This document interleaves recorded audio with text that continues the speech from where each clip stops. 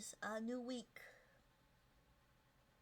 And it's going to be kind of a special week because we got things planned and everything's going on. Hello, Goku God. Hello. It's been a while. I'm doing pretty good. I hope you're doing pretty good as well. Okay. Making sure this is. Oh yeah, I need to do this real quick.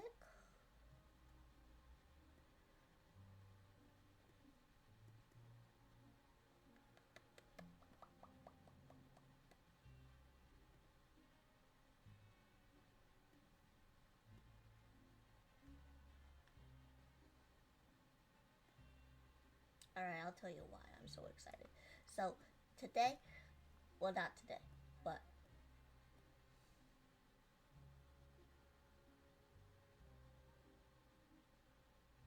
I'm also doing good now. I was offline for a month. That explains it. My birthday is in how many days? 6 days. Yes, 6 days.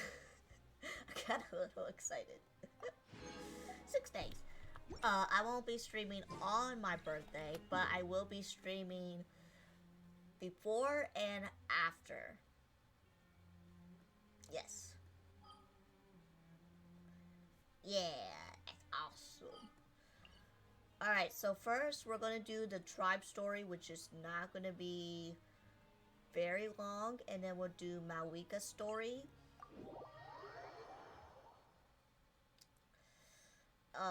I did start just a tiny bit on the tribe accidentally. It's not very much. Parties are a must for the well-mannered. Okay. Hush. Hush it now. Oh yeah, that's still going on. But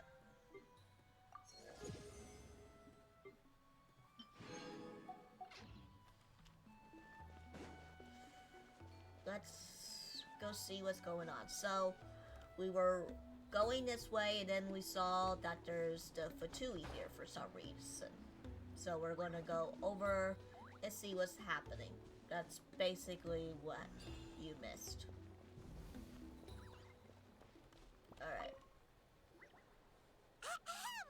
What are Yep, you guys January doing 19th. Following orders. If you have a problem, take it up with our employer. Hey, what's with the attitude? Can the Fatui even work for a private employer? They could. This is Grudok. I hired him to be my bodyguard in Natlin. As you can see, he's not the sociable type. I'm sorry for any offense. My original plan was to hire someone from the local tribes, but a priest recommended Grudok and his squad. I was told they were capable fighters and had the time to spare, so they fit the bill. It seems like the Fatui's reputation in Natlin is quite positive. So that's what happened. Then you must be from Fontaine? Oh, you were in the military. Oh my goodness, that's... Well, thank you for your service. Precisely! Montluçon, at your Wow. service. I work in the publication business. And you two... Wait.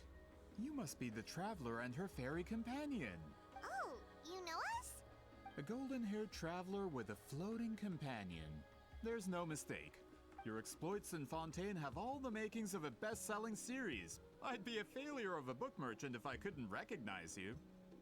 I only lasted 7 training days in boot camp. Oh. Did something happen, I guess?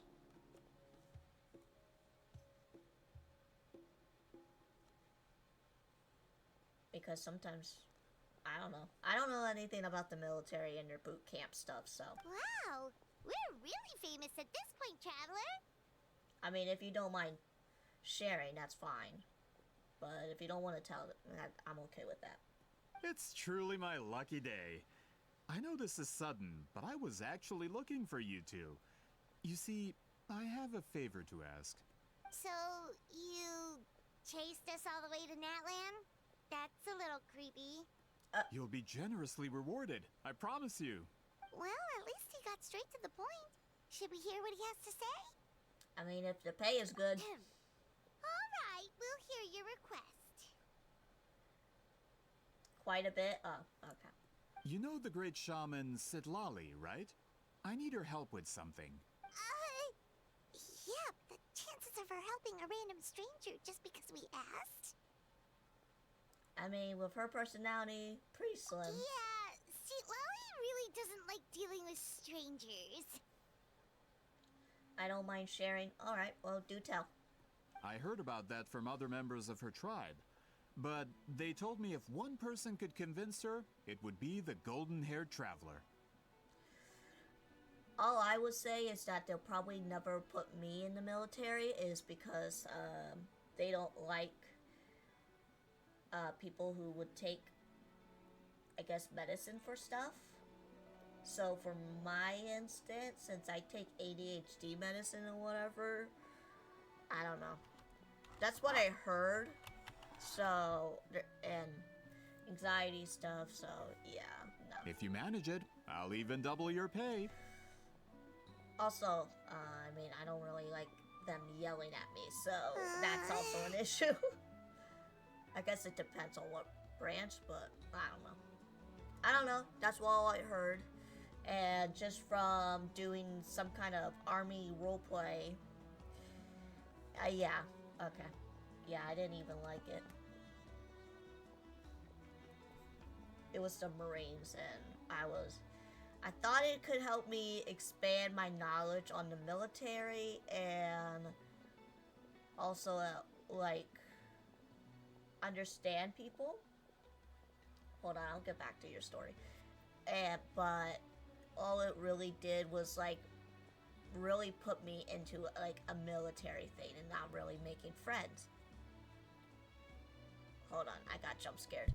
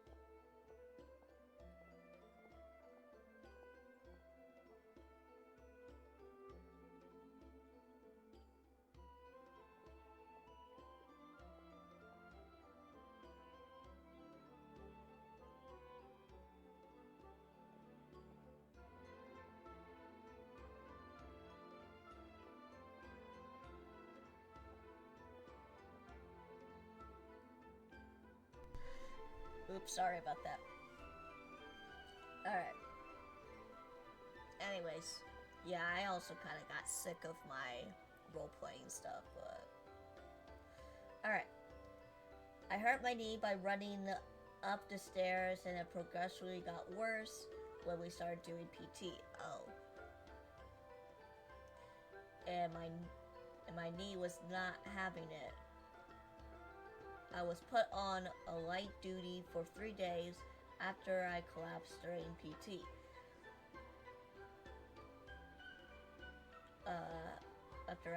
During PT due to the knee injury.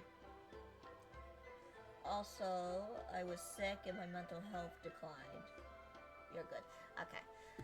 Yeah, I kind of wish that the military will focus on like the mental health, and if you are injured, like for your knee, then maybe they shouldn't put you on leg day. Because what if you were in the war and you got shot in the knee and they're like, nuh-uh, you have to walk. Like, bro, you got shot in the knee or whatever. You know? That fucking hurts. But yeah, anyways.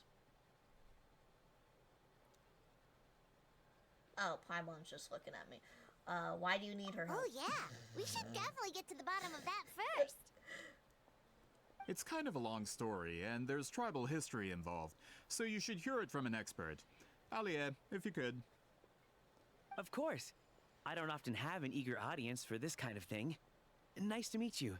The name's Alie. I'm a researcher from the Fontaine Research Institute. The funny thing was the terminology that I had to learn. Oh, and what is that? Unlike most researchers, I have a keen interest in ancient ruins. That's why I was invited to join Monsieur Montluçon's team. Monsieur. Have you heard of the legend of the great shaman Huitzilin? Sounds familiar. Yes. According to local records, she was a color mystic who lived over 200 years ago, and the most adept in her tribe at using that particular technique. Out of all of her exploits, her most celebrated is the Battle of Seven Colors. According to legend, the battle was triggered by an abyss invasion, one of the most brutal in Natlan's history, even from a greater historical perspective. Amazingly, Natlan was able to turn the tide despite being at an extreme disadvantage. The key to victory was none other than a color Huitzilin created on the battlefield. The color was extraordinary, illusory in appearance while also seeming to possess physical form.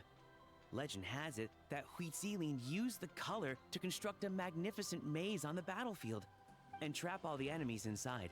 This allowed her allies to launch a counterattack and ultimately secure victory.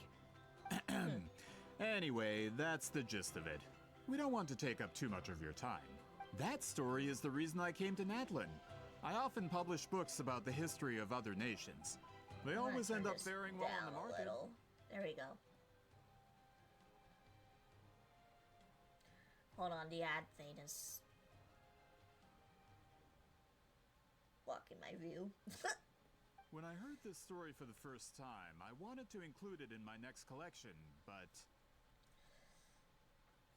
Okay, yes, I know it's going on. Thank you. Alright,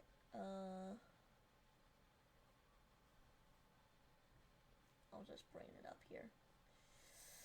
The shower is called the rain room. The brown bag that we use is called the titty bag. Oh my god. I bet they call it that because of what happened recently. A pen as an ink stick flip-flops were showers shoe sneakers. They were called go fasters. The bathroom is called the head, and the toilet is called a shitter. Makes sense. This was the Marine Corps. Yeah, that makes sense. Yep.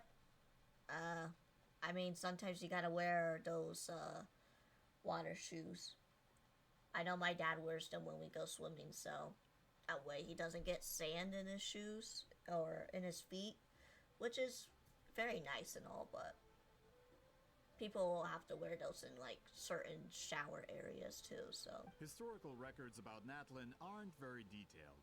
We haven't been able to determine where the battle took place, or find any definitive evidence that it occurred at all. Even within the Masters of the Nightwind, people dispute the legitimacy of the story. Some believe it to be a myth. If that were the case, the story would not be fit for publication. But if you're just including it in a story collection, why does it matter if it never happened? Well, you see, the slogan for the collection is Restoring the Truth of History. Naturally, I need it to be factual. That's why I'm here. The Masters of the Nightwind are said to have a tradition of recording past events, so I wanted to consult their records. But I was refused access to the Obsidian Altar.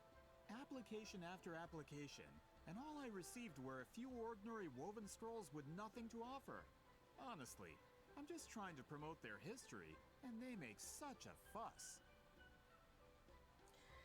Also, in boot camp, we have a huge empathize on drill, actually, and also his Candaces are called ditties. Oh my god. According to my research, their scrolls are considered sacred relics in addition to historical records. Naturally, outsiders are rarely granted access. Not to mention, the scrolls we did get to review actually contain a huge amount of information. I just need more time, and I could... We've been over this, Alier. There's no need to waste time on those scrolls when we have a better way. So, the drill sergeant would say, scream your goddamn titties. That would actually kind of make me laugh. Because not only it sounds inappropriate because of, you know, what recently happened with Diddy, as in P. Diddy, but when he has to, like, scream it, like, scream your goddamn ditties, it's like, sounds like a different word than Diddy. Lolly, you mean? Exactly. You're well aware, Sounds like I'm sure, titty. that Shitlali has been alive for more than 200 years. That means she lived during the era of the Battle of Seven Colors. If she agrees to be my consultant, then no other historical records are necessary. Oh, that's what you want. So, what do you say? I'll quadruple the pay if it helps sweeten the deal. Well, it's not that we don't want to help you. We should go ask her. Oh, right. The duty the chief gave us has a lot to do with wheat sealing. Who knows? The Battle of Seven Colors might lead us in the right direction. All right, we'll help you convince Seat Lolly. Just... Of course. Yeah, just stay put or whatever. Okay, well. Oops. Oh, it's down there. Scream your goddamn titties out.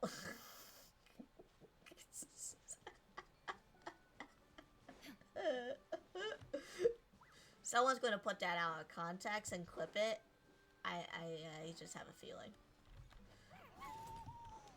This is what the military taught me.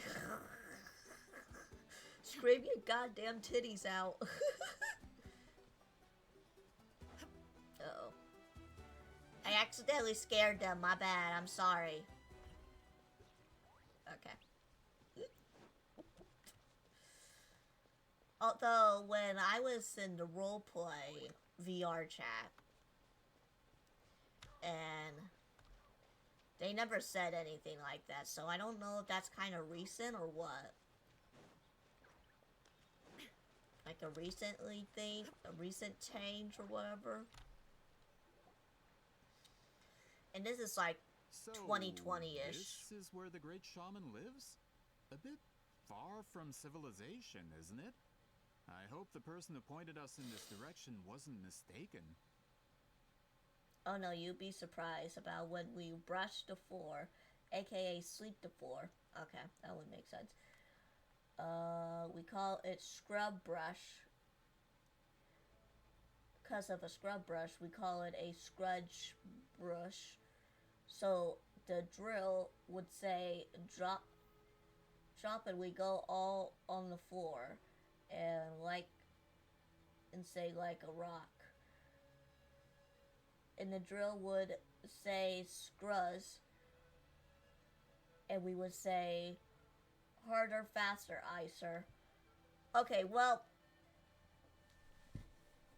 here's the thing. That makes sense. That makes sense because you have to scrub, you know. I don't want to sound this inappropriately, where someone's going to clip me out of context and be like, "Oh yes, scrub harder." Okay, I'll stop. It's military talking, okay? Not anything else. Not anything else. Is this graffiti her work too? I wonder if it's a cultural practice. If I could just copy it down, We're here for a reason, Alier. As agreed, you two can do the talking, and we'll... Okay, we'll go knock on the door. Hopefully she's not hungover.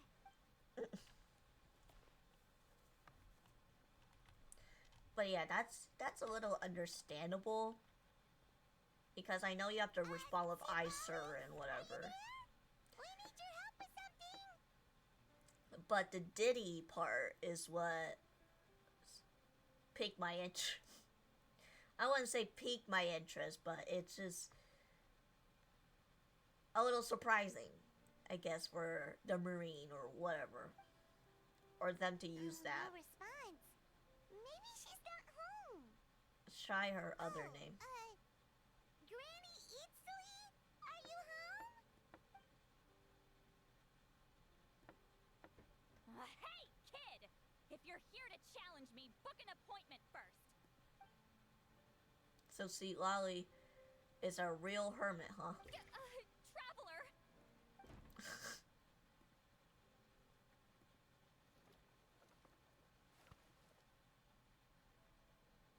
She's cleaning up her Looks like we mess. came at a bad time. Yeah, she drunk. Are you still there? Just come in. We can talk inside. Well, at least we didn't get turned away. Alright, oh, I have a funny story.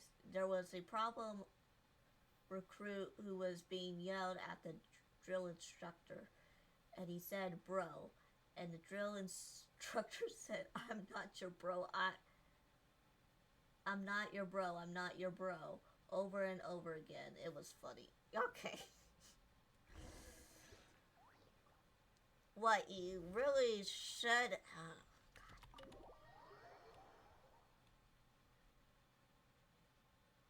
I'm not your bro, over and over. Jesus. Huh. So this is where Sweet Lolly lives. I, didn't have time to fully clean up the place. Complain if you want. Menial housework means nothing to a great shaman like myself. Besides, in light novels, people who keep everything neat and tidy are always too boring to be the protagonists. Also, I'm not a hermit. I'm just above superficial rules of societal etiquette.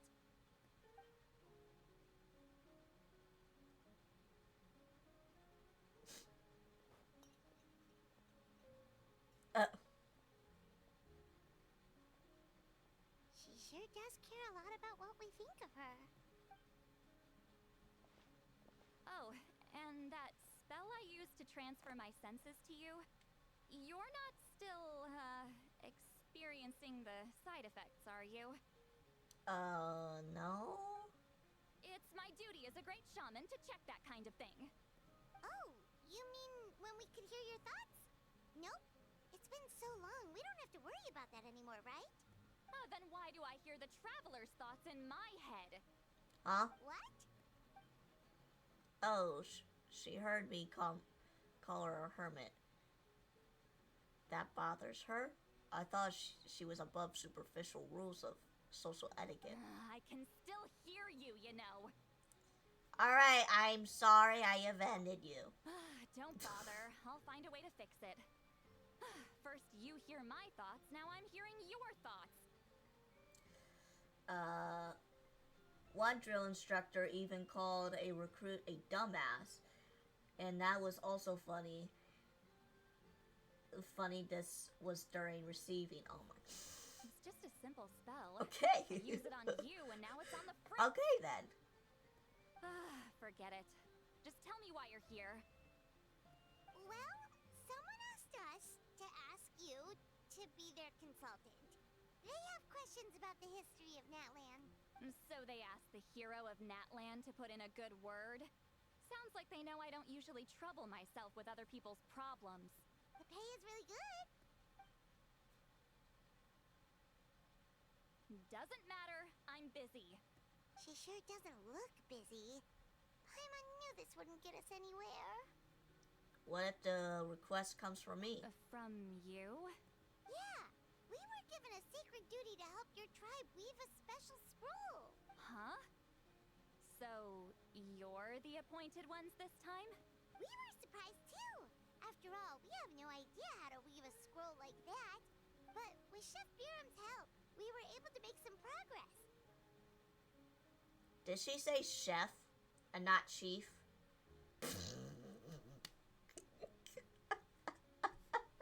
Okay. We still haven't succeeded, but we learned that the key to weaving It's a scroll little- is a special kind of color. It's a minor spelling mistake. The historical event those men want to ask about also involves color. If you help them, you might end up helping us too. Maybe she said chief, but it sounded like chef. I don't know. She's giving us that face again. Did Paimon not explain things clearly? I can't decide whether this twist is completely out of the blue or if it was foreshadowed all along. Does that mean you won't help us? I need to think about it. Then there's still hope. Hey, what's the holdup? Just give us an answer already. Oh, calm down. You agreed to let us do the talking. Uh-oh, now she mad. Sweet Lolly.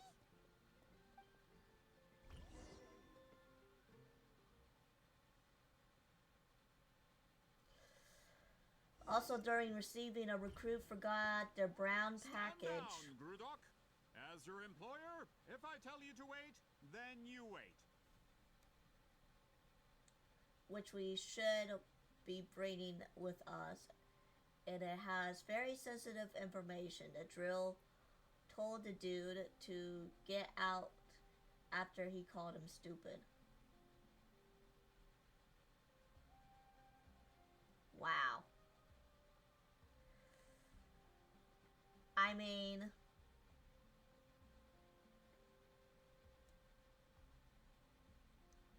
let me.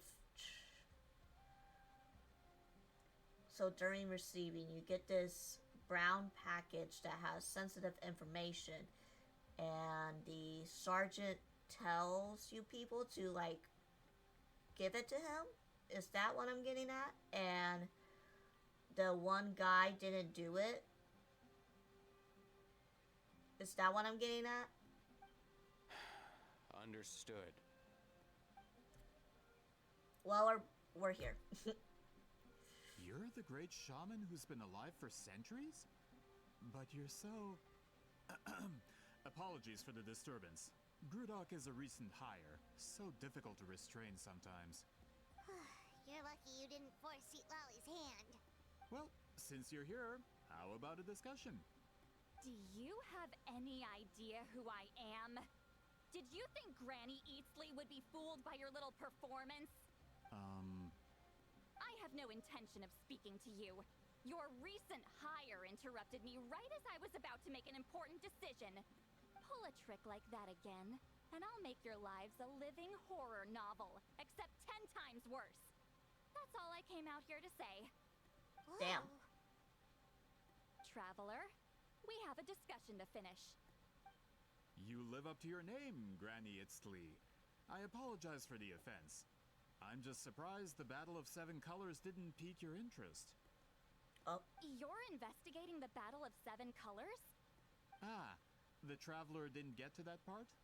Yes, I thought the Traveler could help me convince you. But, if I'm not mistaken, you have a personal interest in this matter, don't you? I heard that the great shaman Huitzilin was a friend of yours. You two must have been close. If I can resolve the controversy and prove the battle took place, I'll include it in my next collection. Then, all of Teyvat will learn the truth. With your support, your friend's heroic deeds will once again be known throughout the land. Inspiring, don't you think? And you'll be helping to fulfill my duty. If this is Let- really about that duty, then... fine. I'll help you. I'm honored. Save it. I agreed to help the traveler, not you. You'll just No. have to leech what you can. Well, at least she agreed to help. Looks like my friendship with Seat Lolly came to a handy after all. I never took her to be a heartless type anyway. Who are you calling heartless? Not a problem. I always planned to work with the Traveler. So, did you directly experience any events of the battle? Do you have any idea where it took place? Can you think of any relics we could use to prove it? Talk at me, why don't you? I would also like to know Fine. too. No, no, and no. I did live during the same era as her, but that doesn't mean we experienced the same events. I've lived a long time, but I'm not a walking encyclopedia. You decide the angle of your investigation, and I'll provide answers if I'm familiar with the subject. All right. Even if you didn't witness the battle yourself, you still lived through that era. Your insights are very valuable. Alier, you had an idea about where to start, yes? Oh, well, my plan was to consult the members of the tribe in charge of recording history. Then, let's start there. Traveler, what do you say to officially working together? After all, it appears I can only get Miss Sitlali's help through you. Okay. Alright, let me get this thing first.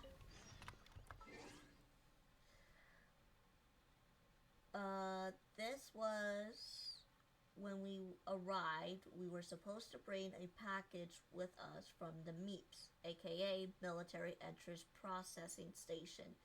And the dude forgot the folder from the MEEPS before arriving to Paris Island. Oh. Oh. Okay. Understandable. I mean, if it's important for you, then yes, you should keep your stuff that's very important. You don't seem Instead of super just invested forgetting. in this whole thing, Seat Lolly. The Battle of Seven Colors is something I've only ever heard about. I know as much as anyone else in my tribe. But how? Weren't you alive when it happened? I wasn't there when it took place, and she never told me about it. That's how. But Molo Sol said the two of you were close friends. The battle was legendary.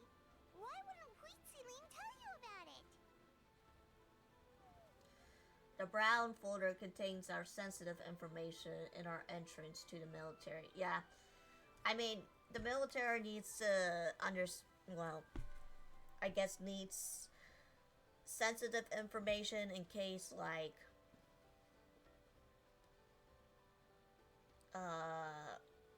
what am I trying to get at? Because I know some jobs do this so that you can get paid, like, with government and whatever stuff. Close friends? More like arch rivals. Something Montluçon would know if he actually did his research. I guess it's kind of a way of saying, oh yeah, I'm a citizen of the US. And whatever not. Did you see the graffiti outside my That's what house? I'm thinking. That's not my But I doing. don't know. All I don't students know. from Huitziling School of Shamanism must pass an extremely difficult trial before graduation, defeating me in battle. Those graffiti drawings are how they challenge me. Wait, what? Of course, none of them ever succeeded. So, after Huitziling's death, her students had no choice but to modify the requirement. Instead of defeating me, all they have to do now is last long enough. That sounds like a necessary change. As my rival, Huitziling only had one achievement that surpassed my own. And that was the Battle of Seven Colors. I can only assume she had some kind of secret technique at her disposal. It makes perfect sense that she kept it from me. I'm a fast learner. Telling me about the technique is no different than handing it to me on a silver platter. As if she would give away her one advantage. Oh, that makes sense. Anyway, all of that is secondary. Like I said, I'm only here to help you fulfill your duty. So see, Lolly's all doing this for me? Don't misunderstand. This duty is important for my tribe, too. A great shaman should do her part to see it done. a great shaman should be a bit more organized at her home. Excuse you? I fail to see what housekeeping has to do with my duty as a shaman. I don't know. Why is it that you're the one whose thoughts are exposed, but I'm still the one suffering? I need to get to the bottom of this. I don't know. Excuse me, great shaman, but we have a situation over here. We could really use your help. Please, great shaman. Okay.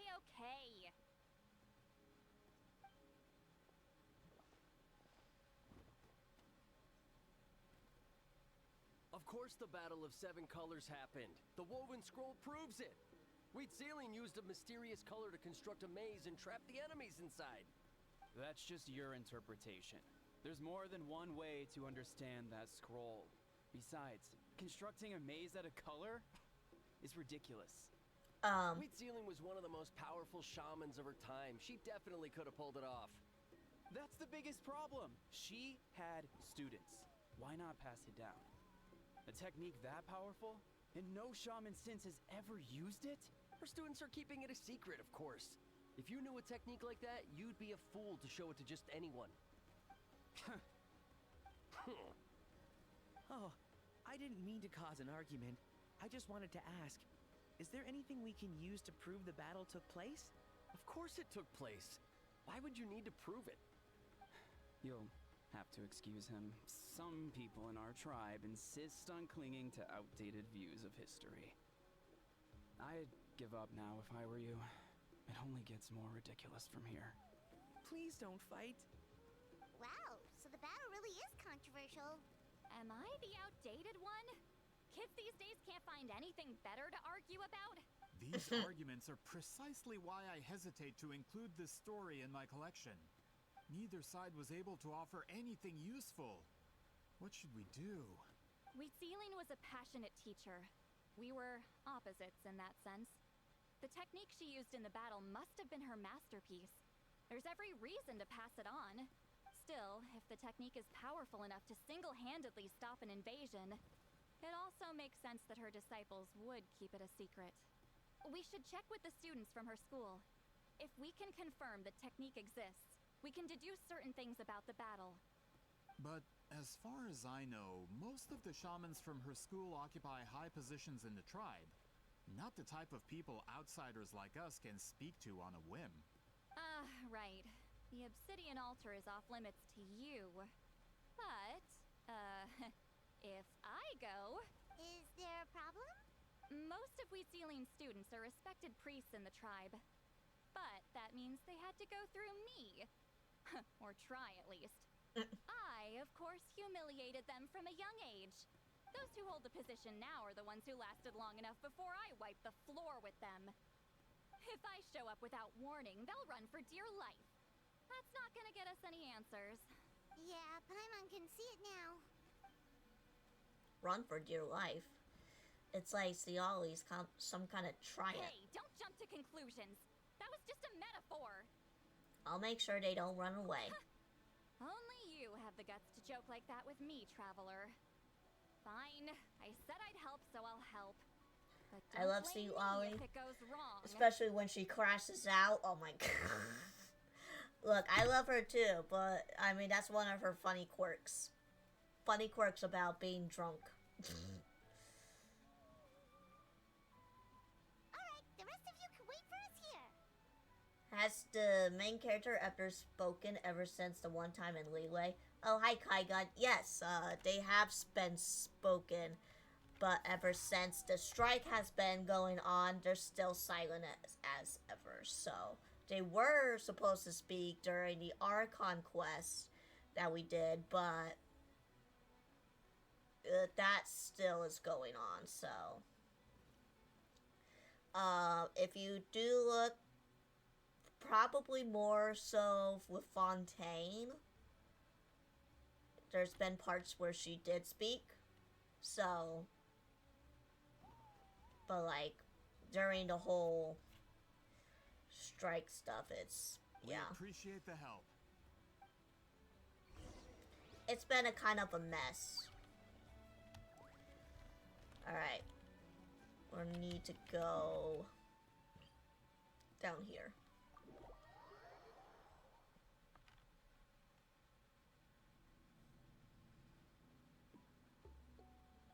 Oh, are you in the middle of a ceremony? Granny Eatsley? What is she doing here? Did some coward not show up after challenging her to a fight? Or is she here to officially take over the tribe? Whoa. It's like they really do see her as some kind of tyrant. No matter what, we'll defend our dignity as priests to the end. Ugh, you talk a big game for someone who lost to me the most out of the entire priesthood. What? All I want is to ask some questions. So, you're here to interrogate us? Someone didn't sit pretty for their beating? Is that it? You want their name, don't you? We should just run!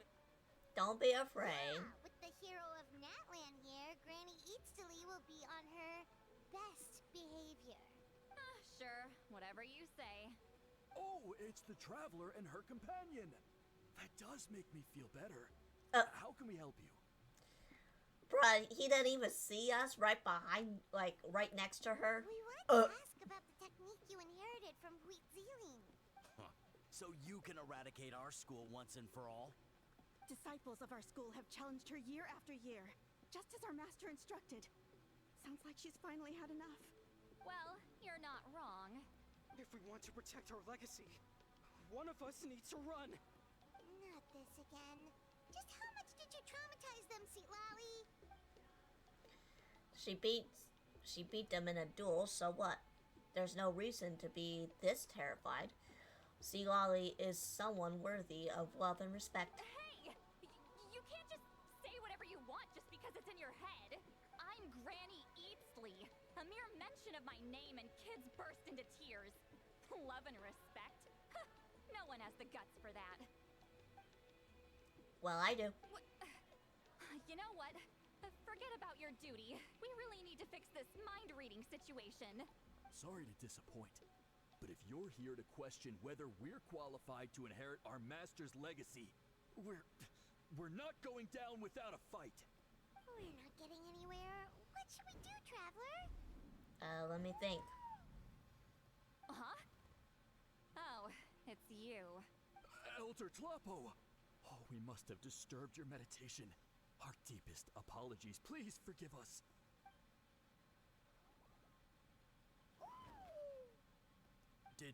Did Elder Tlapo just issue a declaration? From what I can tell, in a single word, the message was... friend? Is Elder Tlapo telling us to treat Granny Eatsley as a friend? That's not possible, is it? Oh, you forget yourselves, my friends.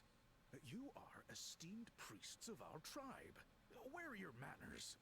But Chief! I didn't expect to see you here, great shaman. My sincere apologies for the lack of hospitality. Well, I wasn't exactly planning to come to this crowded place. So you can save the pleasantries, Chief. I'd rather get this over with. Understood. Now, as successors of Huitziling, I understand your friction with Granny Eatsley. However, Elder Tlapo's declarations have always showed us the correct path. You would do well to respect his counsel. So, mind your manners and allow Granny Eatsley to ask her questions.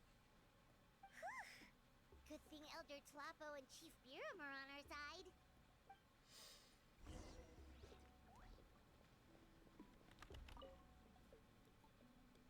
Hi there, Elder Tlapo! It's been a while. Hey, he seems pretty happy to see us. Yeah, he called us friends, and then the whole discussion's like, "Were your son supposed to be friends with this granny?" He's the one Bruh. who put you in charge of the scroll, right? Yeah, Elder Tlapo appointed us to the task. Elder Tlapo, huh? He's still Claw to me.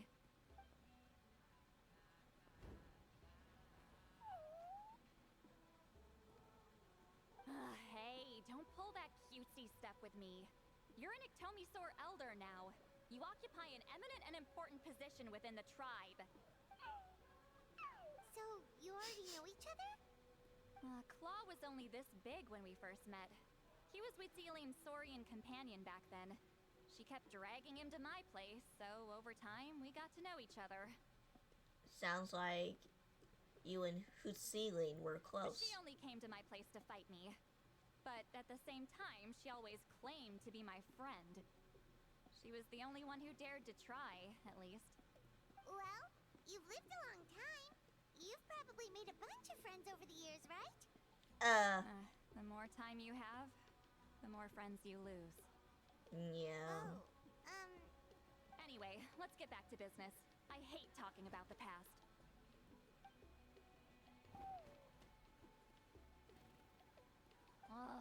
200 years and you still haven't given up, Claw? I still haven't made up my mind, so you should head back. Traveler, Paimon, let's go.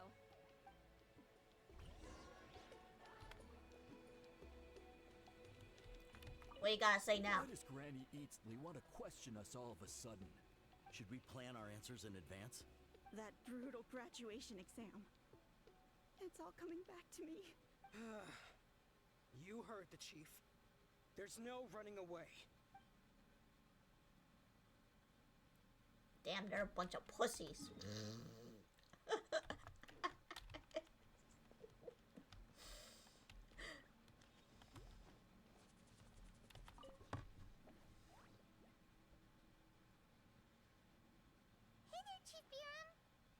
Aye. Oh, wait. We haven't reached out since the last time we failed the task, huh? I'm just grateful you haven't forgotten that duty. Actually, we have good news. We found another clue. I'm all ears. It's the Battle of Seven Colors. Wheatzelin's claim to fame?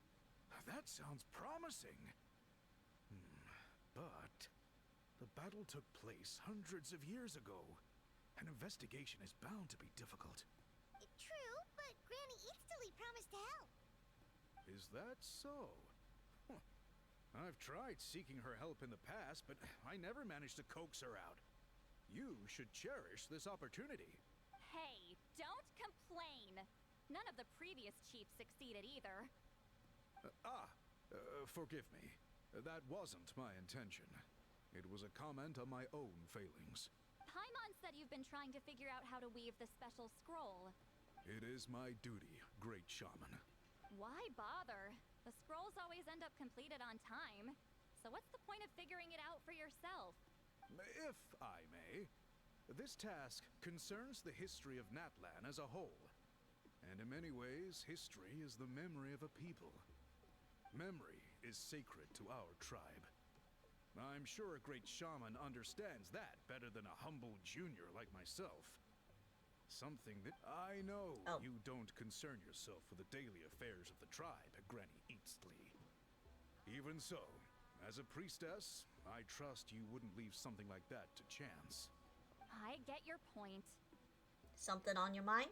Of course. The one time I wish you could read my mind, it doesn't work. The chief refers himself as a humble junior. Maybe Seat Lolly's worried she looks old? No, that's not it. Huh? It's not important. Rest assured, Biram, with my help, the Traveler and Paimon will definitely be able to complete the task. You have my thanks then.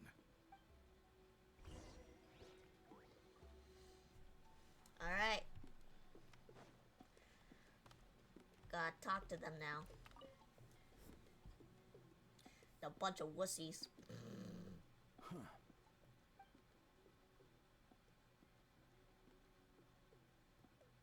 So are you here to test whether we're qualified to inherit Master Wheatzelin's legacy? You've already been tested, haven't you? Well, frankly speaking, I don't think any of you are qualified. But that's not why I'm here. All you need to do is be good and answer my questions. Fine. Ask away. You've heard of the Battle of Seven Colors, right? Of course. It's our master's claim to fame. An immortal legend inscribed in the very history of our tribe. Then I'm sure you know there are those who question whether it actually occurred. I did hear people arguing about that the other day. It's disgraceful. How can they question something like that? It doesn't surprise me. Natlan has had more tourism lately.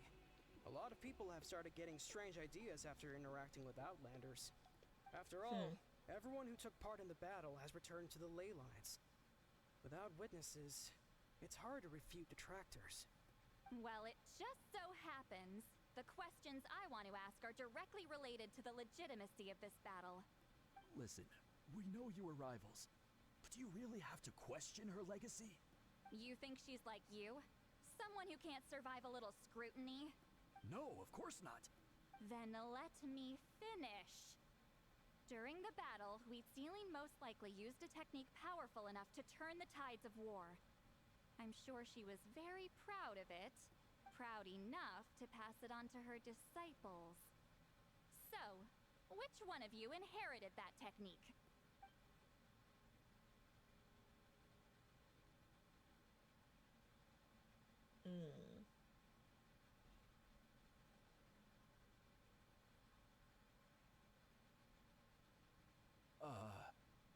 I don't think any of us have heard of it.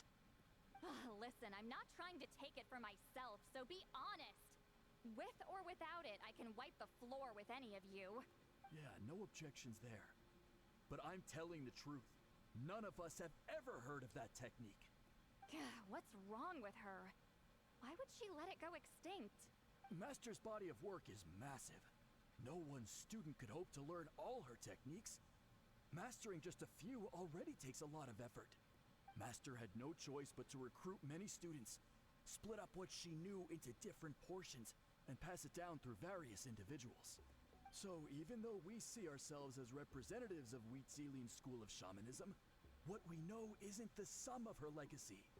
Actually, I know of a shaman family that inherited some of Master's techniques. The family fell on hard times and lost the right to the priesthood. Still could be worth a shot. But if they inherited Wheatsealing's secret technique, shouldn't the family be thriving? Well, it's the only thing I can think of. All right, give me their address. I'll mark it out on your map. To be honest, I'm not optimistic about the future of this investigation. I mean, you're giving it all. That's because the request came from you. You don't know the power of your own words, do you? Wow. All it takes is a little please. Where is this at? Oh, it's above. Okay.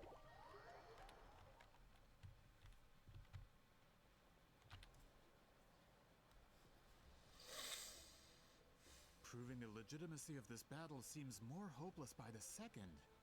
Nothing we can do about that. Well, even if our investigation ultimately proves the legend to be false, that's still a worthwhile result. Although I'm here for business purposes, I have a personal interest in this as well. I'm drawn to matters of historical truth. That's exactly why I chose to follow you, Monsieur Montluçon. Listen, I'm just updating you on the situation, not asking for your opinion. I don't really care whether you continue your investigation. And Traveler, you came to me for help with your scroll weaving duty, right? You thought looking into the Battle of Seven Colors could give you answers. That's understandable. But based on our progress, I'd say this is a dead end. Instead of wasting time, you might consider taking a different approach. I'll try to think of another way to help you. Respected traveler, let's not forget about the compensation I promised. You shall have it in full. Extra, if that's what it takes. I mean, this investigation could help you too. What makes you say that?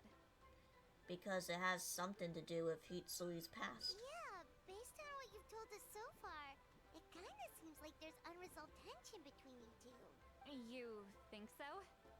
She claimed to be your friend, but picked fights with you non-stop, and never told you about her biggest accomplishment. By figuring out the truth behind the battle, maybe we can finally help you get closure. Closure? I'd say we're 200 years too late. But fine, if you want to keep investigating, be my guest. Ah, that's wonderful news. Alright, let's go visit the shaman family. Alright, let's go. Oh, they're just right here. Shine down.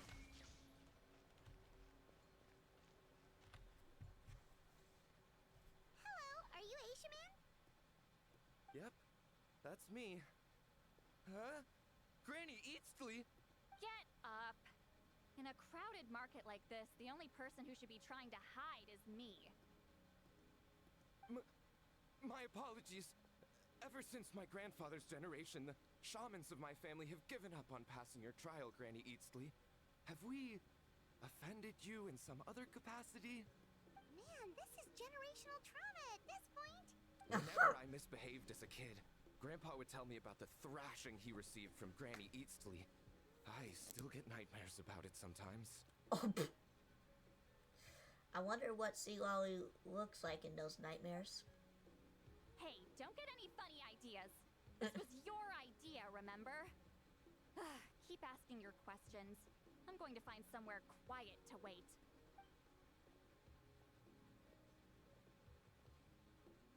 Okay, so your family studied under Huitzilin, right? Yes, although that pretty much ended with my grandfather's generation, unfortunately. The techniques my family learned from Huitzilin didn't have much practical use in terms of tribal affairs, so during my grandfather's time, we quit the priesthood. Turns out, shaman techniques aren't that useful outside the priesthood either. So over time, we abandoned them altogether. Of course, it's possible that we were just too foolish to understand the true power of those teachings. After all, Huitzilin was a genius. None of her students have been able to fully reproduce her talent. Do you know which techniques were passed on to your family? I'm not sure. As a kid, I remember hearing my grandfather talk about them, but it's not like I can use them myself. Just think about it for a sec. Do you remember anything about a technique that can decide the outcome of a battle? Decide the outcome of a battle? No, I don't remember anything like that. Besides, my family wasn't really known for our talent. If a technique like that exists, I doubt Huitzilin would pass it on to us. You might have better luck asking one of the priests.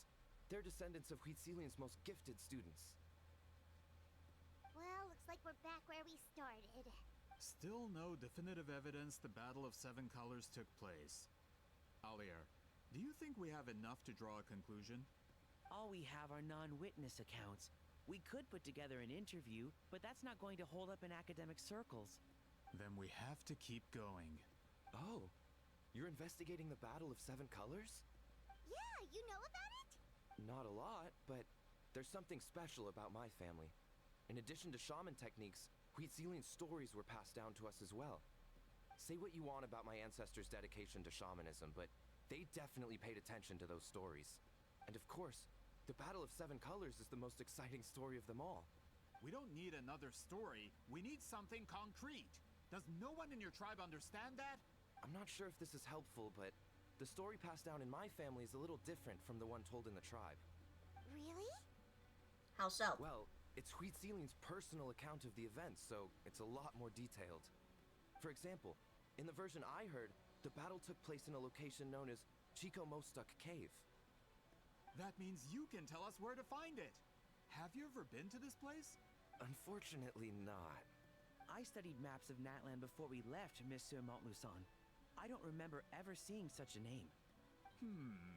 Could your ancestors be mistaken, Mr. Shaman? It's unlikely. My family may have let the shamanism side of things fall by the wayside, but we're serious about these stories. In the words of my grandfather, some things deserve to be passed down more than secret arts.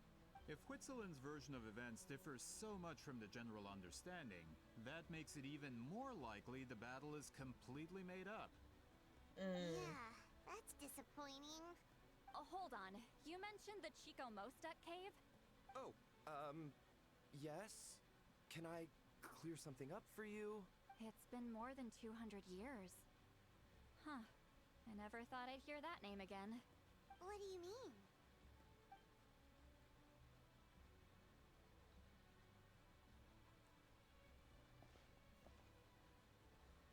Allie's confused. That location is now known as the Valley of Fog. The Chico Mostuk cave is what it was called 200 years ago. Precisely when Huitzilin was alive. That means, Monsieur Montluçon, we can confirm the original site of the battle. Once we get there, the evidence we need should be at our fingertips. Just when we thought all hope was lost. I never doubted you, great shaman. Allow me to present you with a gift as thanks. Save it. Flattery won't get you anywhere with me. You earned it. Wait, Mr. Montluçon works in publishing. You're a huge fan of light novels, right, Sweet Lolly? Maybe he could get you some that are out of print. Really? Out of print, huh? Sure. Do you have any in mind? Well, if we're talking collectibles, then the first edition of Shogun Almighty Reborn as Raiden with Unlimited Power is a must. It's the first major hit of the isekai genre. Several editions have gone to print, but copies of the first edition are exceedingly rare and valuable. I see. There's also its sister work, Pretty Please Kitsune Guji. It was Yai Publishing House's attempt at gauging the new market trends. It's opened the door to a new genre after readers grew tired of isekais. The sales speak for themselves. Actually, Yai Publishing House released a limited edition not too long ago, but it's almost impossible to get. Anyway, I'll take those two. Sorry, I'm not sure I caught all that. What were the titles again? Reborn as Kitsune Guji? These two titles are among the most successful and well-known works in the entire industry. You're telling me, as someone who works in publishing, you've never heard of them? I'm a merchant from Fontaine, after all. Regarding this particular genre from Inazuma, I'm afraid I lack your level of expertise. Amateur. Just leave the books to us. Of course. Sounds like a perfect arrangement. Now, there's no time to waste. We should head to the site of the battle right away. Or write it down for you. It'll take a bit more Old work man. to determine the actual Old location. man. Right now, all we have is a general idea. Well, I'm sure Miss Sitlali can help us with that. Have you even looked at the time? It's already evening, and I have important plans tonight. You expect me— well, what do you think, traveler? The battlefield isn't going anywhere. Okay, we'll find a place to rest for the night. When should we meet tomorrow? He's persistent, huh? What do you think? How about noon? Do we have to wait that long? Great shamans have important matters to attend to in the morning. My guess is that she wants to sleep in. That's only because I have important tasks to complete at night. All right, as Miss Sitlali instructed. Paimon's just like, what the fuck? We'll be waiting at the exit of the tribal settlement.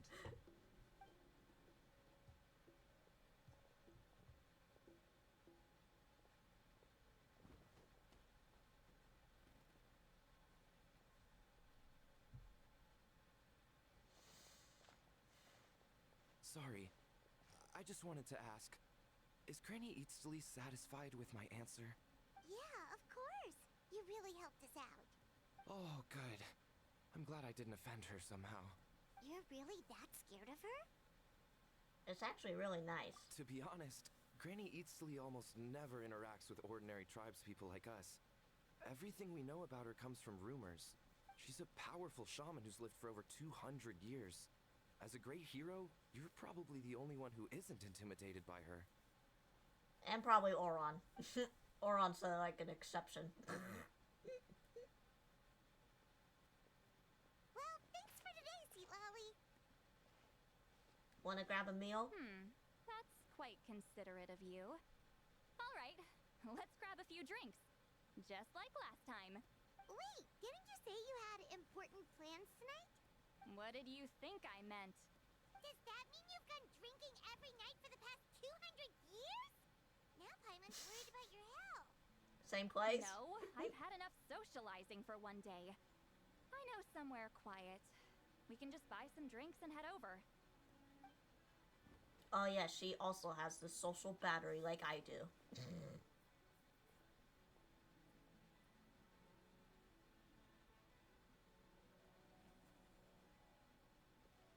Which will also give us a chance to solve the mind reading issue. Considering the necessary spell work, I'd rather do it in private.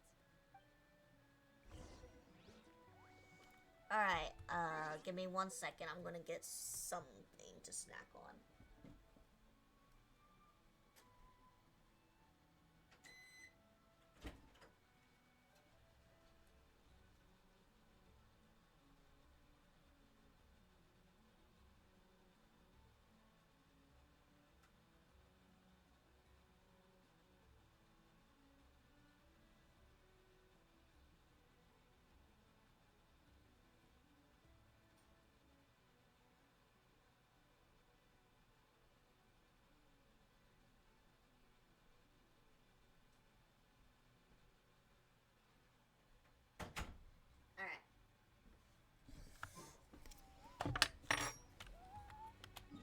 we gotta go? Up there?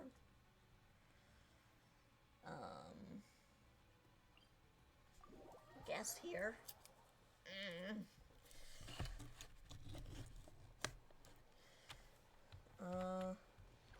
Let me borrow you for a second.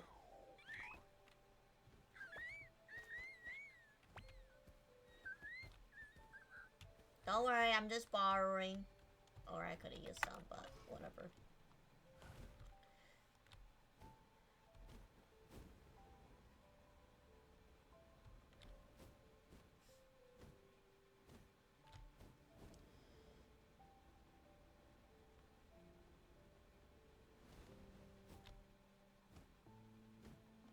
Ah, shoot. I know I don't got enough. Fuck!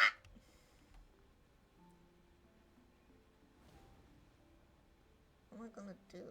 How do I even get up there?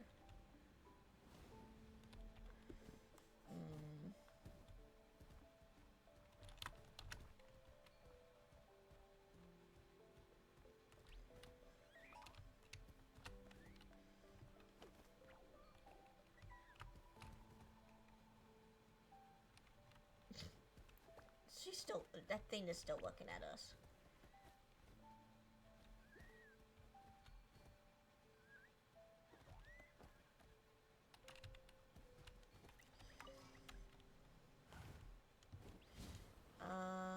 Don't know if this will work up here.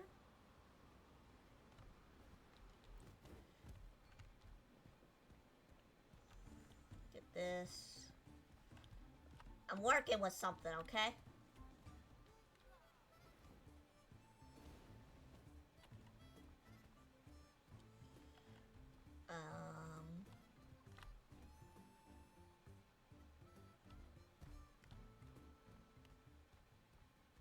Yeah, I don't care right now.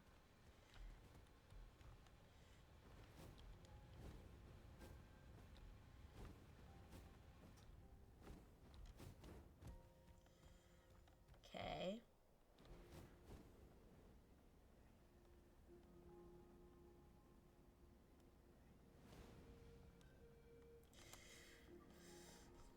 We're taking the long route because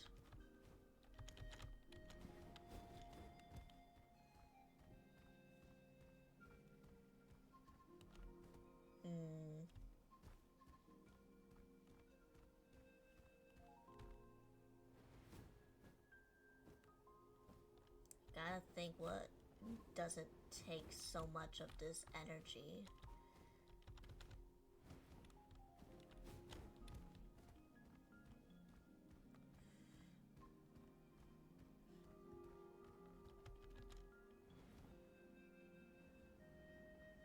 See, we can make it.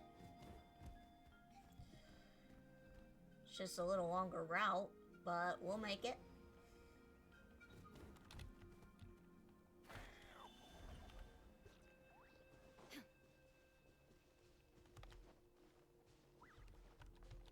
Is this the place? No, further up. Further up? Huh? Oh. Whoa, this is like a secret base. Sometimes I want the fresh air, but not the company. So I come here. Let's see if my stash is still here. Ah, great! The halberd crest birds didn't eat my snacks.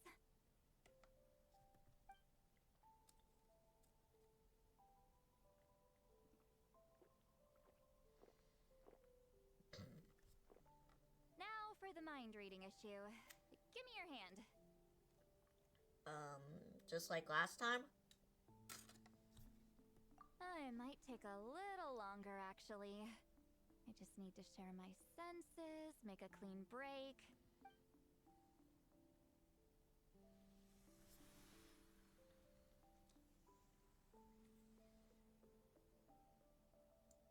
And that should do it, right?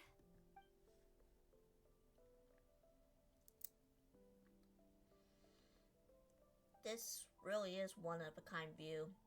That must be why Lolly likes to come here. You're not wrong. in my head? I don't know. Oh, did I not separate our senses completely? Maybe using my palm isn't enough?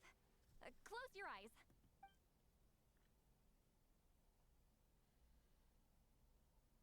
Oh, please work, please work. A great shaman should be able to handle this.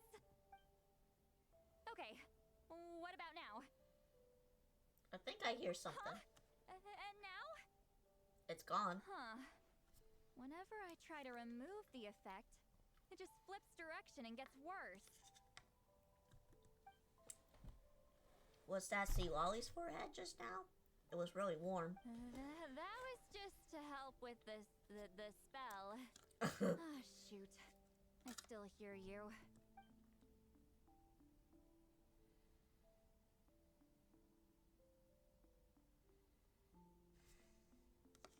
For a human soul, to lose the boundaries of the mind is to drown in the sea of consciousness without a concept of self. Oh no. Wait, that sounds bad.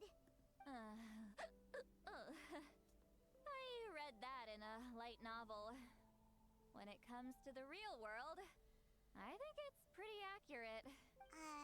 Is Lolly drunk? She's not making much sense. Anyway, we'll just have to leave it for now. Hearing the traveler's thoughts isn't that bad, right? You should just tease her. That's what Paimon would do. Paimon, shut up. It's just... I'm not good at this. I'm not used to being close to people. Sorry, I said we could be friends, but I guess I'm not ready. I'm used to being Granny Eatsley. Someone intimidating, someone people are scared to approach. I don't have to deal with people that way. But why live like that? Yeah, Paimon's been wondering. Why do you insist on living so far away? You could easily become a leader of your tribe. Someone everyone loves and respects. When you live as long as me, a person is like a flower. The color draws you in. You water it to see it bloom. It rewards you with its fragrance. But it doesn't last. With the passing of the seasons, everything withers away. You can try to water it, but it will never bloom again. Even if the same plot of soil is covered in flowers the following year, the one you remember won't be there. That's just how it is. Most of the people in my life will be gone one day. Just like a flower. Getting close means losing friend after friend for hundreds of years. Until the weight of their memories crushes my soul. If people don't care about me, then I don't have to care about them. It's better if the people in my memories are nothing more than fleeting strangers. See, Lolly. But my approach is different. I choose to remember everyone. You won't live as long as me, so you don't have to worry about that. I might have a longer lifespan. I mean, there's been theories that I'm like way older than you. I have some truly ancient memories. Really? Then you should understand. Nearly everyone you know will be gone one day. Yep, there it is. She was supposed to talk. All the more reason to remember them. Traveler? I have a friend who lives in my memories now. In fact, you could say my memories are a sole proof that she existed in this world. Who we talking about?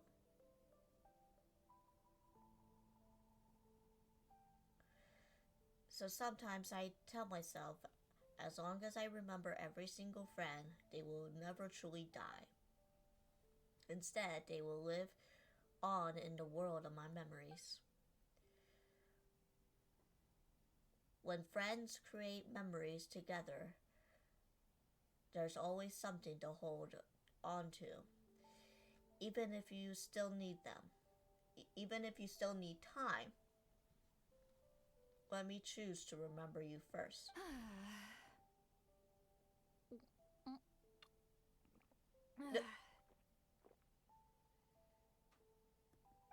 something wrong? Stupid mind-reading side effect won't go away. It's not like I want to hear you complain about me all the time. Okay, she's definitely drunk. See, Lolly, maybe take it easy? At this rate, you might sleep past noon tomorrow. I'm not drunk. I remember everything the traveler said. Just gotta think of a response. I'll think of something. Uh-oh, not this again. Is she asleep? I'm fine. Can get home by myself. Is she talking in her sleep or talking to us? She seems kind of out of it. Bye. Gonna walk back alone. Need some time to think. I don't think we need to worry. She's been like this.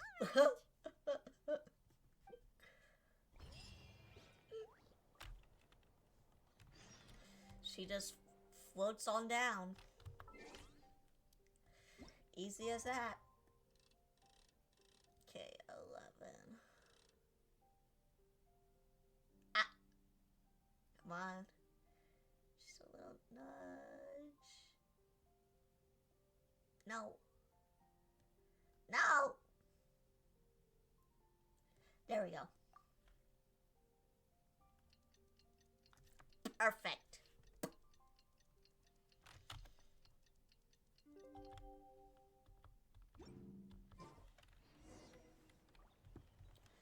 Alright, where are we going?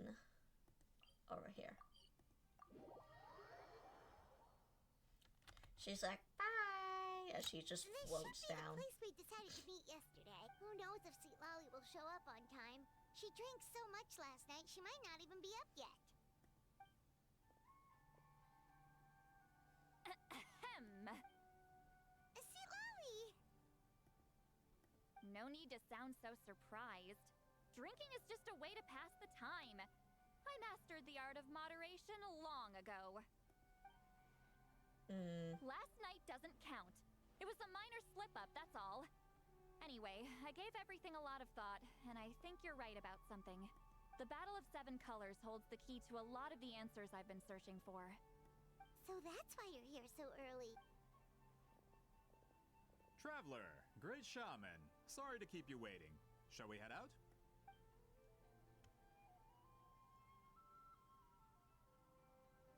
Just follow me. I'll confirm the location myself. Of course.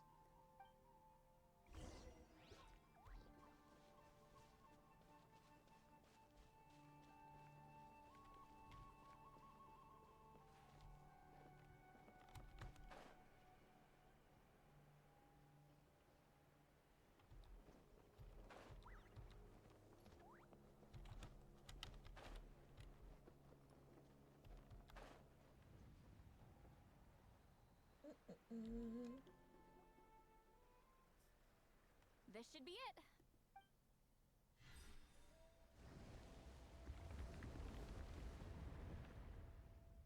So the battlefield is inside this place. That could explain a lot of our academic questions. Don't lose focus. Once we get to the actual site of the battle, all the evidence needed for publication will be at our fingertips. Everyone ready? Yep.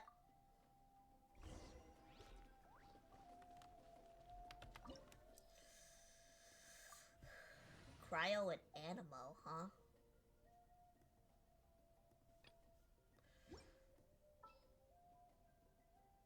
Alright,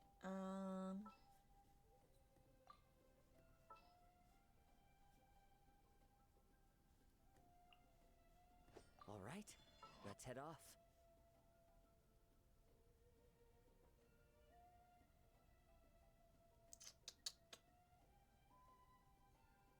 Trying to think here. May knowledge guide you. Leave it to me. That'll work, right?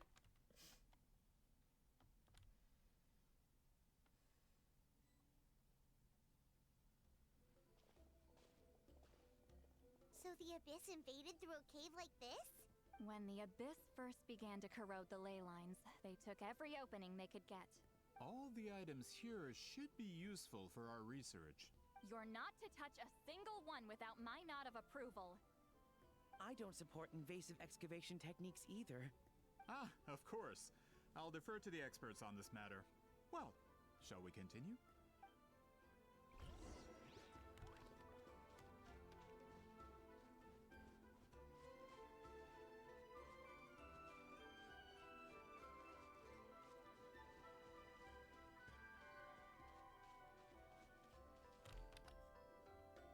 There are weapons here from every tribe in Natland.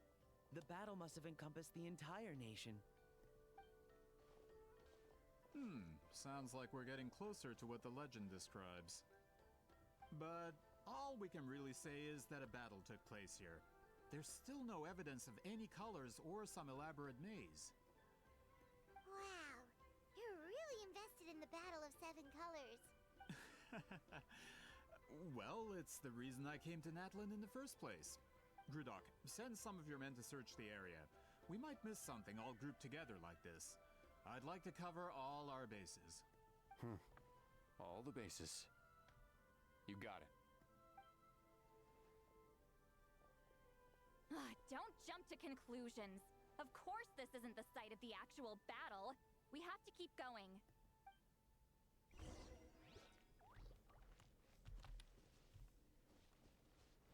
Okay. Making sure I don't miss anything. Wall is in our way! I might have an idea. Traveler, try removing that sphere.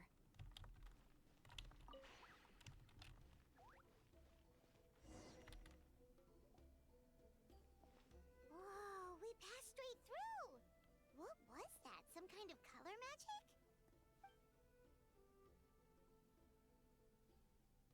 It's very close to the technique Wheatsealing might have used.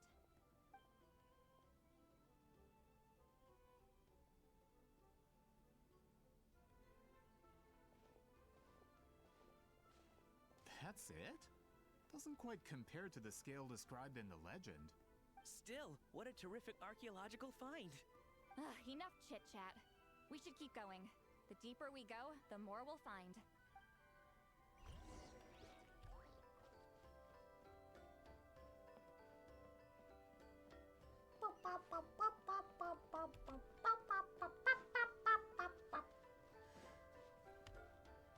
Look at all the purples.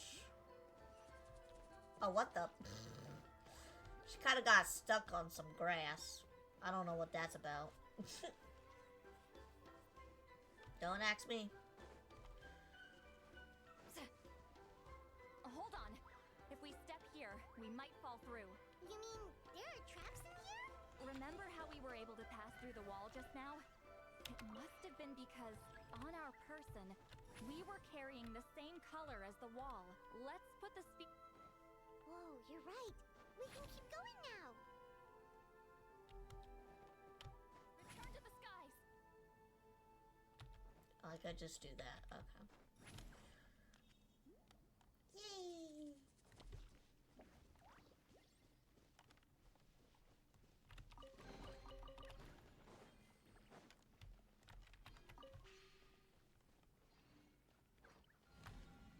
Wait,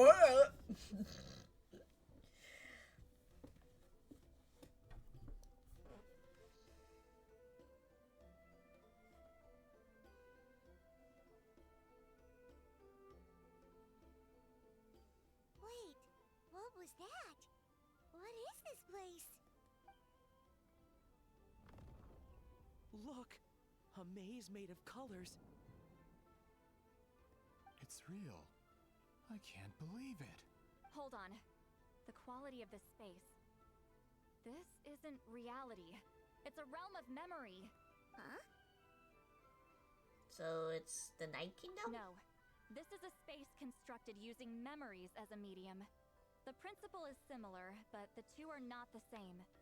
Correct? What the? Wheatsealing? What? No. It's just a trace of her consciousness left behind after creating this space. Friends, this is my question to you. What is our strongest weapon against the Abyss? In my opinion, it's memory. After all, is it not after losing the capacity for memory, love, and compassion that our enemies fell to the abyss? That is why, with our memories, we possess a power the abyss cannot hope to match. I have discovered the perfect medium for us to wield that weapon. You know it as color. The more cherished the memory, the more vivid its color.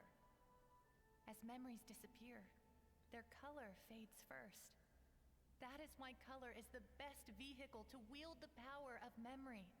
Guided by vibrant colors, your capacity for memory is what will allow you to navigate this maze. Without that capacity, enemies will fail to cross the barrier in front of them and be trapped here for eternity. So, be brave, my friends, and march forward. Any ideas, Sweet Lolly? Sounds like she left a tutorial. Not surprising. She always did have to handhold her talentless students. Follow me. Damn.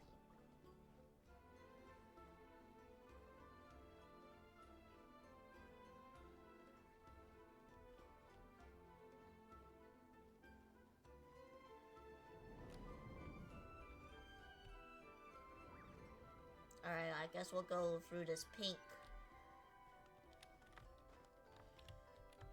Rise like smoke.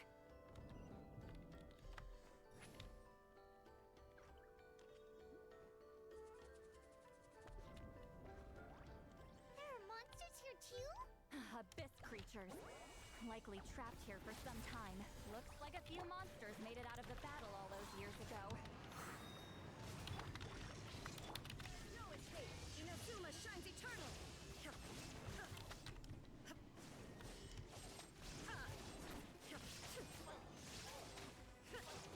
Shine down!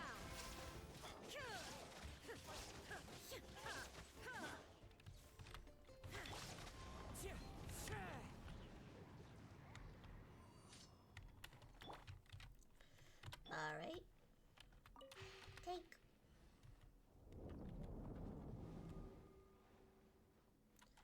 And here we go, following the yellow brick road.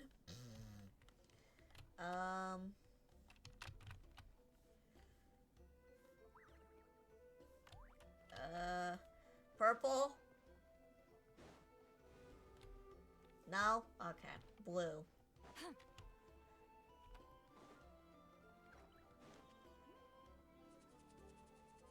No?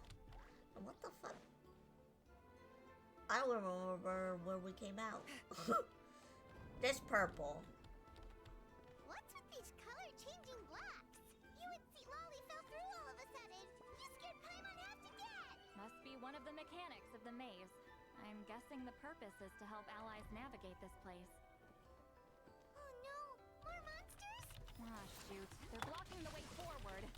Let's get rid of them. Suffer the wrath of... Illusion shattered! Now you shall perish!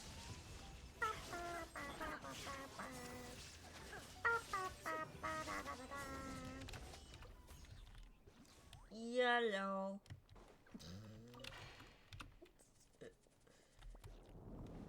It's like a weird, stupid meme that was going around. It was like one of those educational videos on YouTube for kids, and there would be like these dancing eggs. Uh-oh. Uh-oh. Uh-oh. Uh-oh. Uh-oh. Uh-oh. Uh-oh. Oh, fuck. Oh, fuck. Ship's not bad. I'll give her that. Oh, fuck. There we go.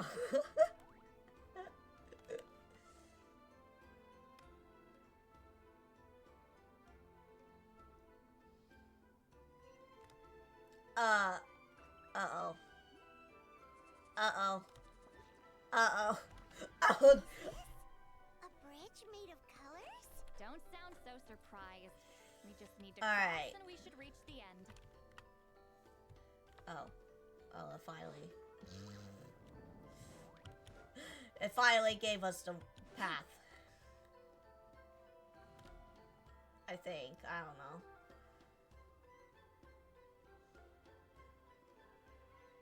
Oh, here we are. We're out! Looks like we made it through the maze. Hold on. This is... Whoa, so pretty! The thing inside the sphere looks exactly like the maze! It's like a miniature blueprint made from a special dye. That color. The dye was modified using a secret technique to harness the power of memories and create mazes like the one we just witnessed. Without that power, it's just a normal dye.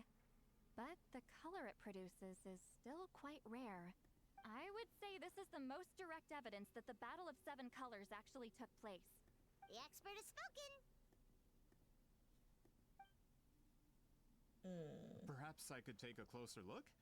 It's an important piece of physical evidence, after all. No, you may not.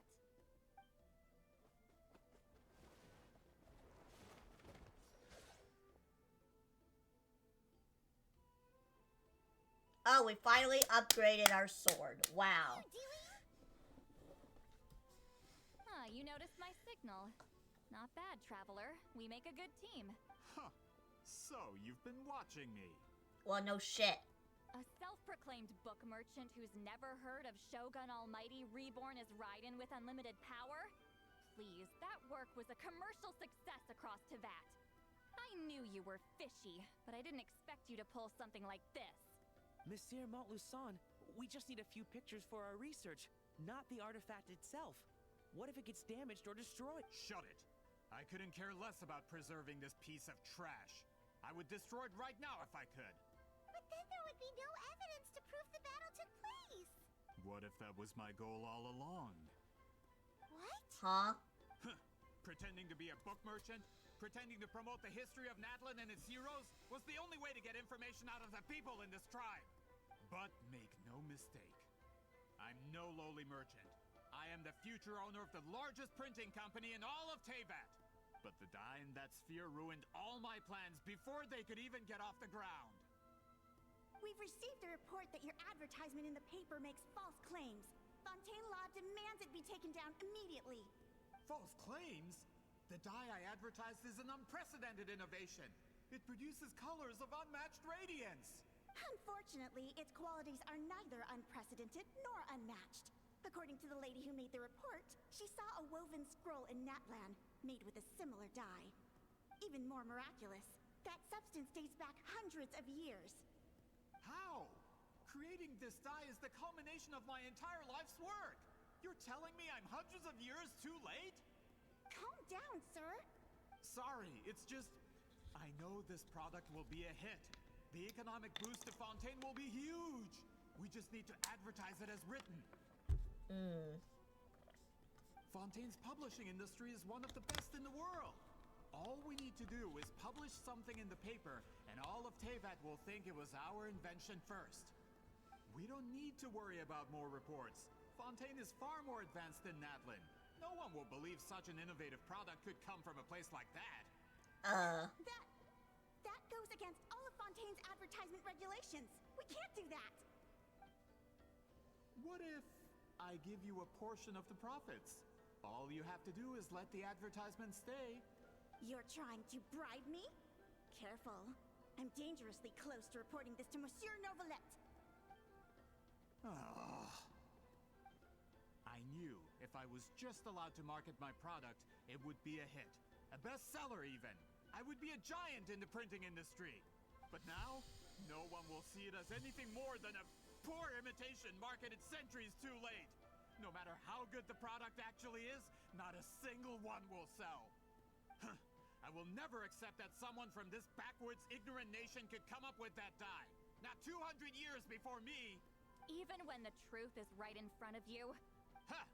Truth is in the eye of the beholder. I'm already in the printing industry. I can go into publishing, no problem. All I have to do is destroy this sphere, write a detailed report about my findings, and publish it around the world. Then, the so-called truth becomes your word against mine. Once my report is accepted as fact, No one can accuse me of making false claims. That's awful. What happened to restoring the truth of history? That plan hasn't changed. I will continue to spread my truth for all of Teyvat to see. Do you know who you're talking to? Ah, you mean a hero of Natlin who's not actually from Natlin? And a great shaman who, according to rumor, abandoned her tribe long ago? Also, who is like the chief? Well, what were we called in Fontaine?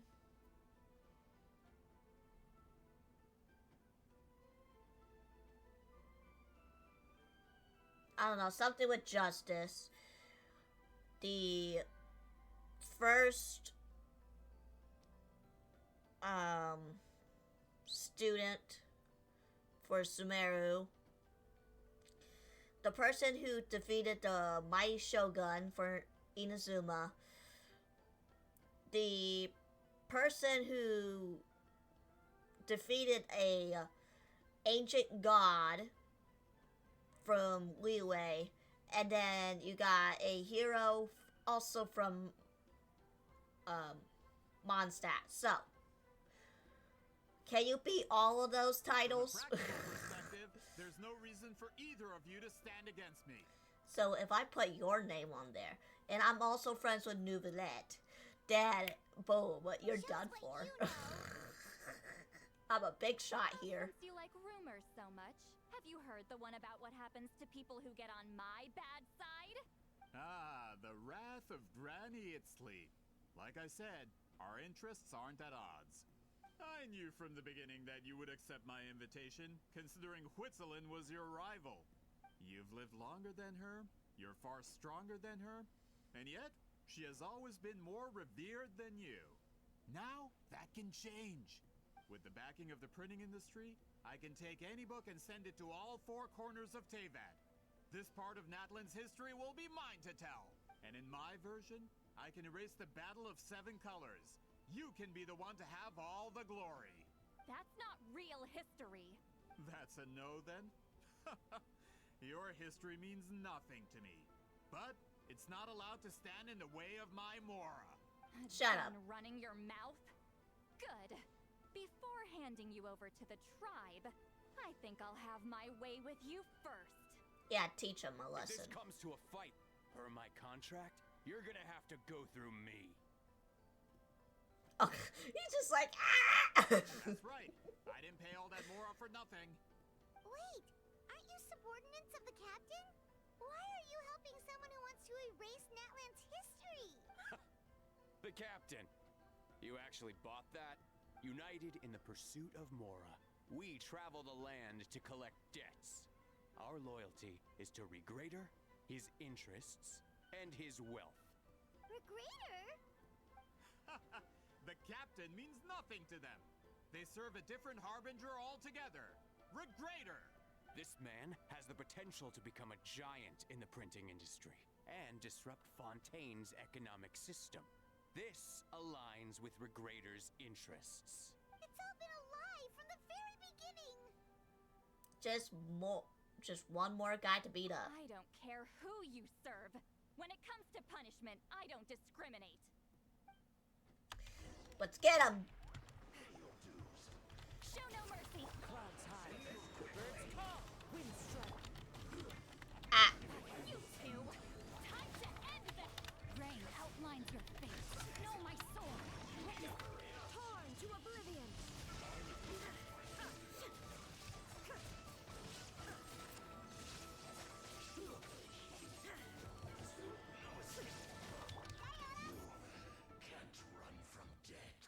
Easy. What do you get for messing with the hero of Natlan and Granny Itzli? They could give Regrader a run for his Mora. When did this person get so strong? Looks like the men following the captain failed to update us on the latest intelligence. He's not with you guys This is becoming anymore. more trouble than it's worth. You're all...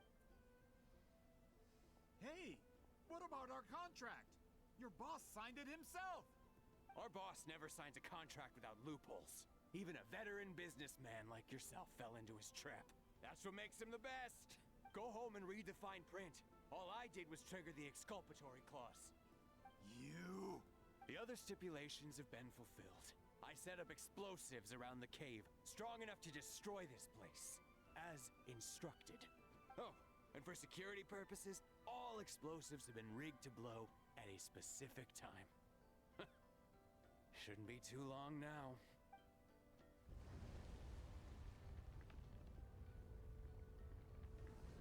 What?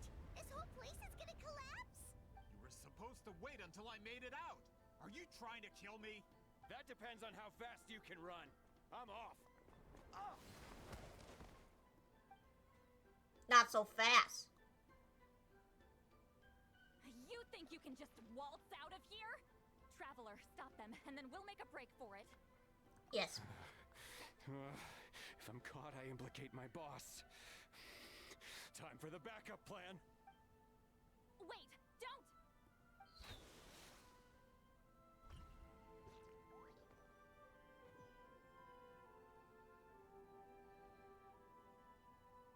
Did it just absorbed? So he can't really break it? Where are we? Back in the maze? Our surroundings look different, though. What did that Fatui guy do?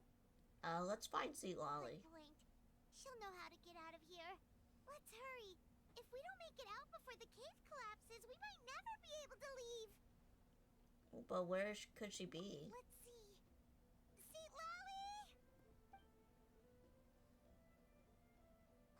Looks like it's not gonna be that easy. What should we do? I saw a special color. The special color? The one you saw in that woven scroll? Why would it appear around here? No time to think. Let's go. You're right. Let's book it. Traveler.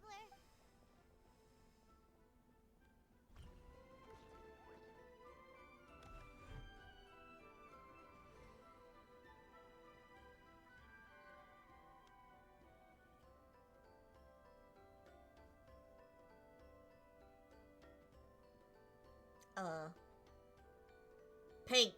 He triggered it just like that? If the technique isn't activated correctly...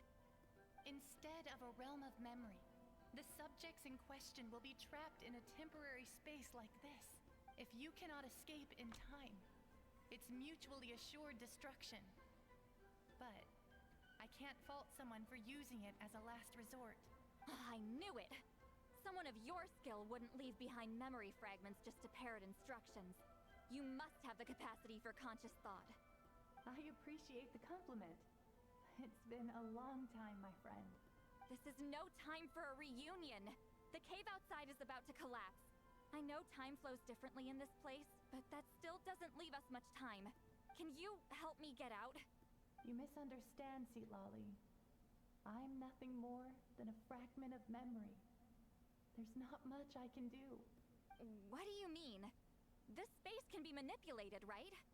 The exit of your maze. I remember its structure. If I create an exit here, I can leave. You just need to tell me how to manipulate this space. The maze you saw earlier was constructed using the memories of many warriors of Natland. When people leave deep impressions on each other, their memories form connections. These connections are particularly strong between comrades in arms. That is how I created my maze. The connections between the memories were my needle and thread, and the special color was my fabric. But if that color is crudely combined with an isolated memory, one without connections, you get a place like this. This space is a combination of my color and your memories. There is no way to alter or construct anything within it, because there are no connections at your disposal. Over 200 years, and not a single lasting connection. This is my punishment, huh? Well, at the very least, you have a connection to me. Otherwise, I wouldn't be able to appear in this space. That's only because you never gave me a moment's peace. Still, it's a shame you're not around. You said it yourself. A memory fragment can't be used to create the connections I need. Seat Lolly. But Now that I have the chance to talk to you again, I need you to give me an answer. Your special technique. You didn't pass it on to your students. You passed it on to the rival you could never beat. Me. What I want to know is, why? So you figured it out.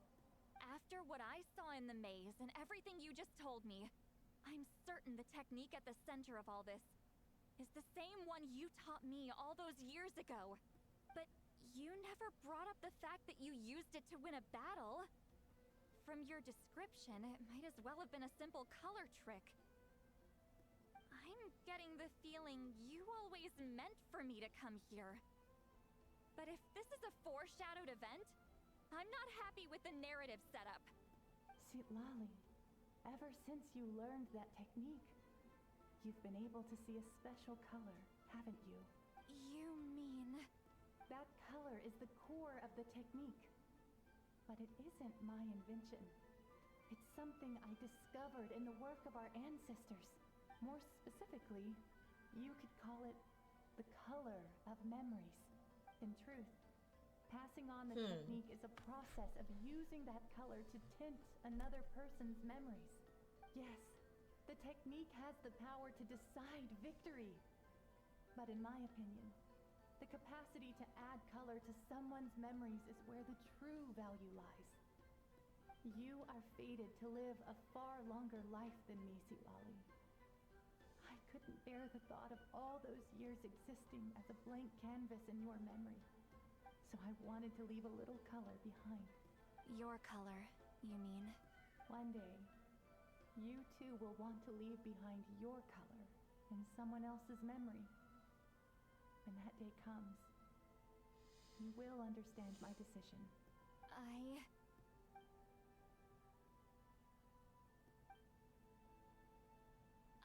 have to get out of here. That's the only way to rescue them.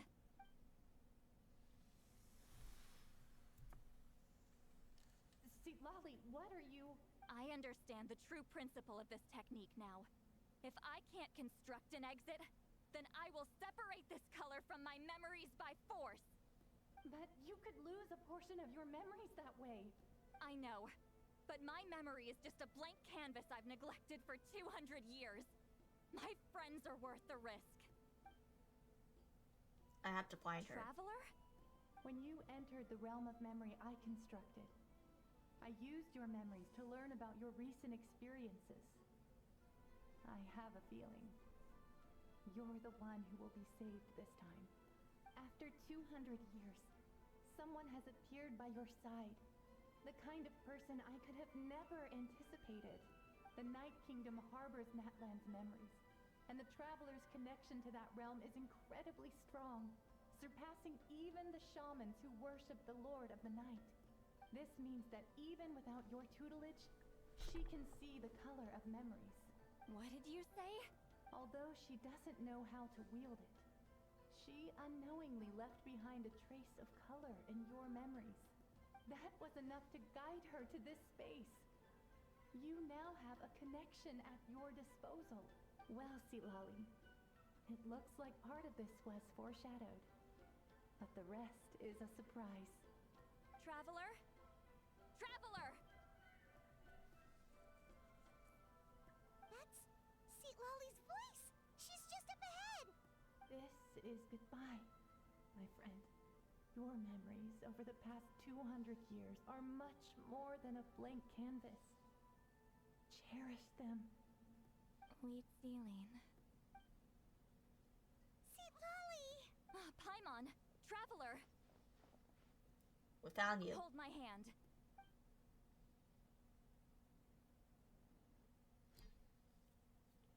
Bye-bye.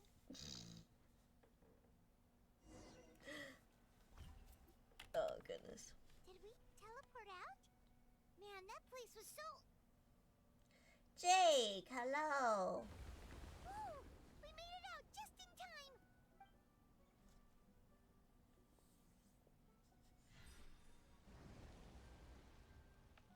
Wonder what happened to the Fatui guy and the others. He was most likely trapped inside that space, just like us. The external structures supporting that space would have collapsed with the ruin. Unless he managed to escape, he would have been crushed. He still preferred that to being caught, huh? What about the They were Fontanians? standing a bit further away, right? They probably weren't pulled into the space. Maybe they already made a run for it.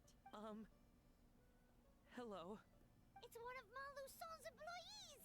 Quick, restrain him! Why did you have to say his name? I can explain.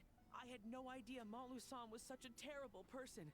I couldn't stop him from running, so I stayed behind and tried to find people to help rescue you. I'm so glad you managed to get out of there.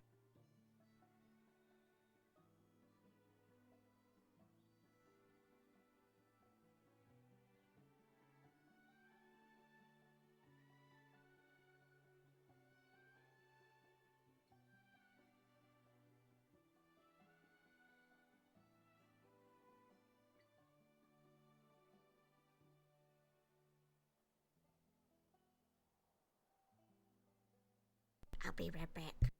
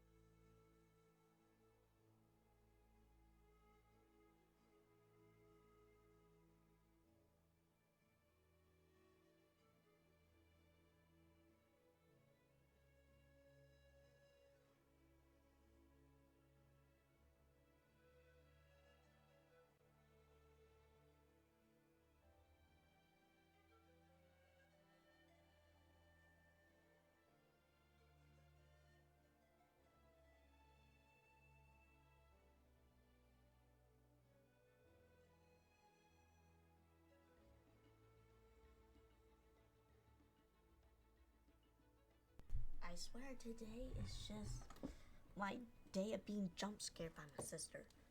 And have a good work, Jake. It means a lot that you are here. Or you arrived here, so. Either way, the guards will take you back to the tribe. You'll be their problem. I understand. Anyway, I'm not here to harp on you. I just need to know one thing. Which way did he run? He went that way, but I'm not sure if you can catch up. That way? Huh. Unless he suddenly grows a pair of wings, I think we're okay. Traveler, Paimon, come with me. You got it.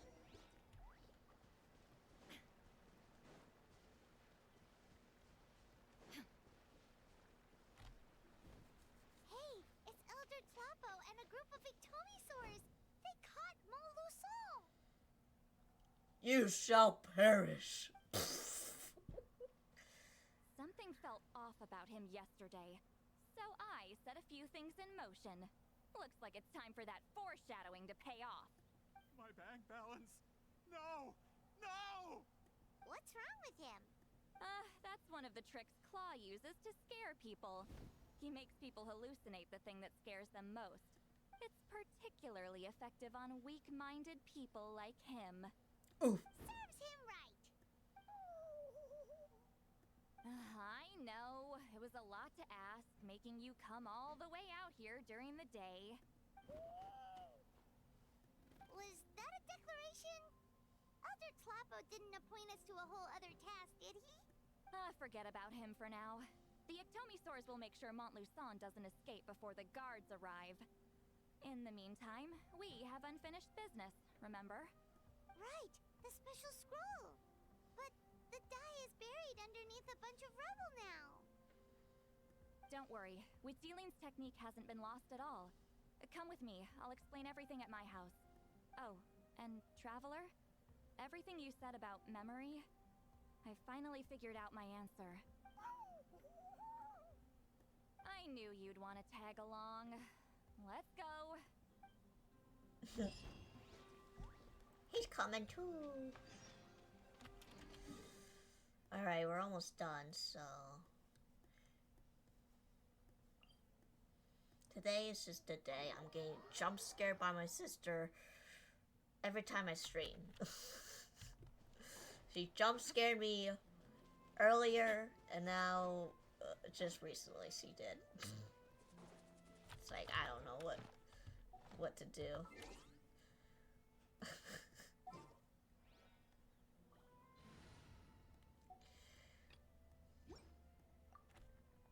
There.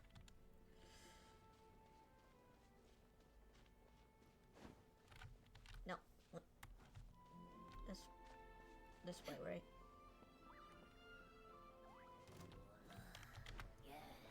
Oh, nope, I went the wrong way. I went the wrong way, my bad. Nope. Fudge. Ah.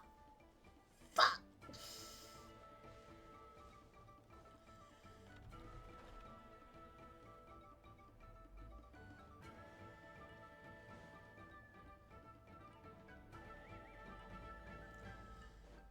Get the fuck away from me!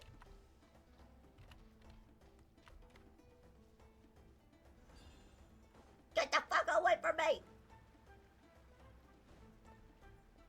I'm not even near you guys.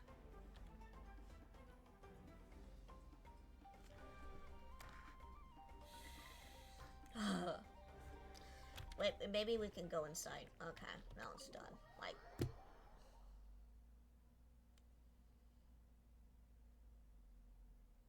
Alrighty. Now, when it comes to weaving the scroll itself, you don't actually need to lift a finger. But if we're going to pass on Witzeline's technique, your participation is critical. What are you saying, Sweet Lolly? Follow me.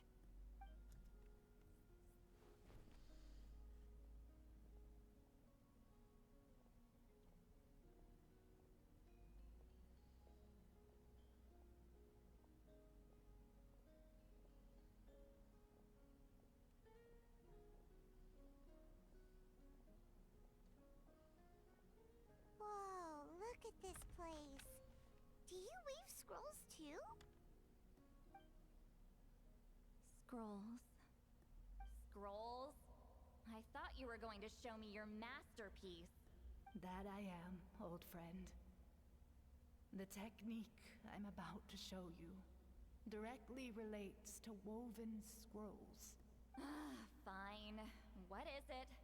Something that can turn the tide of war or prevent a great disaster? You probably want to challenge me, right?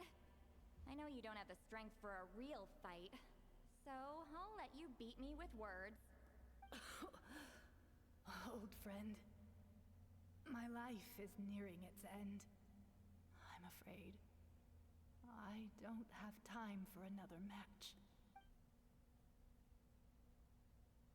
Hey. Don't worry. I trust in the belief of our tribe that death is not the end, but the beginning of a new existence in the Night Kingdom, where everything is made of memories.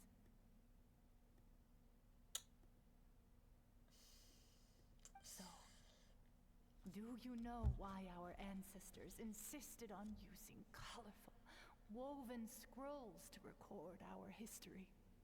Because history is the memory of a people. We give our scrolls an orange hue, so the dead can still feel the warmth of the setting sun. We decorate them with kernels of grain fruit, so the dead can still enjoy the abundance of our harvests. I know that, but something this important? Why entrust it to me and not one of your students? As your friend, I admit, I'm being a bit selfish.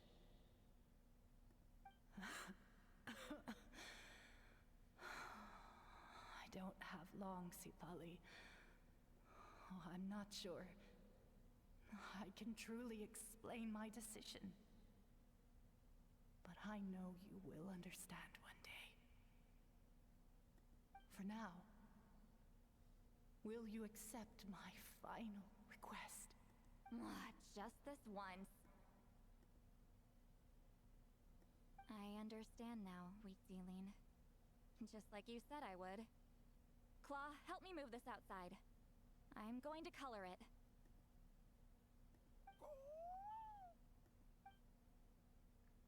Traveler, Paimon, come with me.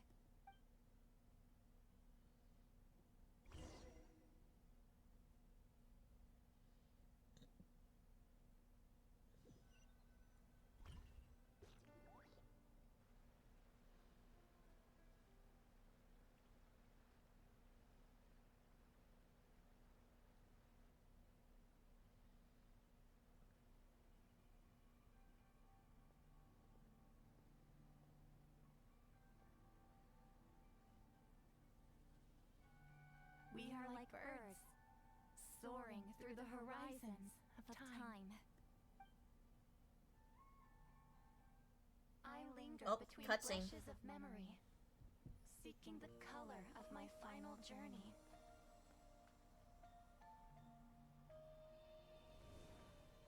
When I get there, may there be feathers to paint the sky, shades of rose.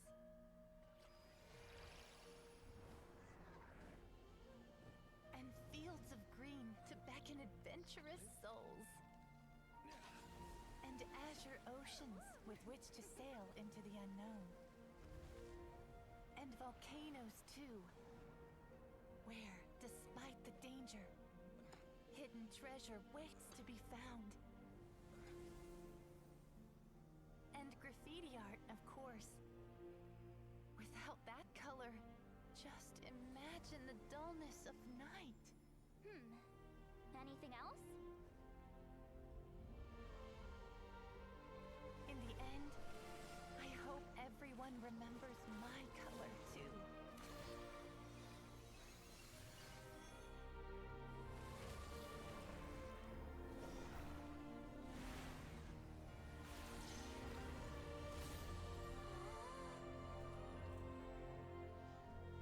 In the end, I hope everyone remembers your color too. All in all, it was just a technique for coloring a scroll. The task I'm entrusting to you is much more than that. Farewell, my friend.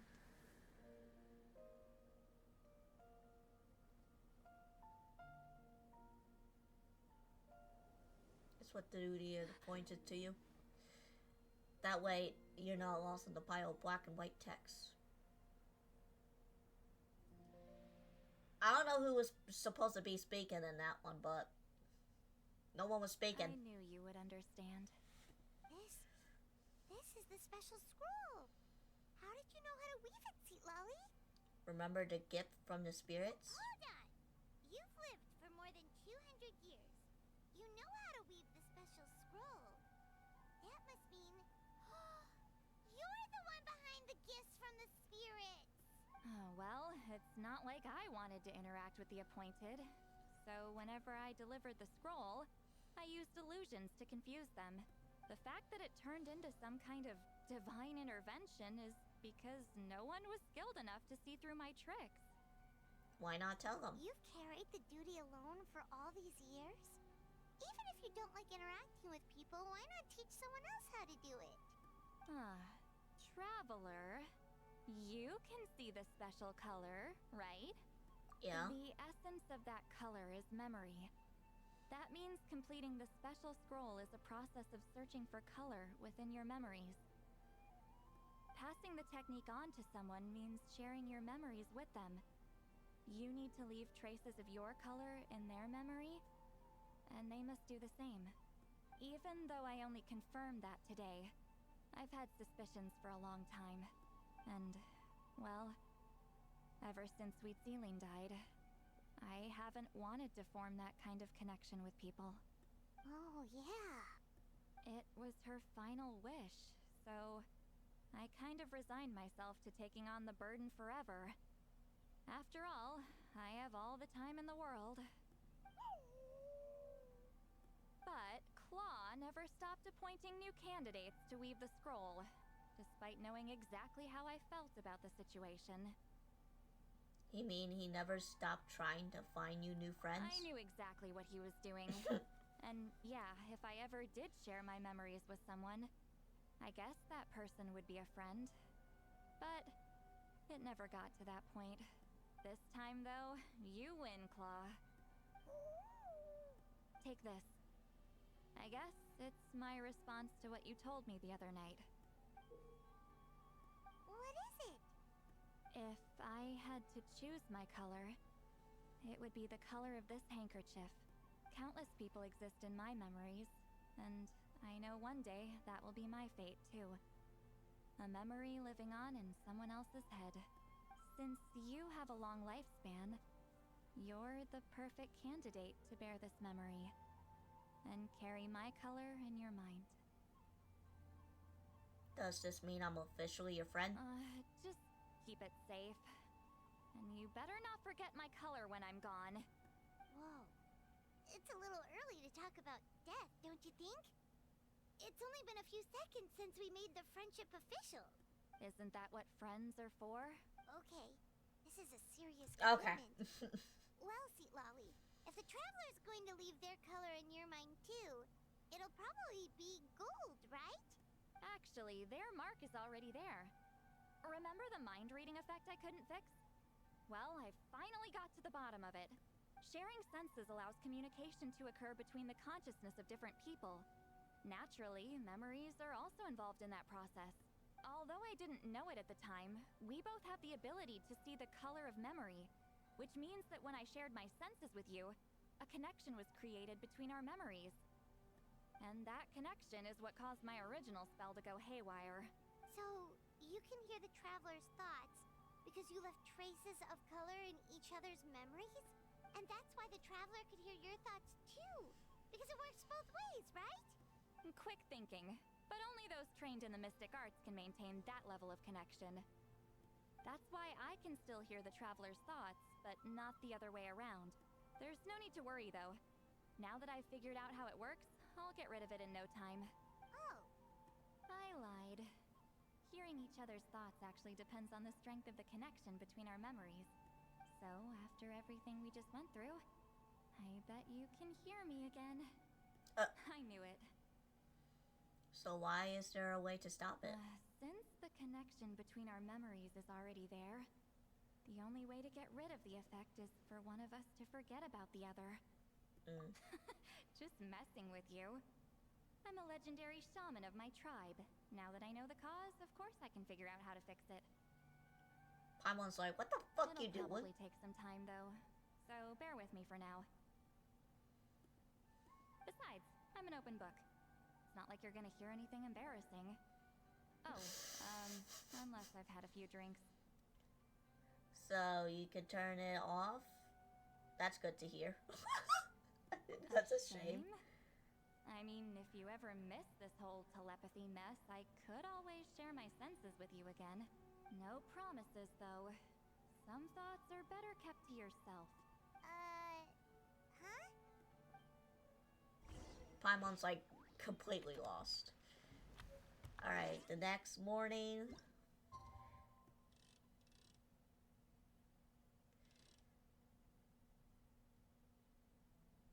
There you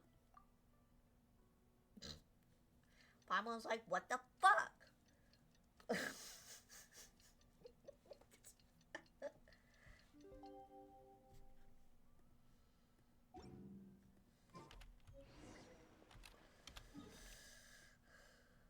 Okay, gotta go under.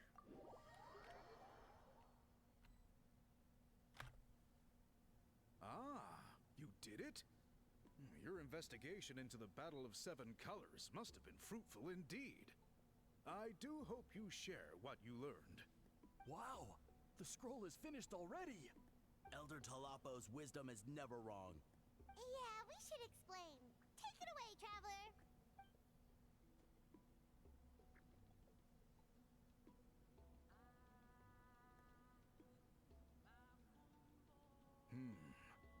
I see. You don't look surprised at all. It makes perfect sense. History is the memory of a people. If we want to depict it, a die derived from people's memories is, of course, the best choice. Now, it's just a matter of preserving this secret technique. From your description, it sounds like learning the technique requires the previous holder to share their memories. Well, yeah. In that case, I must work with our priests to reinvent the technique based on the principles you described. After all, memories are precious things, meant to be shared with those closest to us. I cannot take that choice away from you, Traveler. You completed your task admirably. Finding a way to carry on that legacy is now our duty. All right, we'll leave that to you. And please pass along my thanks to Granny Eastly. We interrogated the Fontanian merchant she apprehended. And it turns out he's the reason some among our tribes started to question our history. He hired people to spread misinformation about the Battle of Seven Colors. The recent friction within the tribe is entirely his doing. We now have a record of his crimes, and will begin working with Fontaine authorities in a few days. So he was behind the controversy in the first place. Guess it's easier to investigate when people are already questioning something. Anyway, that clears it up. People don't just question their history out of nowhere. Alright, thanks. We'll be on our way. Until we meet again.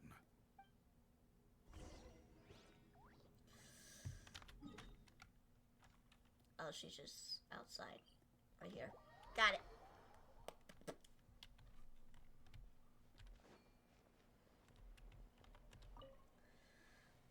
You told him everything, right? Yep, we left out the part about your contribution, but it kinda seemed like Chief Biram saw through us. You could have just said it was a gift from the spirits. Yeah, but he deserves something in return for his hard work. He is different from the previous chiefs. But if he figures out it was me all these years, I'm in for a world of trouble. Huh, there you are. I've been looking everywhere for you.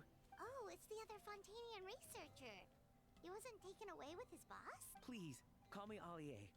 After questioning, the tribe absolved me of any serious wrongdoing. So, here I am. I'll be heading back to Fontaine soon. No employer means no funding, after all. But I wanted to finish my investigation first. I'd like to ask some questions about Huitziline. I want people outside of Natland to hear her story. But my understanding still has some holes. Questions? Huh! Why should I let an Outlander tell our stories? Don't misunderstand. I have no intention of twisting your history or using it to make a profit. It's just honest curiosity. I assure you, I believe amazing stories deserve to be shared with the world. Culture thrives through dialogue and exchange. I don't know, this guy has some beefing to do. He has a point. Alright, you can ask your questions, but be quick. I have important plans after this. Important plans? Oh, thank you very much.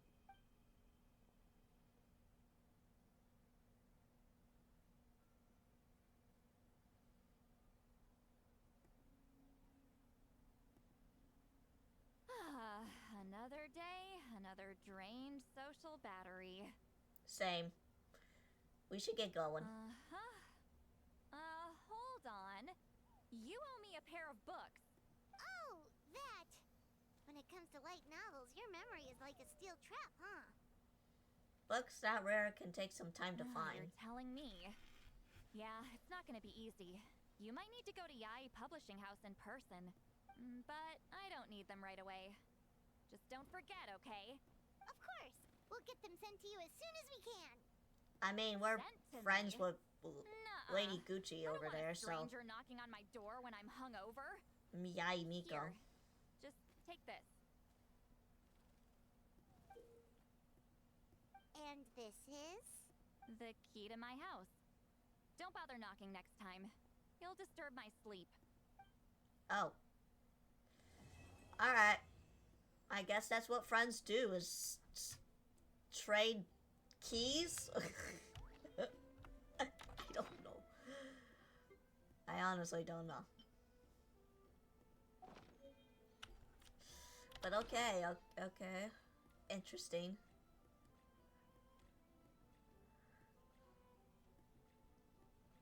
Oh, what else am I... Oh.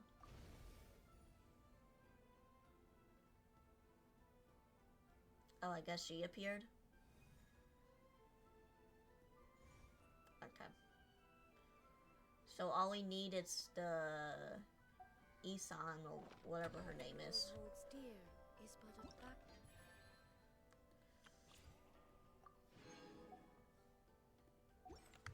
Alright, I don't think it's enough. No, it's not enough. But if you guys want me to pull, you can go to this site here. Well, I spelled it wrong. And then all my information, like what server and thing for that. I don't really promote it very much. Alone and unchanging. I don't promote it very much because I don't want you guys spending your money on me just for gambas. But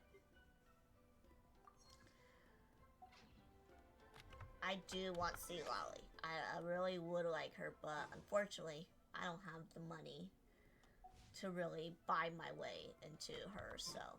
Inactivity serves no purpose. Due to other reasons.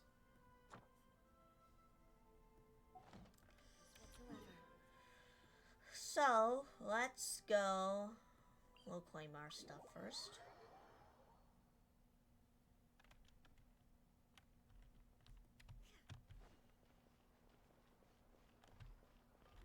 Add Astra. Thank you for Alright. Story quest. And that's all been completed.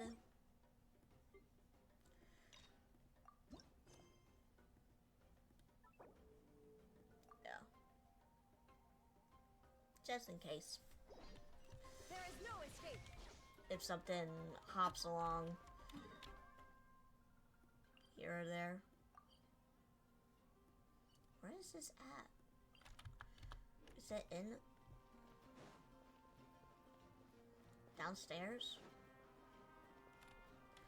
Alright, time to do Mauvika. Let's go. Told you it didn't take very long. 2 hours! I'm not in a rush.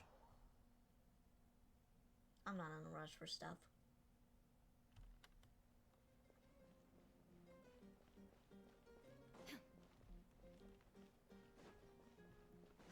Do we always have to take a rest here for her, or what? Seems like every quest. This is like the only resting spot we have. Lately, we've been sleeping well and eating even better. Now this is the life. About time we got to live like this. Exactly! Look, Paimon's tummy is so stuffed. It's all round and plump now. You fat. I know, it's time for some rest. You always been looking round and plump. What the fuck, Paimon? What a peaceful feeling. We're normally so busy, it's nice to have some downtime like this every once in a while between adventures. Even though it's the... Oh. Hi. I hear your voice. It's truly an honor. serious. What are you doing sleeping this late? Who are you, me? Come see us in the speaker's chamber once you've cleaned yourselves up. We're waiting for you here. So much for sleeping in. I guess I have to head over there. Wake up! No! Paimon's not done eating yet. Huh? Oh, good morning.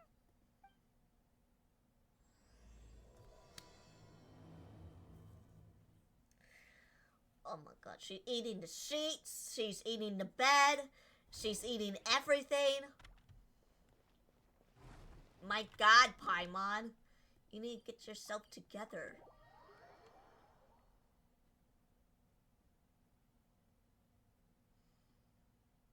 So anyways.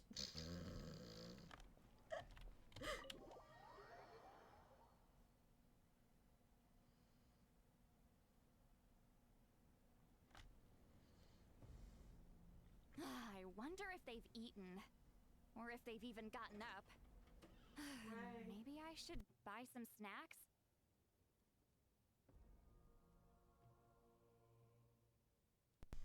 Oh, don't tell me something came up on their way here. Relax. I'm sure they're fine. Ah, there they are. See? Just like I said. Here's my phone. Oh, I'll get it here in a bit. Mauvika, see Lolly! We came running as soon as we got your message. Thank you for coming all this way. Here, have some water and catch your breath first. Sounds like something major happened. Well, you could certainly say that. I'll let Lolly explain. Strictly speaking, I'm just passing on something I heard as well. Basically, the Wyab passed a truly shocking piece of news to me through the smoke last night. You're aware that Mauvika's not the first Pyro Archon, yes? On occasion, there were those who lived longer than an ordinary human. Not unlike my situation. But all in all, the title has changed hands many times. And now, the Wyab have sensed a special surge within the ley lines. A truly ancient soul is about to return to the mortal realm. His name is Xbalanque. Xbalanque? But isn't he the very, very first? Yes, that's him. The first Pyro Archon. According to legend, he was the greatest of heroes and leaders, and the one who made a deal with the ruler of death, thereby creating the rules that saved Natlan's ley lines. Hasn't he been dead like a really long time? How can he be resurrected? Even in Natlan, it's impossible for someone as ancient as him to ever return. Still, nothing's off the table when Xbalanque is concerned, hence why this really is something major. Let me be clear about this. I did not mishear, nor is the Wyab mistaken. We would never jest about something like this. Don't worry. Both the Traveler and I have complete faith in your abilities. Whose interpretation of the Wyab's will could we trust if not yours? Yeah, that's the one thing I'll never be modest about. But the fact I'm not wrong about this only further begs the question. Just why is Lord Xbalanque suddenly about to be resurrected now? As you can see, Lolly's even more concerned about this than I am. Still, it's understandable. Waiting to find out the whole truth must be torture for a great shaman who can only peep at the outcomes without knowing the causes. Mauvika, I hope you'll approach this with a measure of caution. Depending on how things go, everything could change or nothing at all. Well, I think you know what I mean. I do. Xbalanque's arrival will shake our nation.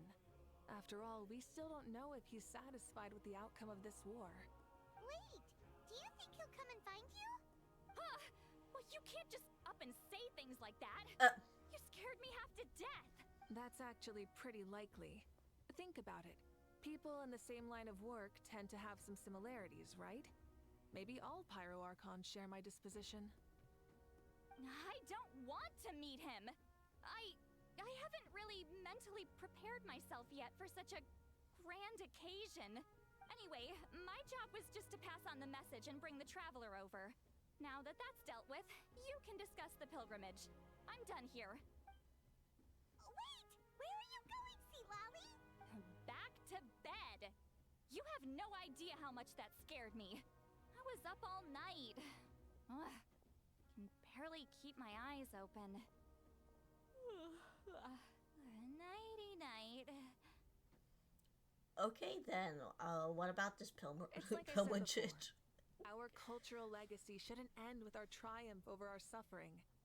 Instead, it'll burn brighter than ever. So, the pilgrimage of the return of the sacred flame has been given new meaning. We have chosen to turn it into a pure athletic competition, promoting fair play and encouraging the personal growth of contestants. And this grand tournament will begin soon. Ooh, that sounds awesome! I'm entering to sign up. Heroes are drawn to tournaments like this, and naturally, you're no exception.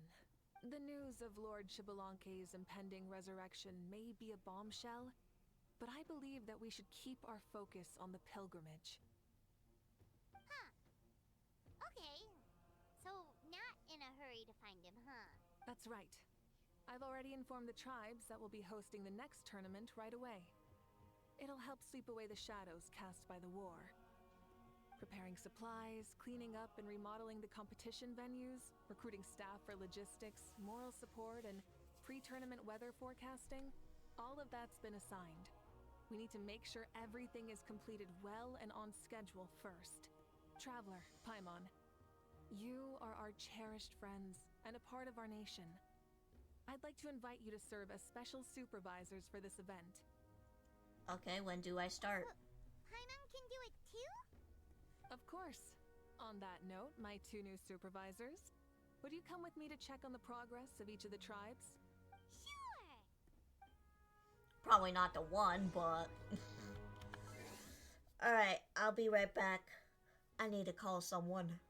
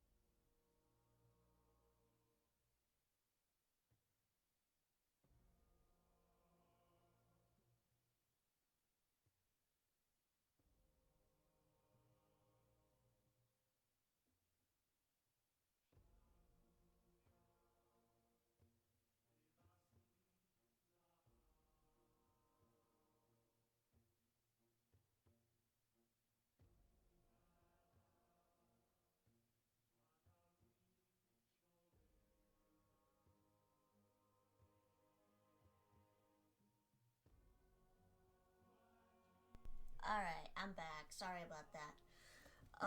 Took a little longer than I expected, but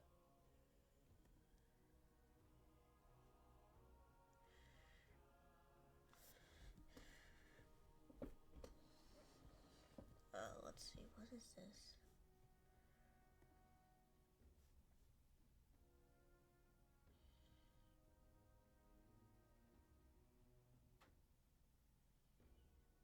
Okay.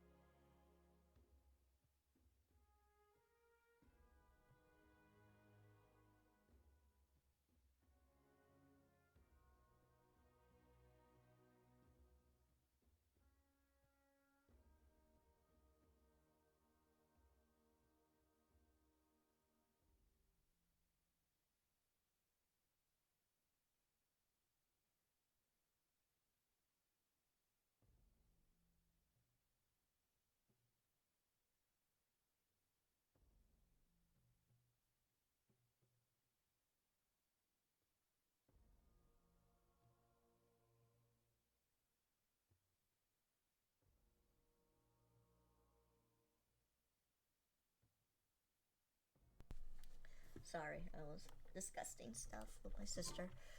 Disgusting. Can I go in the fire? No, I can't. Okay. I thought I could.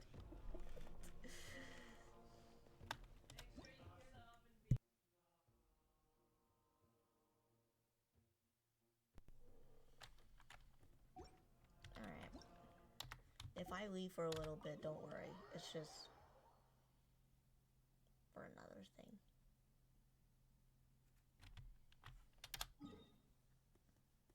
But don't worry, I'm back. I had to get on a call with somebody, and We're here! This is our first stop! alright.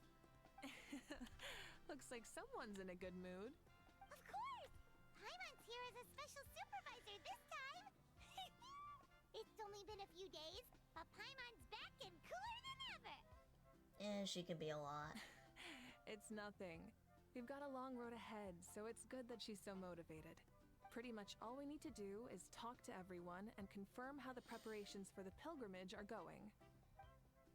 Hold on a sec. Take a look over there. See that? Someone's fishing. It's them!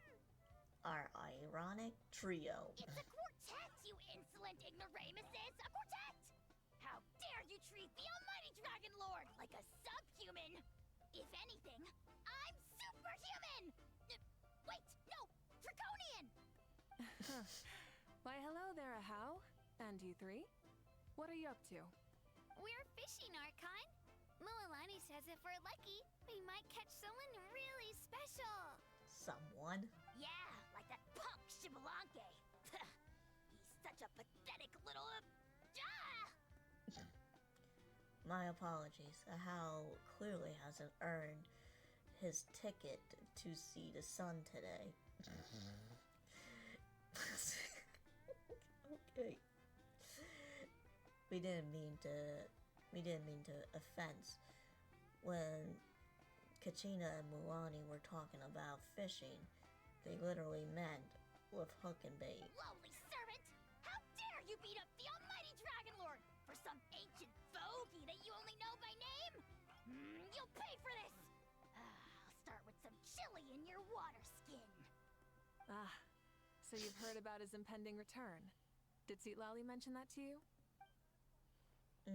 We ran into her on the road not so long ago. She seems to be falling asleep standing up and kept mumbling about something. Oh no! Why is Shibalanke coming back now? Did we screw something up? We couldn't have, right? But what else could have alarmed him so much? Wow, that sounds just like her. And now that you're done, scram. Oh my god. To be honest, it's been bothering me quite a lot. Under normal circumstances, she had it to shouldn't fish be him out. possible for us to meet Lord Shibalanke, right? So, does this mean something's wrong? As you can see, there aren't many people that are thinking along those same lines. I believe that. Hey, we've got a bite! Huh? Help! Help! Something's pulling on me! It's what's going to save your life. Are you having leg cramps?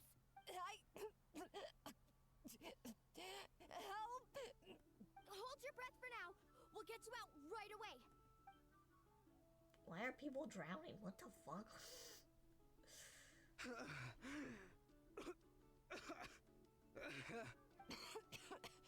Thank you so much, everyone.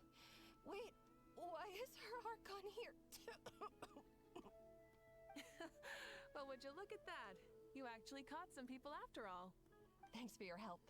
Otherwise, that sudden bout of leg cramps might have ended our entire surfing squad. The two of us are in charge of transporting supplies. After safely delivering some of the equipment, medicine, and a few other things for the tournament, we had some time to spare, so... Didn't warm up before going into the water, did ya? Thank you. Thank you so much. We'll, leave you to it then. We'll never forget how you saved us. We know you're busy though, so no need to worry about us. We'll see you around.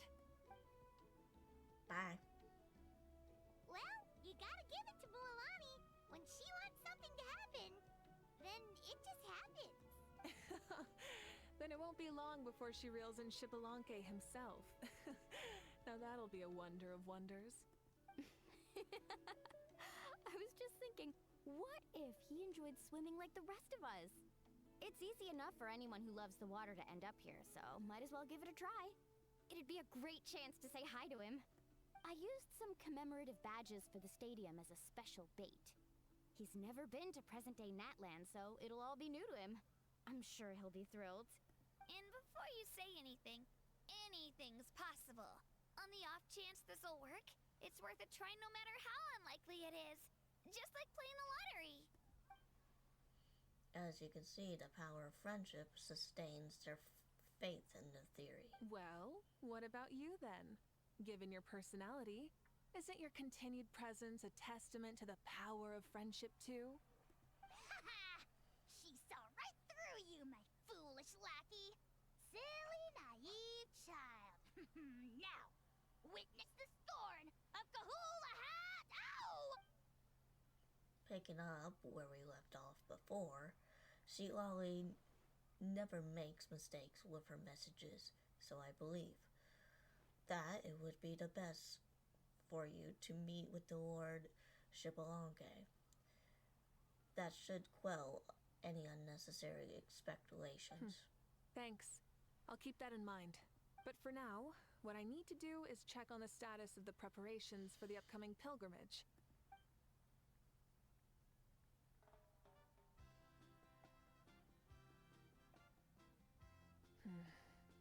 Seems like the people of the Springs have done a great job. Yep, don't worry. We only came here to fish after finishing all of our work. We're all done, all three of us. Everyone at the Children of Echoes has been hard at work too. I only came here after finishing my tasks for today. It looked like everyone else was about finished too. Same goes for the Scions and the Canopy. We're all wrapped up. Now that's efficiency. I trust you.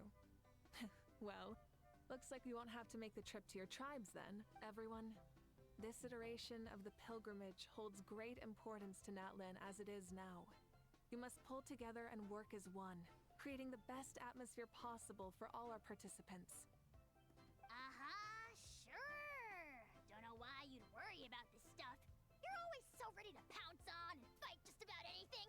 Why, you even dare to disrespect the almighty Dragon Lord!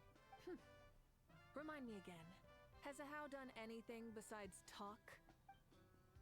I'll send the dirtiest jobs his way right this instant. What are you doing to me, you son of a... hey! Let me go! It's always a party with those three. Seems like we can check off the people of the Springs. Oh, wait, four! No, sorry, four.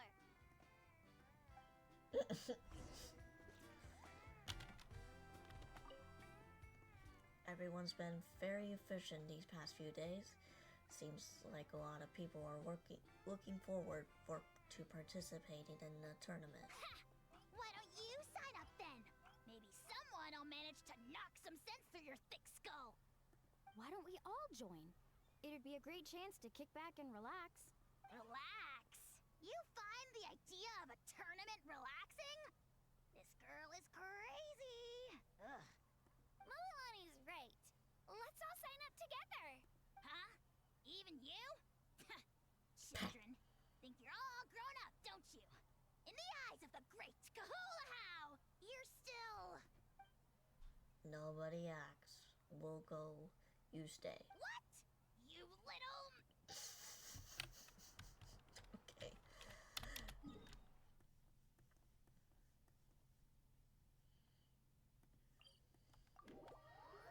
So yeah, Kanich and Isan are the ones that don't have a voice yet because of what's been going on lately. Yeah. Anyways.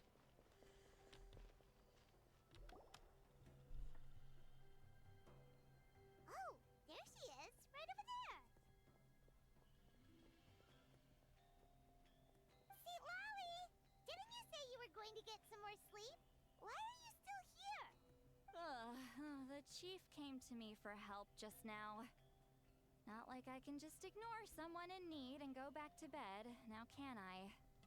You didn't tell him that you stayed up all night?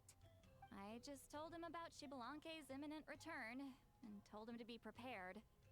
There was no need to mention anything else. Right. You still got a reputation to maintain, huh? Can't have people thinking Granny Eatstily would lose sleep over something like this. Now you're making fun of me too, huh? So even children are ridiculing me now. This cannot stand. Hold on, I'm just looking up something here.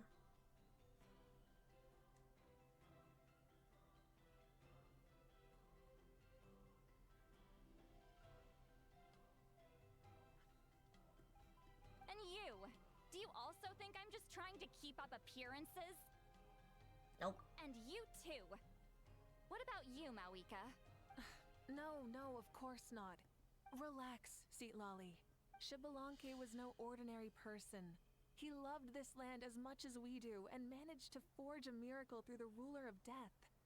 I don't think he'll give us too hard a time. Same. If that's what even the two of you think, then my worrying seems even more unnecessary. All right, I get it. That's just the kind of paranoid old hag I am. That means I can go get some shut-eye then. You can take a look around yourselves. And if you need any help, feel free to go find the chief. Or Auroron. The chief should be overseeing the preparation of the woven scrolls required for the tournament right about now. And as for Auroron, I believe he said he was going to do some handicrafts at the valley entrance. Come on, you're making it sound like it's my first time here. Rest well and stop worrying so much. We'll discuss the tournament with Auroron. All right then. Good night, everyone. And don't go thinking that Granny Eastley doesn't like hanging out with you just because she's not around all the time. I wonder why she lives for longer than anyone else. They never really explained why. All that was explained is just like she just lives. Like, what kind of explanation is that? Oh, hold on. I'll be right back.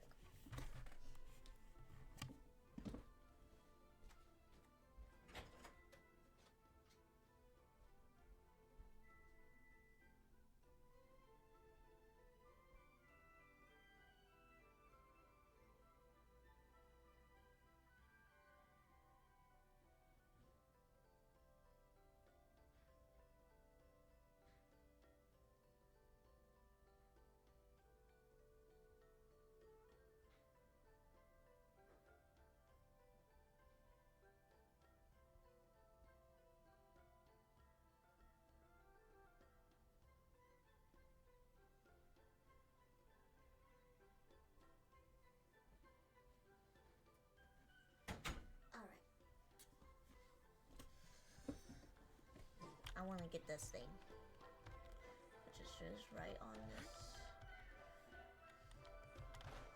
Now, fudge.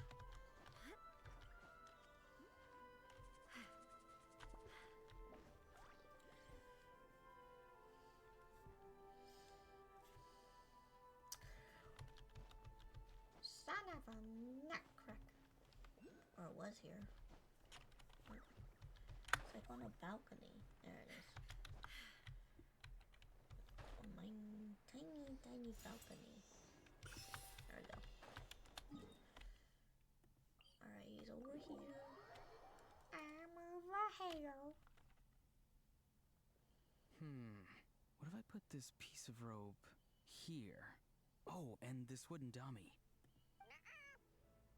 No? Then what about this? That voice. Sounds like Auroron's talking to someone. Let's go see what he's up to.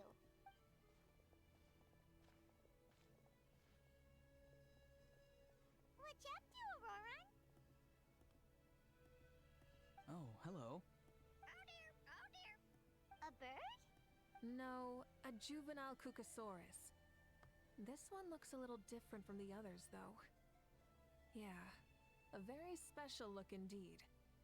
Is he your pet? The heck are you on about? Whoa, he's quick on his feet. That retort was instant. For real now? Do you even hear yourself, bro? Did Paimon just say something wrong? Oh wow, no way, bro. What the heck? Don't worry about him. He's just... how should I describe him? He definitely seems important. No, he's an assistant at Aoife's clinic, and one of my friends. His name is Kukuku. The heck are you on about? Is that not his name? Oh wow, no way, bro. Seems like he's repeating a few sentences. Yeah, that's what he does. Those are all Aoife's catchphrases, so Kukuku picked them up after hearing them day after day. The last time I delivered some vegetables to the people of the springs, I ran into Ahau, who was there for a soak in the hot springs. Ahau and Kukuku were stuck in an endless endless back and forth argument. Sounds like a schoolyard. Eventually, Hao got really agitated and just started immediately shouting, "No, you!" no matter what Kakuku said. How unbelievably childish. No less than I'd expect of a Hao. Even I have rarely witnessed things like that. They went on like that for an entire afternoon. Wait, how do you know that? Did you stay and listen to them the whole time? Yeah, I did. It was so dumb I couldn't look away.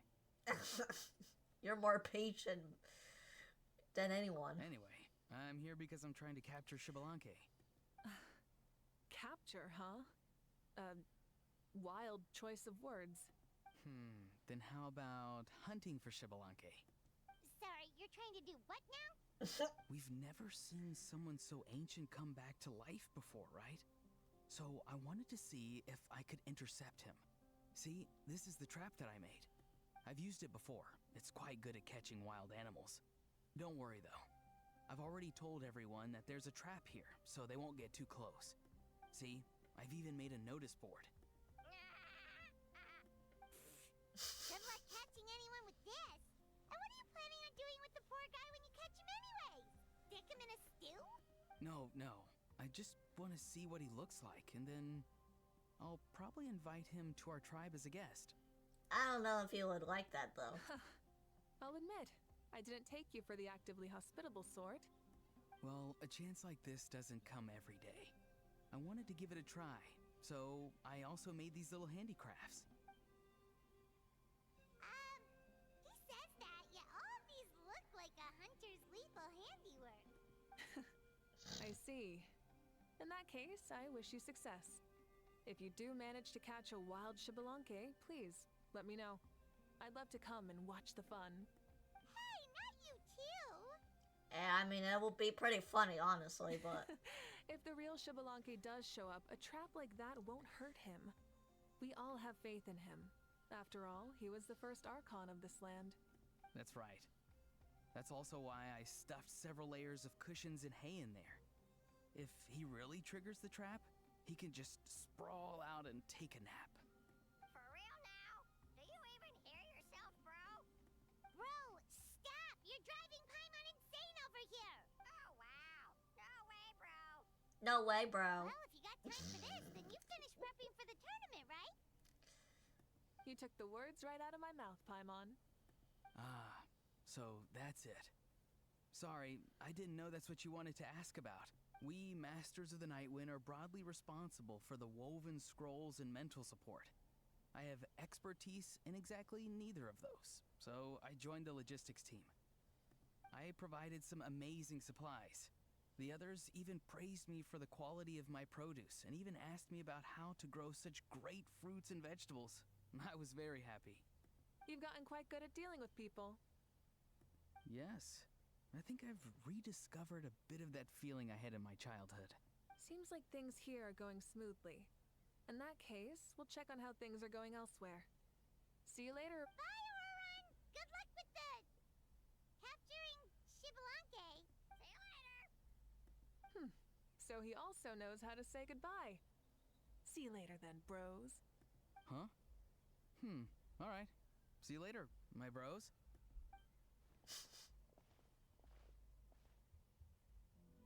Oh, I thought we could try to walk in and see if he reacts. Oh, Mauvika. Oh, shoot. What are you doing here? Shilonin? What a coincidence. Oh, hey there, Shilonin. Did you come here for work? There's nothing around here, though, other than Auron's trap. Auron. Did he sell me out? I thought I asked him to not tell anyone that I was here. Nope. He didn't mention you at all. That's so. She's avoiding me. There are a few big pieces of equipment we need for the tournament, and I've been wanting to ask her to make them. I went straight to her place because I was worried she might refuse, but each time there was nobody home, and the neighbors said that she was busy. Turns out, she was here. So you've been Wow. tenting here? She literally ran away from home just to avoid taking work from you. Okay, that's enough about me. what are you here for? Checking on pilgrimage prep progress? Yes, and to see how everyone's doing while we're at it.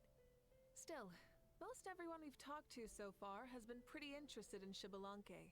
Oh, Xbalanque? Did you just say Xbalanque? Wait, have you been so busy running away that you missed the whole memo about him? Alright, here we go again. Yeah, I'm still trying to wrap my head around it, but if that's what Lolly said, then it has to be true. Everyone's reaction makes sense too. Who wouldn't want to see the first Archon? I've done... This isn't a bad time for it to happen either. The war has only just ended, and with their long-standing goals suddenly gone, people are feeling a little lost. I met a warrior from the People of the Springs near the Speaker's Chamber a few days ago. He spent the entire afternoon pacing around the area. I asked if anything was bothering him, and he said that he used to train for battle every afternoon. But now that the crisis is resolved, he doesn't know what to do with himself. Paimon can definitely see that. It's tough when what you've been doing all along suddenly stops being necessary. That's why you want to hold the pilgrimage again, right? To help everyone find a new goal? That's right. We will have competition take the place of ceaseless battle. It'll give us an outlet for our pent-up energy and offer a reward for the blood and sweat we've put into improving and growing. That's the meaning of the pilgrimage of the return of the sacred flame today and in the future. Sounds pretty good to me. I am starting to like this new pilgrimage already. But, how do you feel, Mauvika? About Xbalanque, you mean? It's okay, I guess. Shouldn't you be, a little more nervous? He's our nation's progenitor. You sure he's not coming to just supervise your work? You sound like someone who's finally gotten the chance to strike back after years of oppression. Hey, don't put it like that.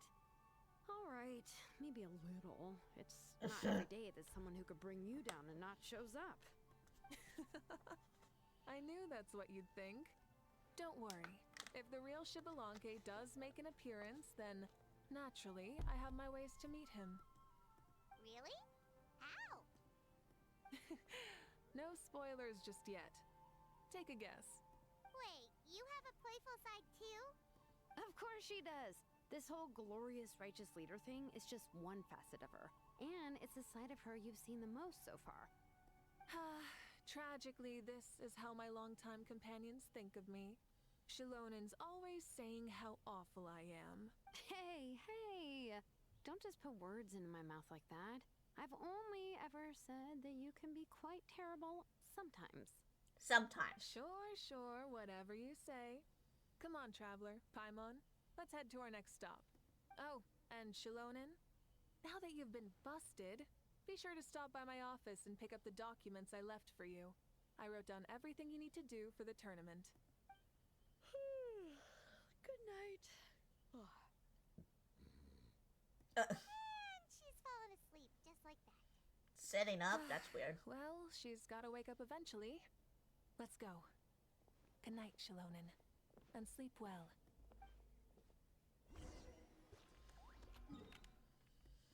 Alright.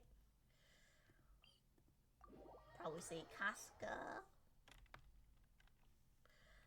I heard a lot of people don't like her design at all, but I think it's just like the whole hat thing. And whatever else. I mean, other than that, I think she looks pretty good. I like her hair. I really do. Like, damn, I would like to have that kind of hair color.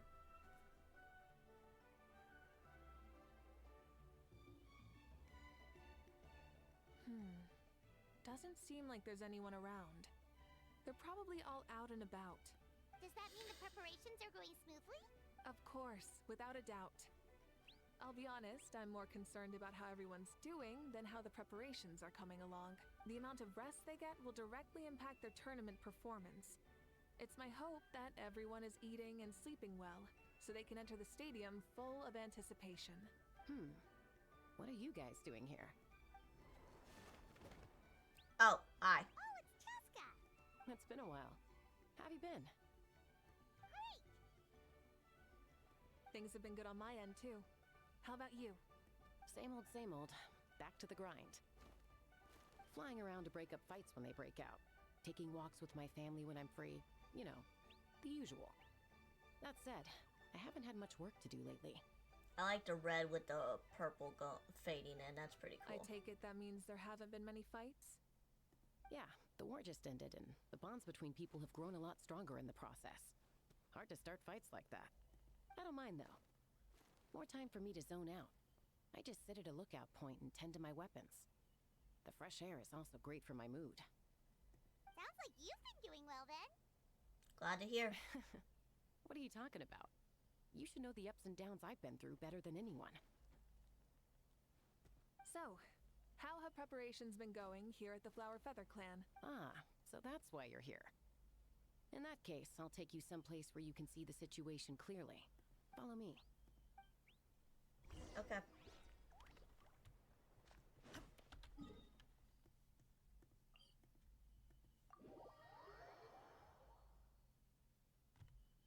Alrighty then. Nope. Oh my goodness.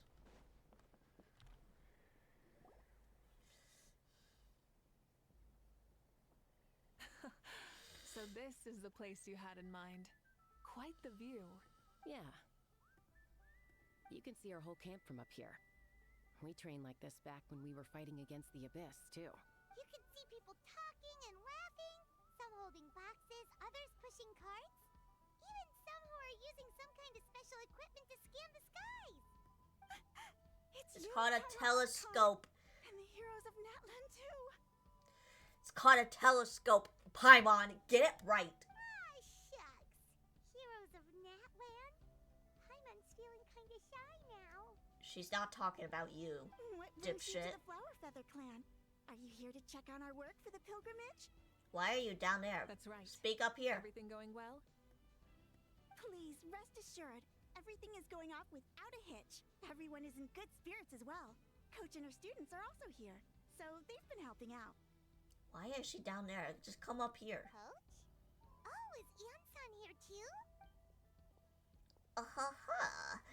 Here to inspect my hour handiwork then? Lots of folks from the Flower Feather Clan, bleh. I can't speak. Have gone to the training for their tournament, and my students just happened to want to get some exercise, so I brought them along to help. The rules of this tournament are different from before. We're here to compete, not to select the strongest warriors. Everyone finds that quite novel, and it's taking its very seriously, treating like a completely new type of challenge. Look, they're all over there. Hey! Please rest completely and totally assured that with us here, we'll get all the tasks done on time. No problem and no questions asked. Whoa, they're all so reliable. Like coach, like student, huh, Ian-san? Ha! You flatter me. You're just here to help. These exercises are high frequency but low intensity, which is perfect for our training. I help Aoife bring the whole stack of medicine supplies from his clinic to the stadium yesterday. Didn't even break a sweat, easy peasy. Didn't even break a sweat, you say? Yeah, Aoife was sure sweating a lot though.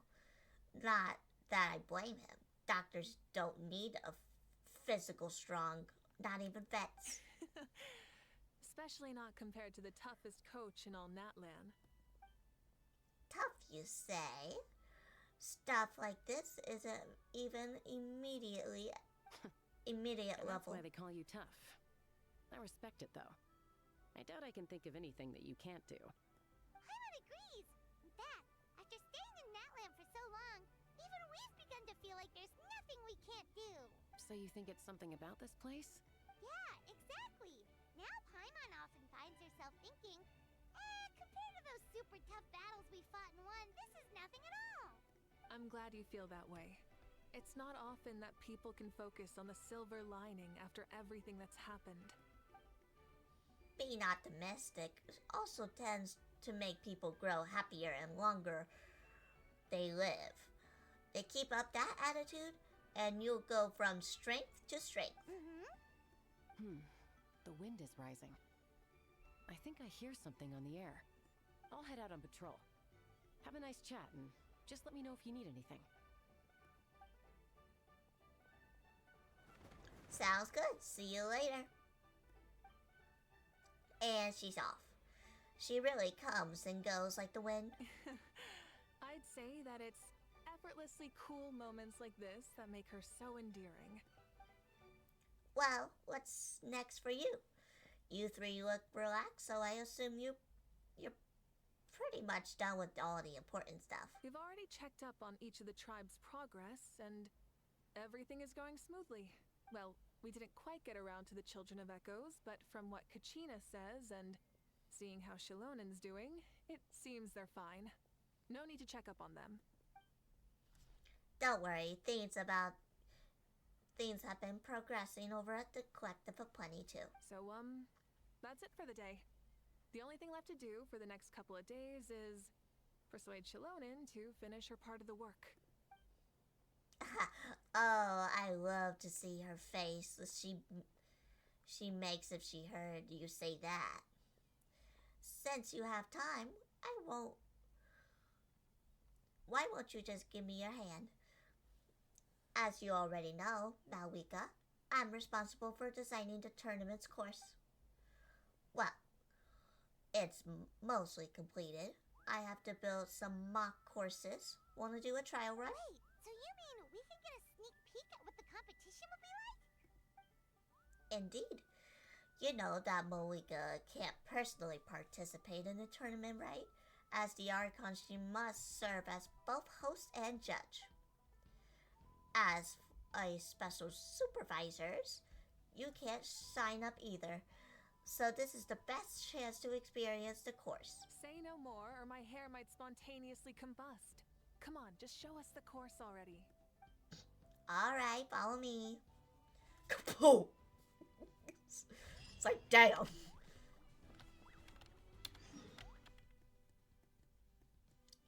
Alright, it's down there.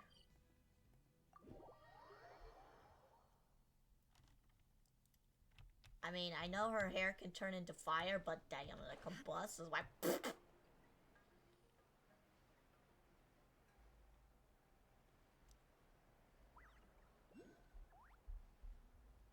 No time for that.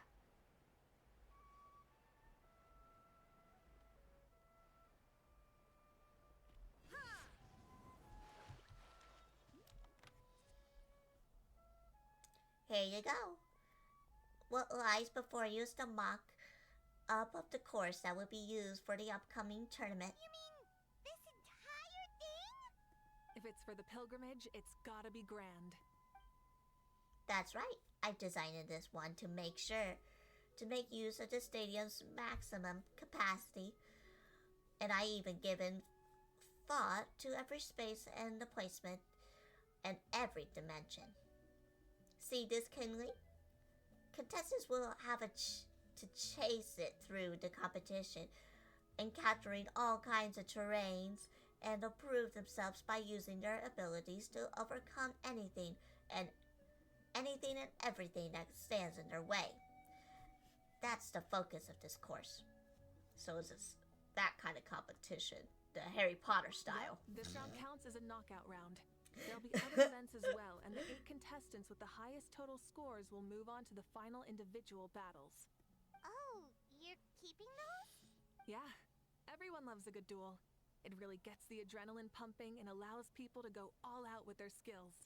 A warrior should always feel fortunate to meet their match on the battlefield, even if it only happens once in their life. No one can resist such a good fight. That's the most Natland thing Paimon's ever heard. This tournament, too. It's just so... you. Oh, why do you say that? Well, the competition's all about chasing the kindling, and you're all chasing something too, right? Oh, that's a good metaphor. That will come in handy when I'm explaining my ideation process later. Well, I'm glad you found this helpful.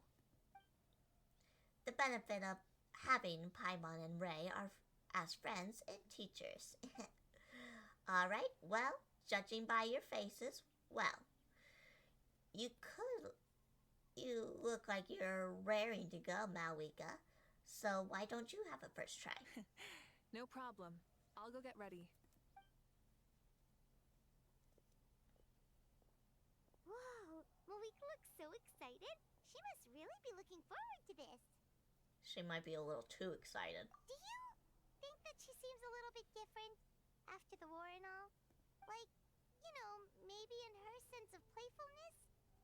She seems less serious than before. More willing to just loosen up and have fun.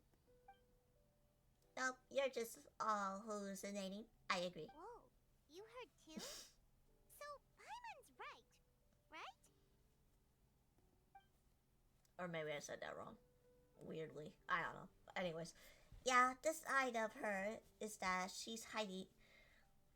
The side of her that she hides during the war has now come out. Makes sense though. Everyone wants to unwind a bit after accomplishing an important goal. She earns it. Oh, so that's why you called us over. It's all part of your grand plan, huh? Not exactly. I did expect Mauvika to take this one though. So I also planned some other events for you. You're so considerate. Ha! Spar the flattery. Little. It could be awkward if you end up complaining that you're tired later. Wait, Coach, what about Paimon? Does she not even get to be a substitute?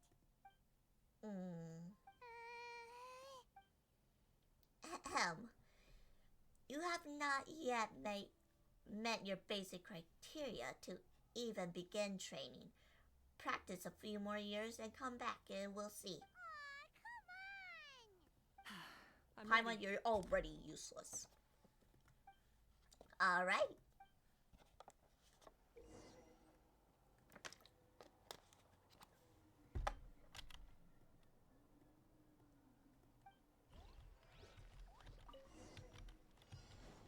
Full throttle!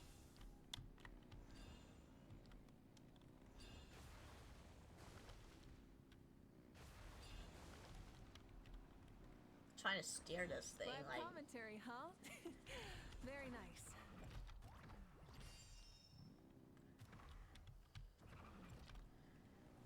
Oh, oops. Well, oh well. Steering this thing is not an easy task. Light it up. It's a piece of cake. Huh? Did you hear that? Ah! Enemies incoming! Be careful!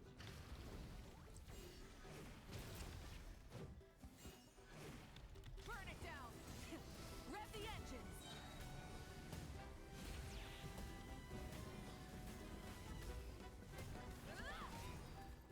Pyroclastic surge!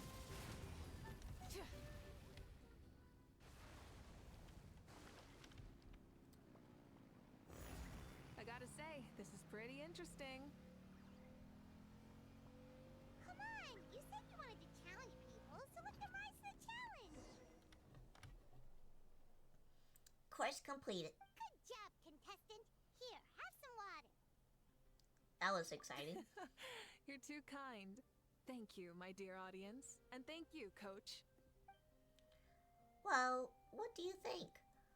First things first, let me just say that the enemy at the end was definitely not part of the plan.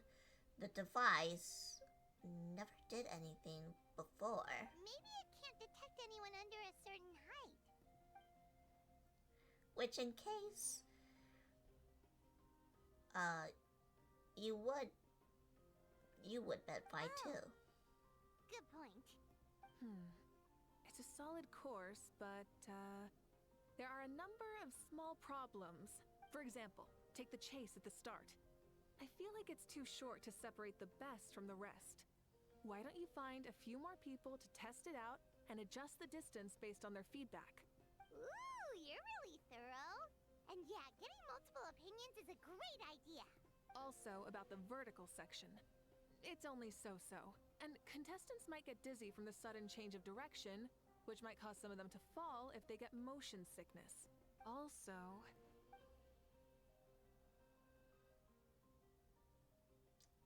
Got it all down. Couldn't have spotted any of these issues without my actual running course. Thank you for the help, Mauvika. I'll keep making improvements based on your suggestions. That reminds me of something.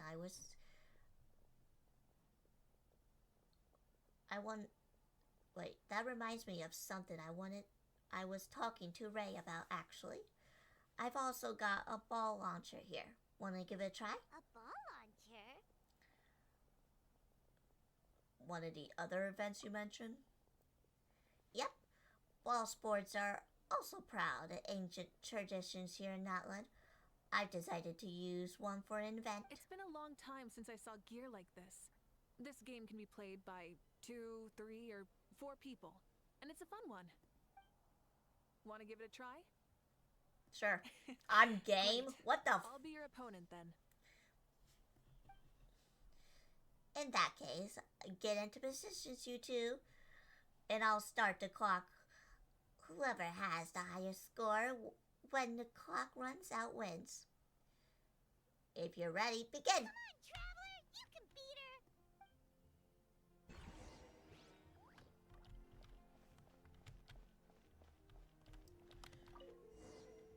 Alright, use normal attacks to repel. Okay.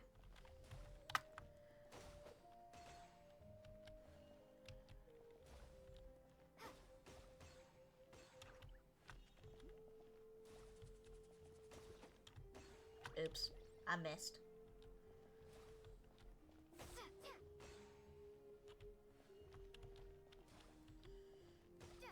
Dang it, I missed that one. What the fuck? I swing.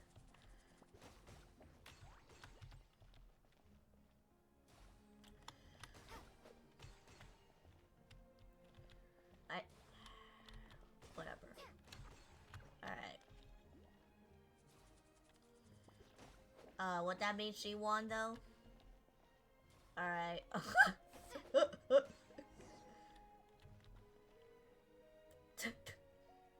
a thrilling game! Paimon was on the edge of her seat! I mean, you're a pro. You played well. We can play a few more rounds when we have the time. That should be enough data and feedback on my end for now. Thanks for all the help. No, we should be thanking you. Both the mock course and the ball launcher were fantastic. I didn't know you were so good at making things like this. Ah, you flatter me. It wasn't all my handiwork. I contacted out the part of the work that you gave me to Salonen. She was a little reluctant, but once I mentioned that you were the one who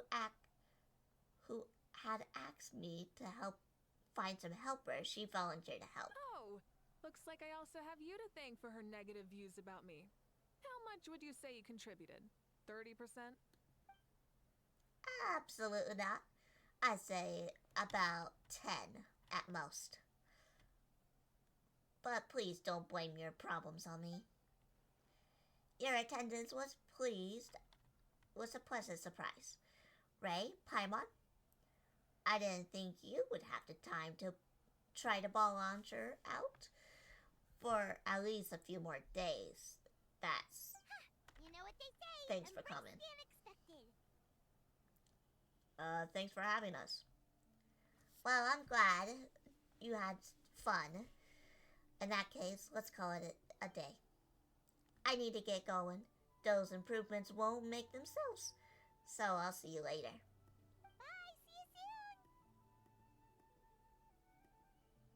Bye.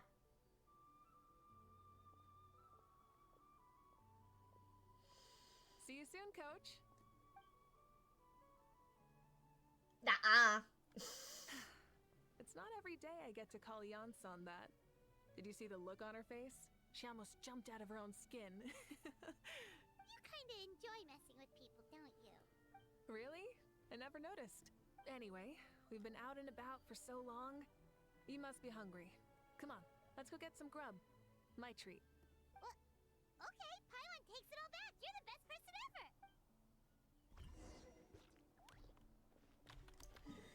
Alright. Oh, we're gonna go all the way over here. Alright.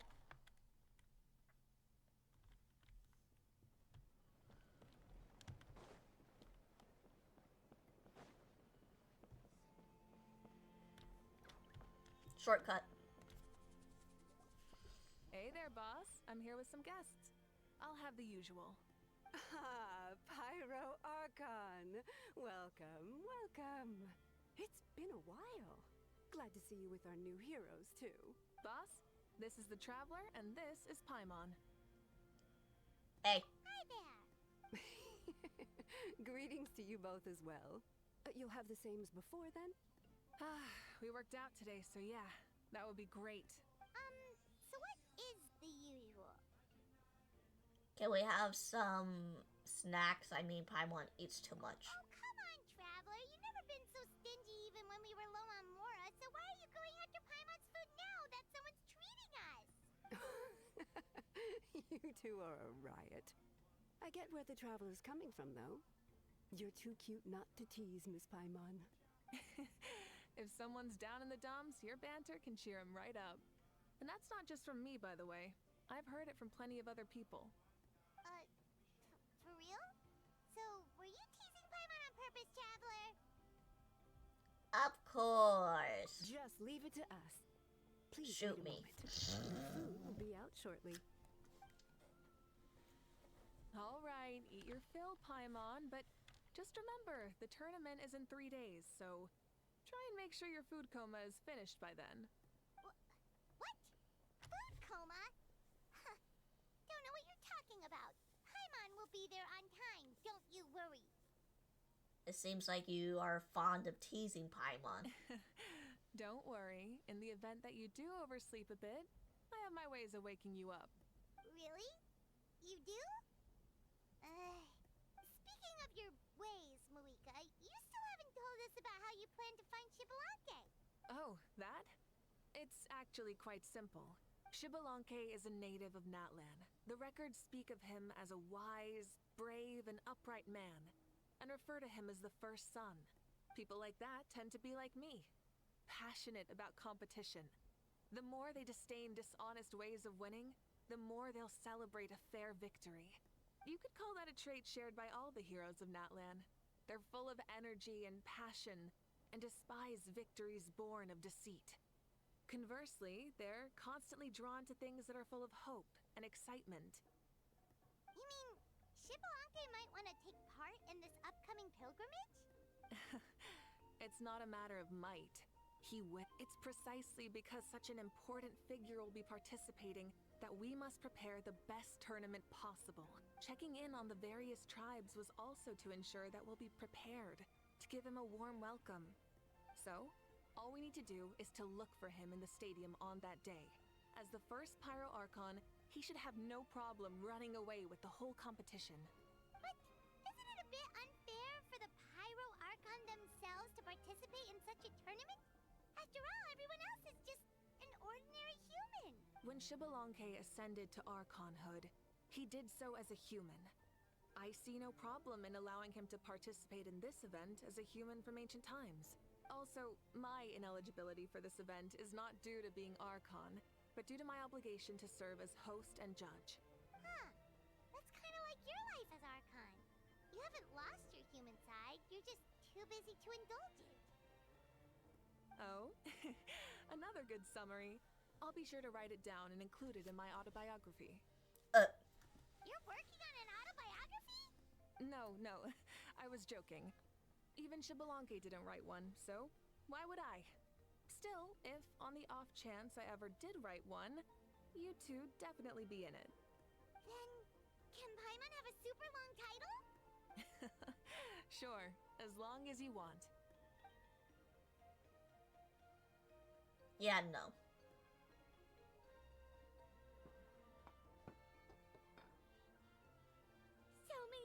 dishes and such huge portions, too! Paimon spies mountains of meat as well! Wowee! Hmm? You know this is just a normal breakfast, right? Normal? Wait, what?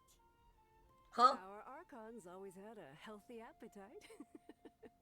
Please enjoy the food while it's still hot.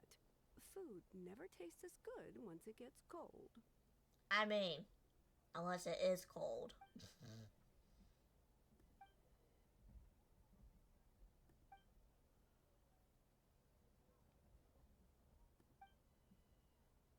I don't care about these. Judging the state Paimon ate herself into, I assume you'll be staying someplace close by. Is that okay? Actually, since it's so beautiful around here, we were planning to stay in the area for a few more days anyway. See the sights and all that. Of course you can. I'll go arrange some accommodations for you then. We've been here for months, Paimon.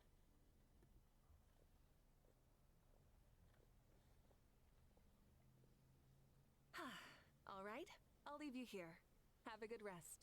All right, good night. How do you feel? Want another drink? I'm good. Then how about some dessert? Paimon still wants something sweet.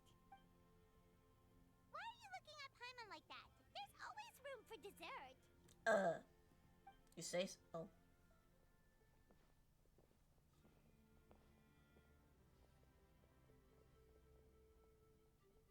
Lord Shibalanke is coming back, huh? Well, I didn't see that coming. Wait, what's that look on your face? Don't tell me you don't even know who Shibalanke is! What kind of idiot do you take me for? I was just thinking about it. I mean, we just managed to defeat the Abyss for good and fulfill the wish of all the citizens of Natlan, past and present, so why is he coming back now of all times? Yeah, if he's here to help, the war's already over. And if he isn't, I just had a terrifying thought. What if he's actually some kind of villain who's come to steal our victory? Isn't that how the novels usually go? What? No, don't be ridiculous. Novels are just fiction. Don't you dare slander our great hero. You're talking about Lord Shibalanke here, the one everyone calls the first son. Also, even if what you said were true, I don't think our Archon would lose. We all saw that one punch of hers. The power in it was like... Alright, hold on. I gotta text my sister something. She wants me to know what I want to eat.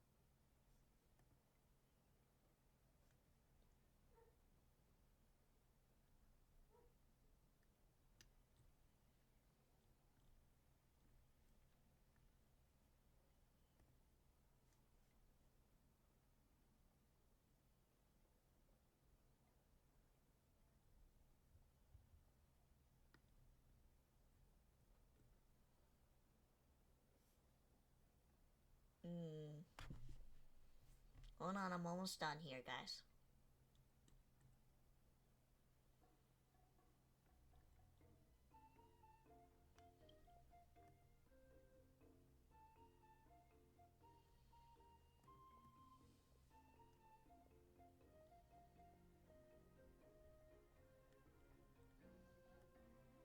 What's this?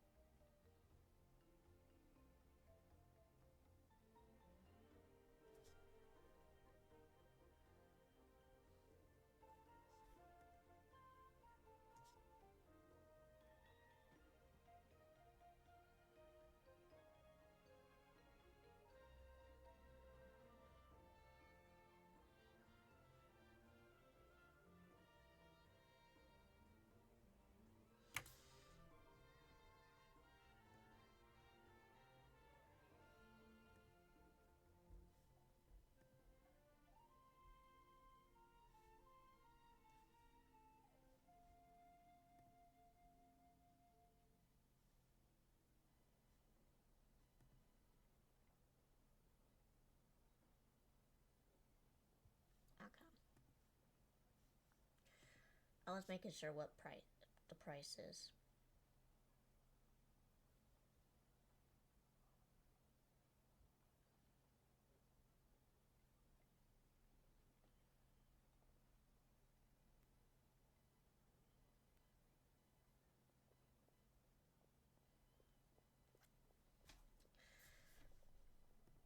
Yeah, I agree, but I bet Lord Xbalanque is no slouch either. Say, if they fought, who do you think would win? Well, you got me there. Well, as someone living in this age, I've got to vote for our Archon, right? Live in the now, seize the day, and all that. And now that you mention it, a fight between those two is bound to be a terrific one. Huh, what I wouldn't give to watch. All right, enough with that nonsense. It's already super late. If we keep hyping ourselves up, neither of us are going to get any sleep tonight. The way they're talking about the Archons dueling each other almost makes it sound like a beetle battle. It's more exciting than that. Yeah, they really do love their contests of strength here in Natland. I'm looking forward to the tournament myself. How would the matches go, and who's gonna come out on top? Will the legendary Xbalanque really participate? If he wins the whole thing, will Mauvika preside over the victory ceremony too? And the more that I think about it, the more interesting it gets.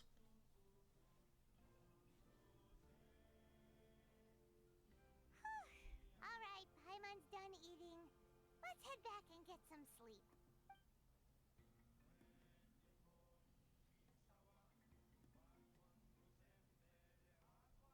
Time sure flies, huh? The tournament's taking place tomorrow morning, so let's get some sleep while we can. Alright, fine.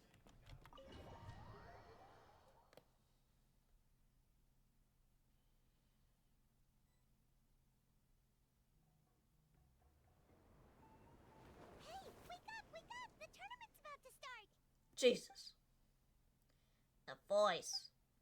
Wait, the tournament. No, we've overslept! Only a little bit, but... Okay, wash up and pack your things. We gotta go, go, go! Ah! Paimon can't believe it! Mauvika totally called it! How could we have been so careless? Is this what people mean when they say you get so excited before a trip that you struggle to sleep the night before only to miss setting out the next day? Hey there. How are you feeling? Mauvika, why are you here? Isn't the tournament about to begin?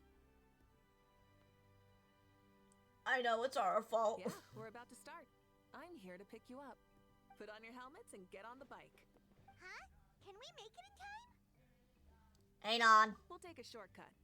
Sit down and sit tight. You can hold on to my waist if you get scared. Rise with the sun! We're speeding, right? We have to be speeding! Oh, come on! If this counts as speeding, Mualani would have been arrested a long time ago. I've entrusted her life to you for so long, but only today has she realized just how unhinged the two of you are!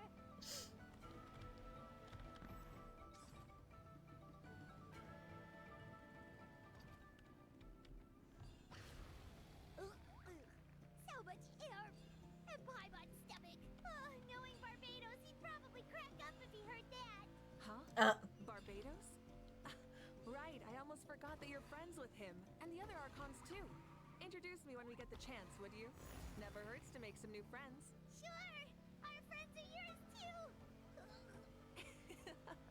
Don't open your mouth so wide. The venue is just up ahead. Sit tight.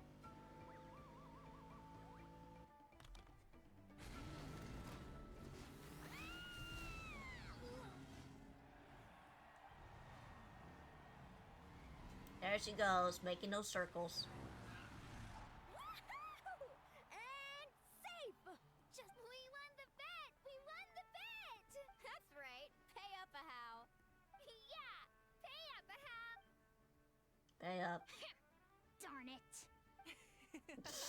How do you like that? A short Flame Strider show to start us off, and to introduce and welcome Natland's great friend Tumaini. Sure pulled off that stunt pretty neatly. How can you call that a stunt? Wait, do you mean, pulled it off?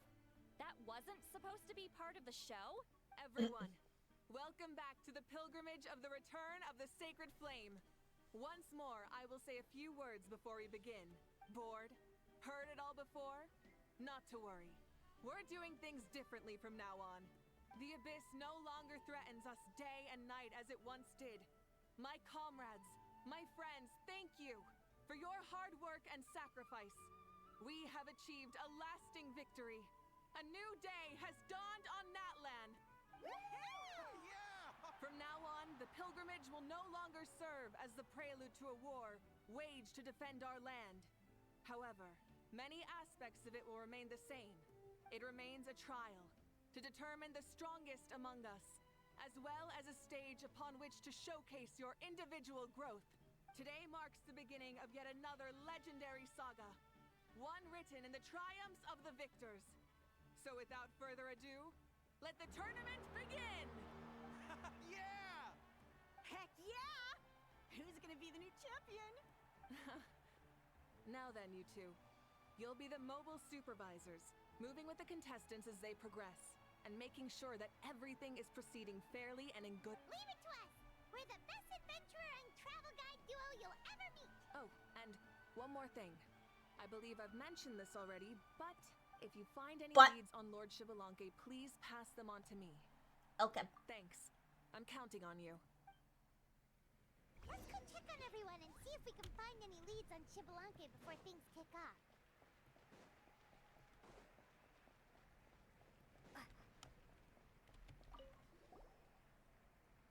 Oh, hi there, Eon-san. Are you gonna participate in the tournament? No, as a designer of the course, I'm out of the question. I'm here to cheer everyone on and monitor the pre-event warm-up. Contestants must limber up properly if they don't want to get injured. That's fair. Can we ask you something then? You know about Lord Shibalanke's resurrection, right? Have you seen anyone with that kind of aura over here? Yeah, the others told me about it. I kept my eye out and haven't noticed anything unusual. At least, I haven't seen any contestants whose strength or skills is clearly a cut above the rest. Got it, thank you. We'll keep asking around then. You're welcome. Wait one moment. Huh? You warmed up as well. You'll be running alongside them in the stadium, so you gotta go in prepared. Stretch, lower, again. Good.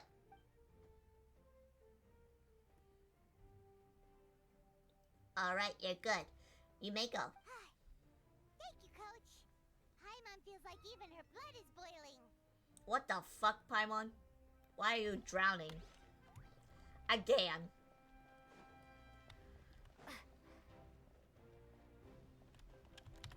Where do I even go? Yeah, I'm supposed to go up, but oh my god. Where is up? Where is up? Do I have to climb my way up there? I guess so. I'm climbing. I'm climbing. Don't mind me, guys. I'm just climbing. So, what's up?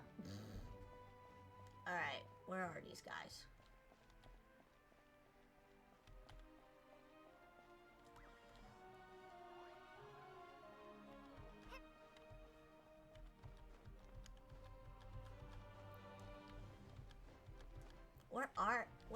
Where are these people? Oh. 1,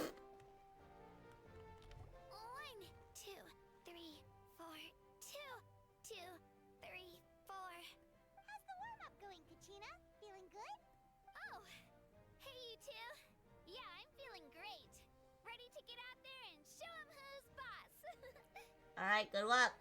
I'll give it my all. I mean, I don't know if I'll be able to win again, but as long as I learn something from the experience,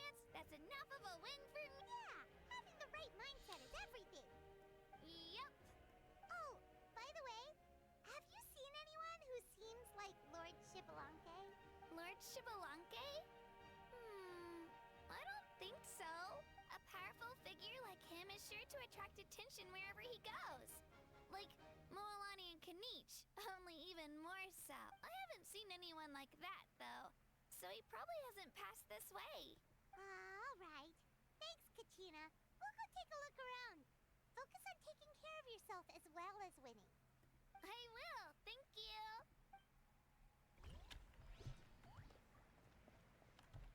Alright, I guess we'll go this way. This way around. Hey, Kanich, gonna take part in the tournament? Of course. I wouldn't dream of missing such a rare opportunity. Best of luck. You can do it. Where's the how, though? I locked him in a chest. I'm going to win the tournament solely on my own merit, so he's not needed during the competition. On a different note, have you heard anything about Lord Shibalanke?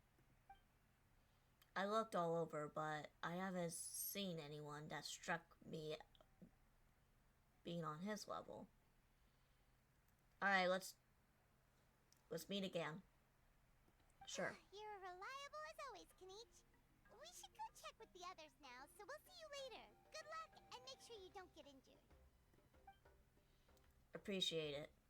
Wish you guys very success as well.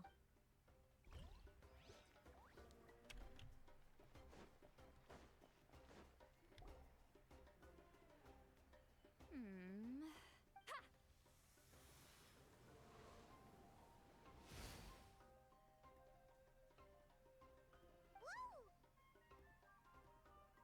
Oh? Well, hey there, Traveler and Paimon. What brings you here? Nothing much. I'm not buying what you're selling. The Traveler means it. Still, Paimon didn't think you'd be taking part, Sweet Lolly. Given who you are you sure it isn't against the rules? Though not a violation per se, what it will be is an unpleasant surprise for the young. Normally I stay out of this kind of event. Don't want to put too much pressure on everyone else. But we're celebrating the end of the war here, so I'll give the occasion the respect it deserves. Good luck then. Make sure you show off your super majestic side, alright? Well, aren't you the sweet talker today? Too much syrup on your pancakes this morning? Anyway, thank you both. I'll remember your words of encouragement and do my best. So, what was that? Ha! Thing all about? Some kind of strange ritual? Of course not. I was using my power to search for Lord Shibalanke. To be more precise, I was trying to look for him in the world of souls. After all, I also have no idea what he might look like. Still, nothing so far. But why? He is the first Pyro Archon after all. Isn't it a given that he'll be revived with an unimaginably large amount of power? Seems like we have to keep looking. Yeah, we don't have any leads yet. We'll check for leads somewhere else. Good luck, Granny, and take care. Be on your way now. Oh, and take care of yourselves too. Granny Eatsley will display her dashing self on the competition grounds soon enough. Seems like we still haven't found any useful clues. Maybe we should just go back and check in with Mauvika. Alright, I'll be right back. I need another snack. Ugh, I'm getting hungry all of a sudden.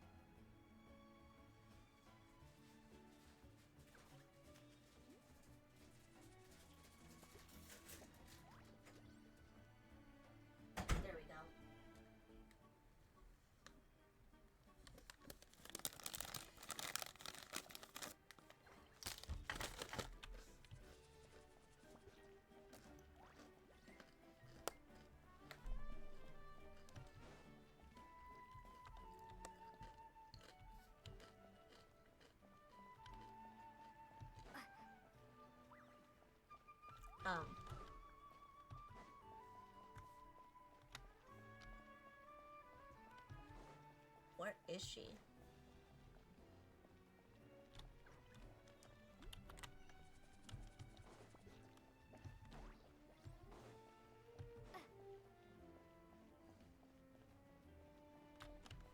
I guess she's down lower, but how do I even reach there? Alright, it's going to show me.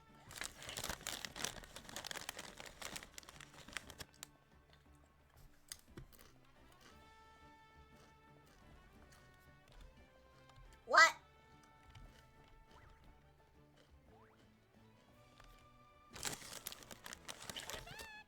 How am I supposed to know that? Ah, supervisors. Your report, please. How are the contestants doing? Madam Host, the contestants are doing great, and the competition is proceeding as scheduled. However, when it comes to Shibalanke... No leads, huh? The competition is almost about to begin, and there's still no sign of him? Not what you expected? Not necessarily. Still, let's go give everyone a warm welcome before we kick off. Sure.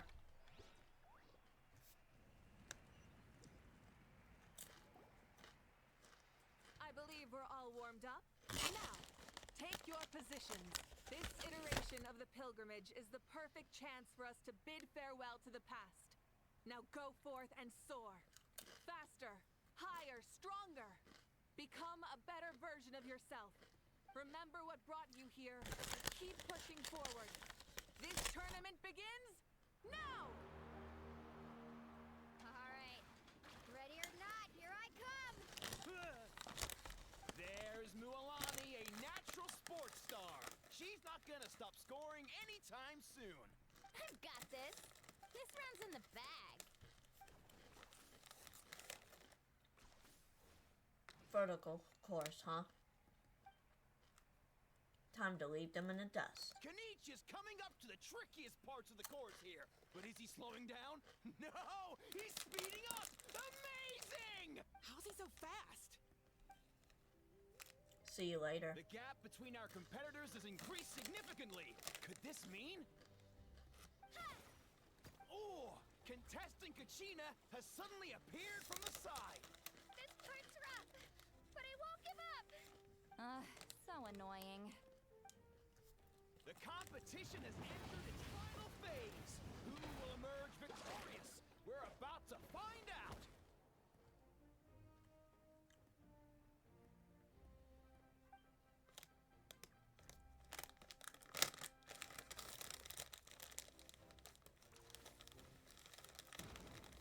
Damn.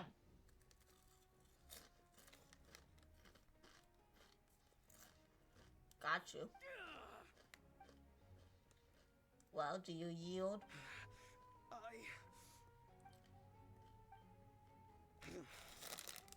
I yield. Our champion has emerged, and his name is Kanich! Kanich! Kanich! That's amazing! Woohoo! Yeah, that's our Kanich. I knew he'd win. What? So not only is this little punk hard to kill, but he's good at fighting too? This is just a skill. You beat me fair and square, Kanich. People always talk about how tough you are. Now I can say for sure, they're not exaggerating. It's funny. I was thinking to myself earlier that I might have a shot at winning this. Unless I have to face Kanich in the final. Come on, dude. What are you talking about? Losing to Kanich isn't really a loss at all. You've more than proven yourself, too. You can beat me up 30 times over. Damn. Huh, you heard that? They all recognize your strength as well. Strength. Oh yeah. Keep up the good work. Let's have a rematch sometime. Yeah. Oh, so good! But wait, if that's the end, where's Shibalanke? Wait, aren't we missing someone? Lord Shibalanke. Now that you mention it, where is he? Don't tell me.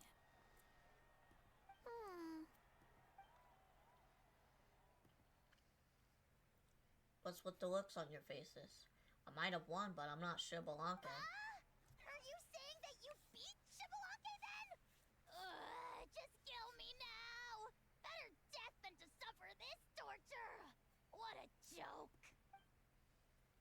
You might be onto something. I never met a runner-up before, so where did you get this good? That's impossible, right? Could he have placed so well because of some connection with Lord Shibalanke? You mean, he might be Shibalanke? Wait, I'm Shibalanke now? That's news to me. I've got it! Lord Shibalanke didn't want to steal anyone's thunder, so he must have lost the tournament on purpose. Wait, that doesn't make any sense. This is the most holy pilgrimage of the return of the sacred flame. How could anyone throw a match? Whoa, did Paimon say something wrong? Now everyone's talking about Shibalanka. Still, that guy was almost too good, wasn't he? We've never heard of him before, but he was still going toe-to-toe with Kanich. Could he really be?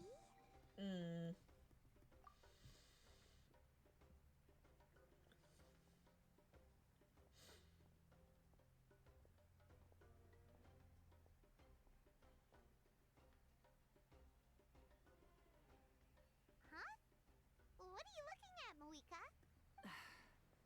I felt that something was off since the tournament began. Reflecting back on it, it wasn't because I could sense Shibalanke's power, but rather that I could not.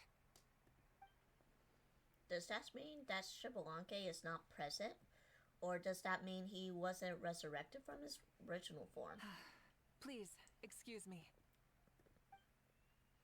Wait, she's going straight in the direction of the other contestants.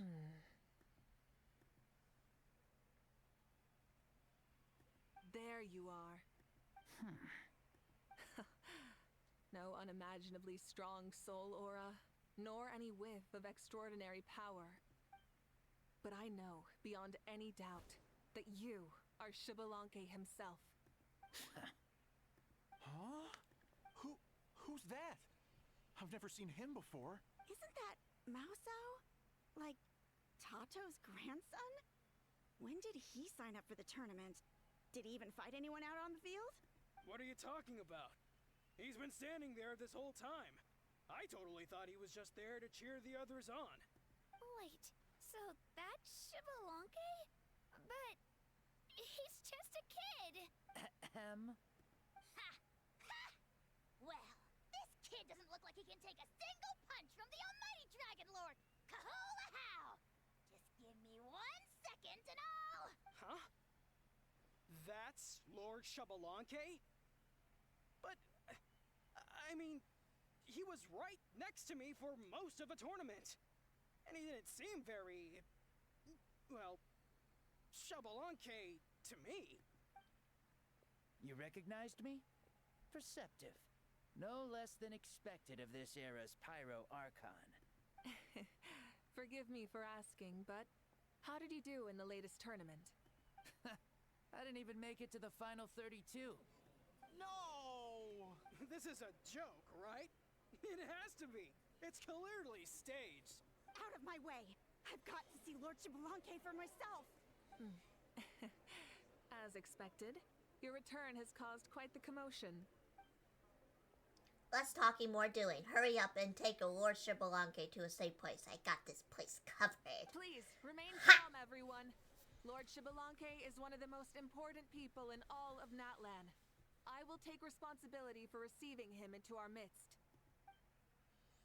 You heard our Archon. Just leave this to her. Don't worry. We'll let you know as soon as we know more.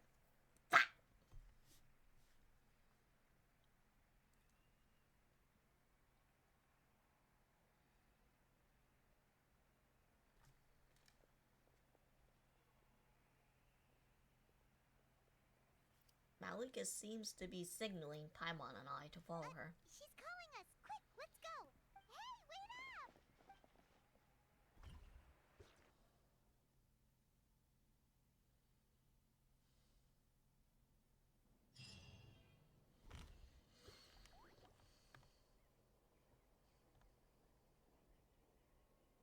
Okay, this should be far enough. Sorry for making you walk all this way. I am Natlan's current leader and Pyro Archon Mauvika. Lord Shibalanke, I said I was inviting you for a chat, but to be perfectly honest, this is also my first time doing something like this, so I don't even know where to begin. Oh? Oh no. He doesn't sound too impressed. You mean you've never hosted a long dead guy on his first trip home before? No worries.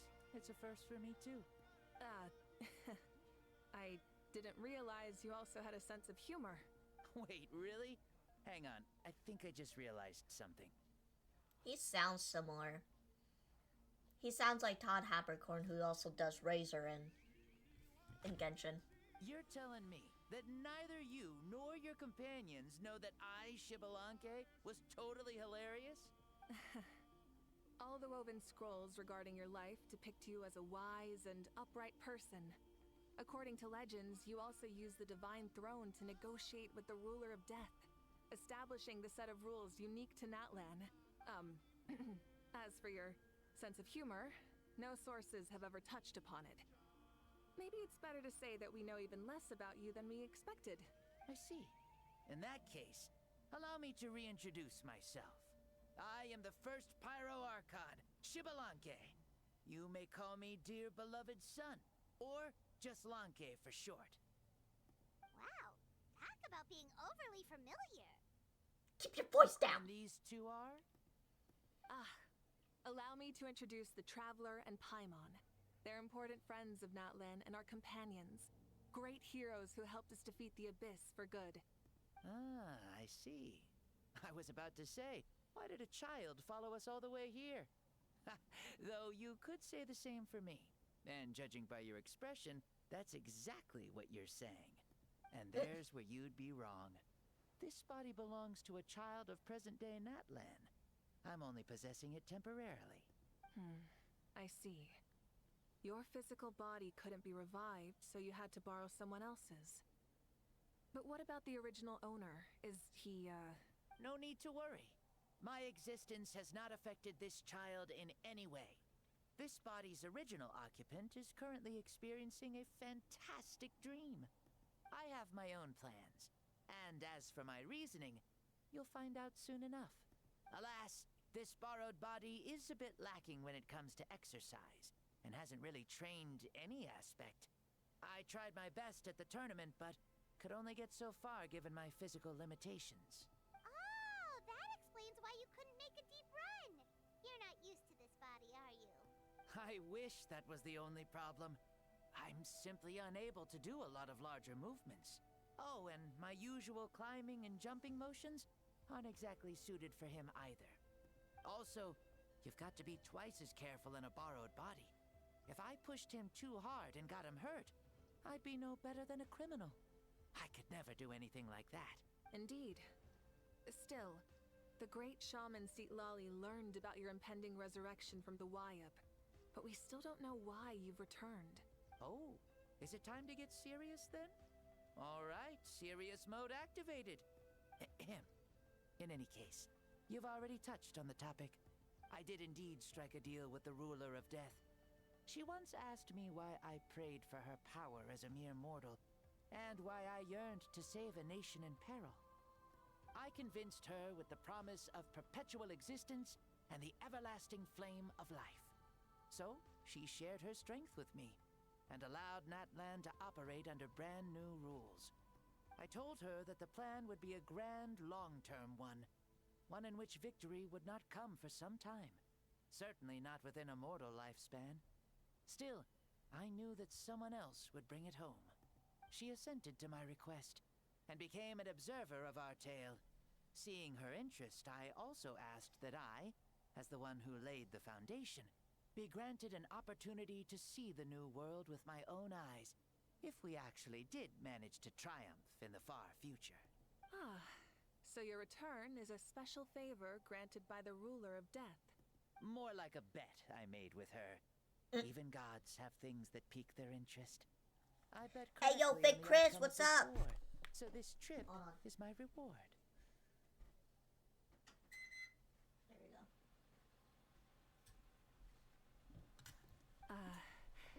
How do you feel about the Natlan of today? Does it meet your expectations? Oh, I like it a lot. Could you tell me more, by the way? I'd love to know how you managed to win the war. As you know, ours was an exceedingly grand, long-term plan. I'll skip over the most ancient parts and start with what I know. The battle from 500 years ago. The disaster struck suddenly, and Natlan was engulfed in darkness. Our land and faith were both shattered, and everyone believed that our nation's end was nigh. But even when thrust into battle against the abyss, fate, and the passage of time, our heroes did not give up hope of victory. We each shouldered our heavy duty using the power that you left behind. All the Pyro Archons in the last 500 years have devoted their lives to banishing the abyss, I've been doing our pretty good. tribes and faith, and uniting the people as one.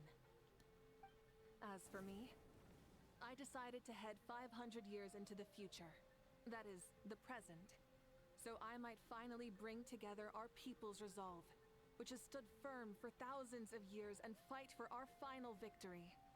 Of course, I had prepared for the worst.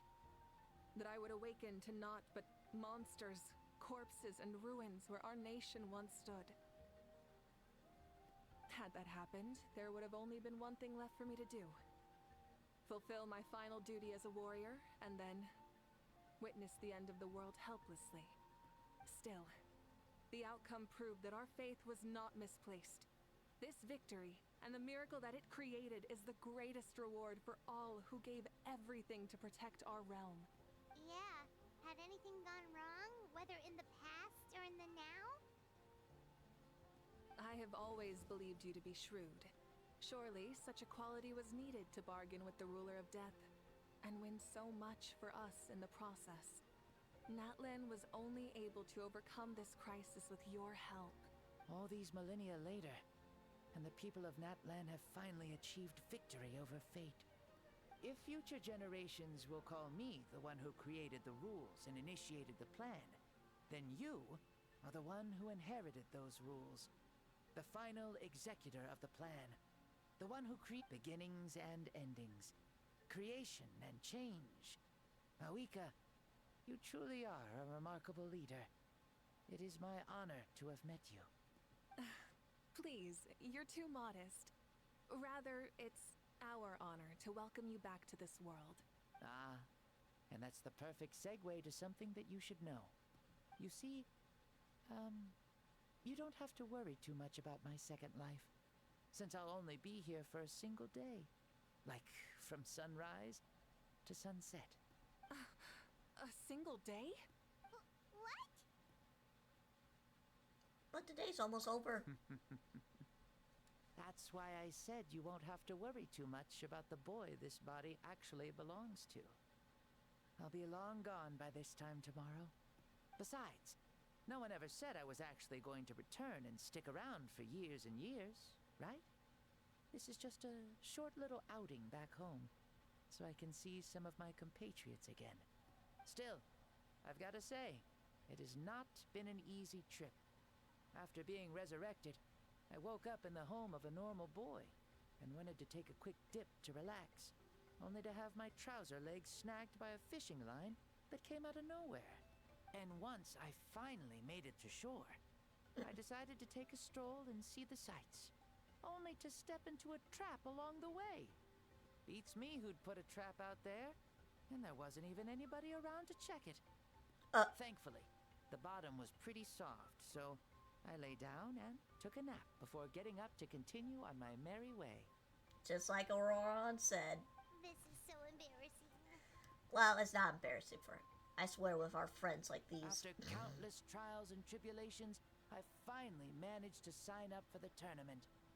But then, I ran into a girl who claimed to be a fitness coach. She insisted that my muscles weren't up to snuff, and made me do twice as many warm-up exercises as everyone else. Oof, you guys in the future sure have it rough. Well then, what's next for you? Oh, what a great question. I was just about to get to that. You're a pretty considerate gal. So, I do have a small wish that I haven't been able to fulfill. I managed to participate in the pilgrimage, but alas, my potential is restricted by this form. It sure would be nice if I could show everyone what I could actually do. Why is he stealing glances at us like that? Well, now that I've said it, care to help an old man out, hero? Huh? So, what are you capable of? See, I was also quite the formidable warrior in my time. Surely a match for Mauvika. I mean, I was the first Pyro Archon after all. I could shake the cliffs with a single punch, scale mountains with a single leap. Very formidable indeed. So, you'd like to spar with me? Yes. Using your current body? Will he be able to handle it? Don't worry. I'll find a suitable location for our duel, and a way to keep this body safe. The first sun. The ardent sun. This star is a flame, burning with a passion that will consume all. From the moment I first saw you, I knew you to be a true warrior, just like me. Surely you shall not refuse me this battle, O inheritor of my ancient name, the burning sun, Kiongozi Mauvika. I accept. Brilliant. In that case, let us free ourselves from mortal shape. Let the ancient souls guide you to the true arena of duels. Let's go!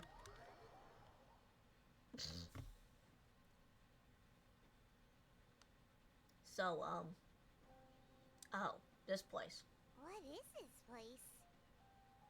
Never been here before? Is this a temple of the spirit?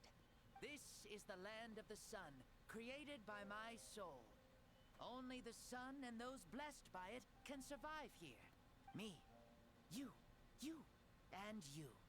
The sun, the other sun, Blessed One 1, and Blessed One 2. Blessed 1 is Paimon, not me. We've been blessed by the sun? The sun will remember the most virtuous stars. You are hope itself. The most radiant, most important friends we could have. We have invited you here, so you may witness the clash of suns. Huh, I see. We've manifested in an almost fully spiritual, consciousness-like form, removing the limits of our flesh. That's right. As I said, I knew you to be a born warrior the moment I laid eyes on you.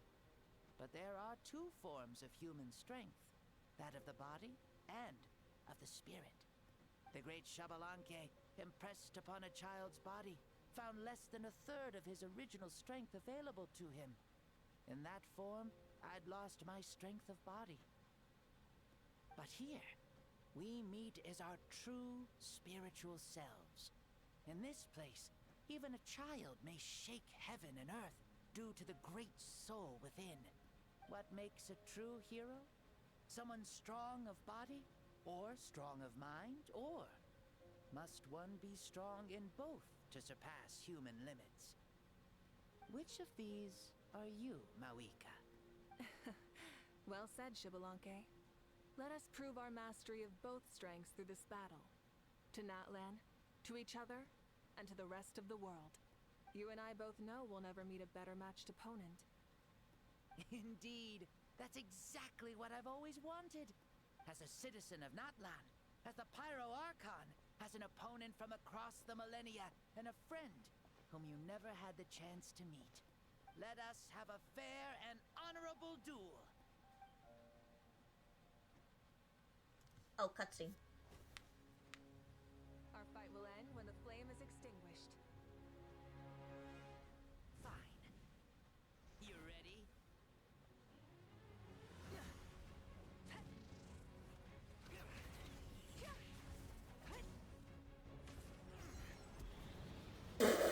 Oh my god.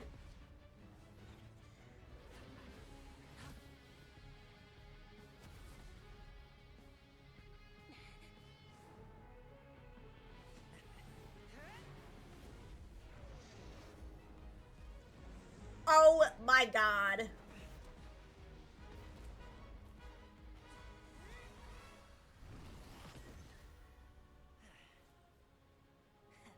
Well then. Do you ever feel tired or hopeless? No. In war, there's no time for that.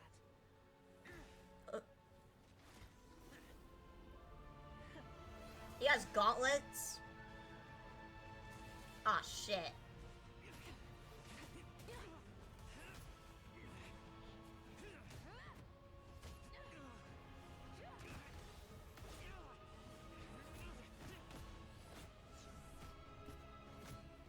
Oh my god, it's Dragon Ball! Let's go!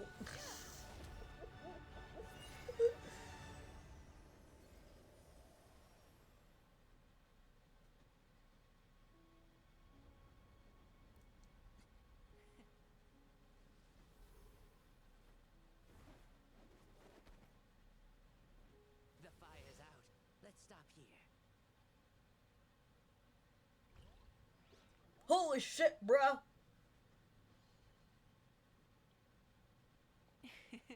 It was a great fight. That was an exhilarating battle, Mauvika. Looks like this old man's still got some fuel left in the tank after all. You jest, Lord Shibalanke. Your spirit is as strong and youthful as ever. Come now. Can't you tell I was making excuses for coming up just a hair short? Not by much. Just the slimmest of margins. Yet still, you actually won. I've always seen myself as the strongest warrior, but it would seem that the inheritance of ancient names has proven its worth after all. I bear the name Kiongozi, the leader of our people. After countless generations, this name came to you, and you used the power it accumulated over the years to defeat everything in your path. This battle has been most meaningful. Beyond the facts of victory and defeat, I've also learned a lot about you. Take, for example, your strength.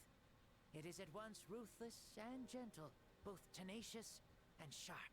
You neither overwhelm your opponent with sheer power, nor defy them with only your strength of will. You possess a great understanding of your own might, and will convert all of it into fuel, so you may climb to even greater heights. It is thanks to heroes like you that this war was won. I'd have never been able to return to the mortal realm otherwise. Your victory granted me this chance at a second life. Even if it is just for one day, the sun has risen again to drive away the darkness. Even the darkness of death that once enveloped me has been dispersed by your flames. Mauvika, you are the newborn sun, greater and more radiant. Allow me to give you a present to celebrate your victory. Ooh, there's a prize too? Paimon wants to know what it is. Coming from you, it must be super awesome. My journey is complete, and I have no more need for my remaining time. Mauvika, I would like to give you all my remaining life force, which I obtained from the ruler of death. Use it to awaken those you wish to see the most. Surely there must be at least one person that you'd like to meet. What? So it's a blank check to bring anyone back for a time? Though Natlan possesses incredibly unique ley lines, it is still extremely difficult to meet the dead outside of the Night Kingdom. Now, take it. Though we both became Pyro Archons in life, we were still born into this world as ordinary humans. There's no need to hesitate. Just do what you think is best. Thank you for the offer, but I don't think I'll be needing it. Huh? The past lives on in my memories, and will always remain my treasure. Meeting someone we can no longer see again will only lead to more longing. Rather than cling to the past, we should enshrine it in memory. Ever loved and never forgotten.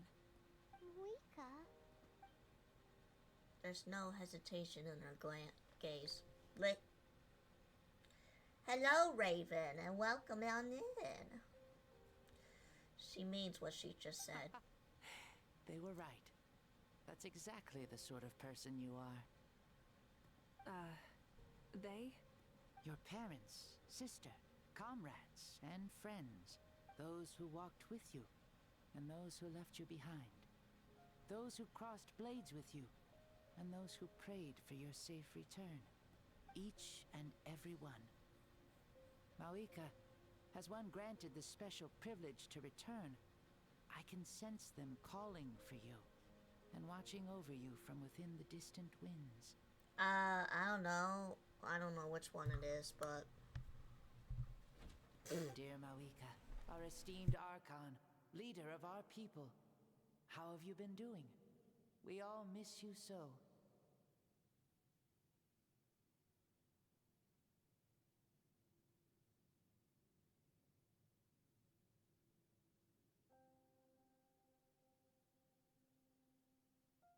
There are so many things we want to say to you, but if we really were to say them, they'd just be those simple, heartfelt words.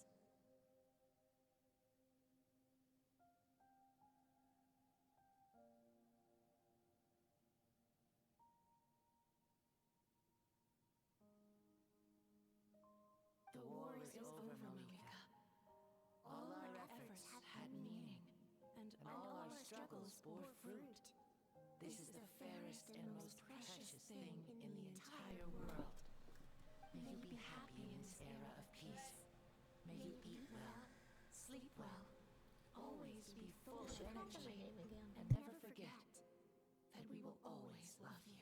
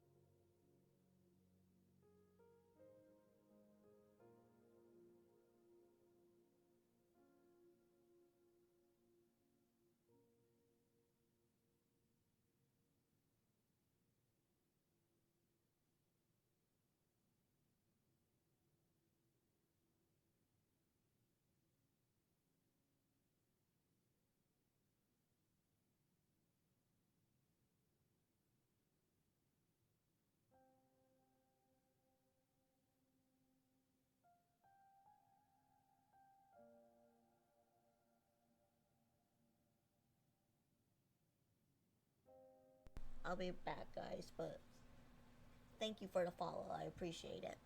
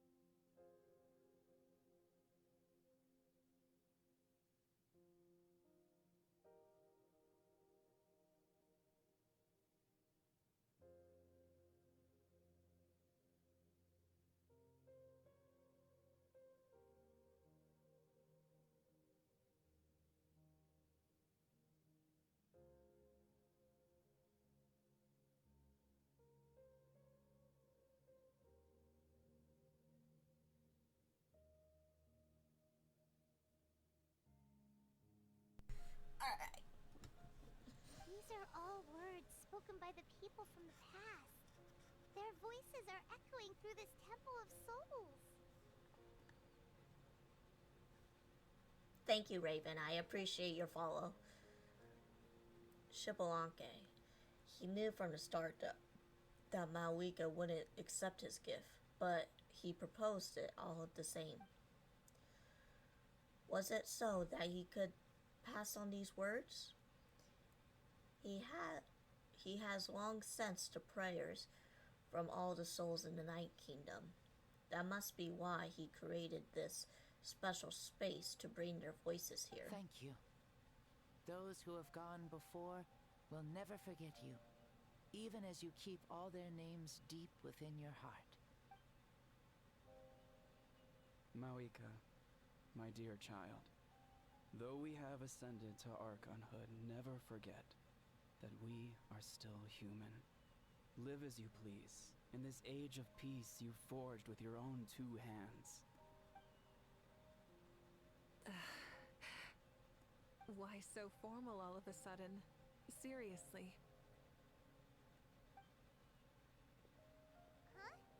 Mauvika, where are you going? Ho ho! Leaving already? Now you're the one acting all impatient. Since we're done with all the serious stuff, it's time to follow me.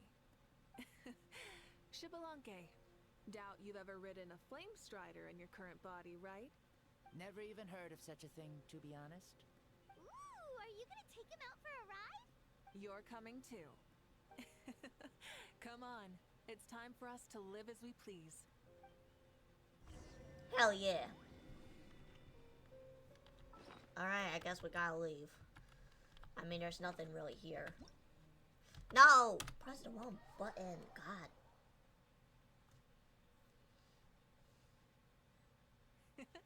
Helmets on, sit tight, and don't fall. Is this a board you can use to ride on the water?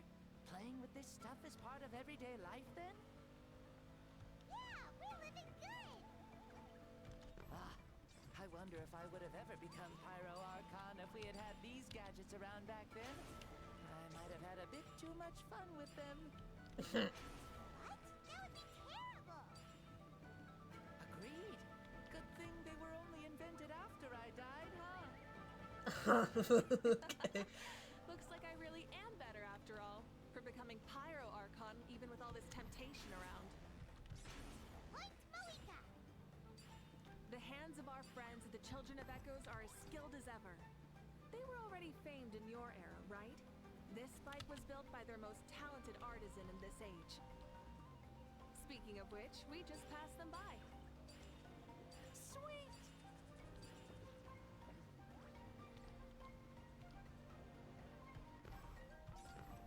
I don't know what I was supposed to do for those.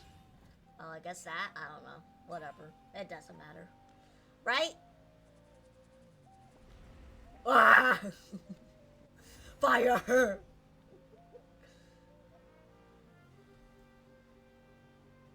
Is that Ochkanatlan? Ah, sure brings back memories. Oh yeah, that was built in your time, right? It's long become a landmark.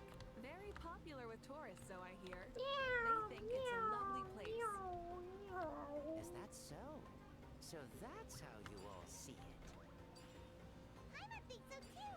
It's especially stunning if you look at it from a spirit way. The stories of the past become things people aspire to in the future. It's just like what they say. The apex reached by those who came before will become The apex? goals of those who This come after. is not Apex Legends. What is this game? That's good. That's how it should be. I'll bring those words back to the Night Kingdom and share them with everyone there.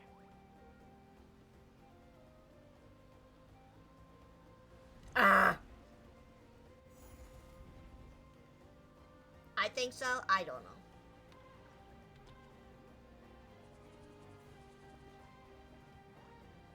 Maybe I am a little low, but I don't want to be screaming in your ears, so... They seem to be enjoying life. Just like the people of Natlan back then.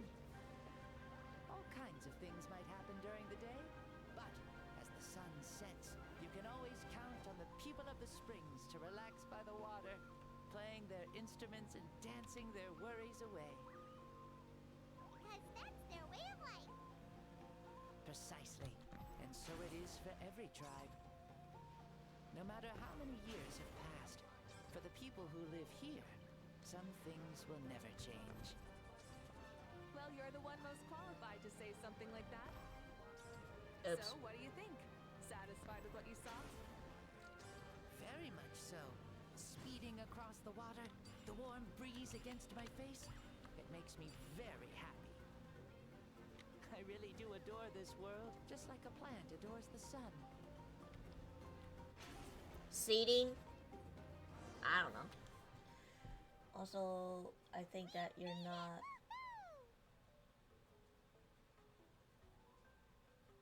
needing those things. Well, it's just fun, I guess. I don't care. Thank you, Mauvika. This has been a wonderful trip. Lovely things are meant to be shared. I don't know. It's the least we could do for our friend. I'll admit, I didn't expect people several thousand years in the future to see me as a friend. Not that I'm complaining. This old man's had a great day today. Thank you, dear friends. I can still remember how nervous you looked when you saw me for the first time, Mauvika. I'll cherish that memory. Oh, is it almost time? Yes, it is. Thank you for coming back to see us. This meeting means a lot to me as well. Well, time to go. Don't forget to lead a happy life. Aw, already? Paimon's gonna miss you.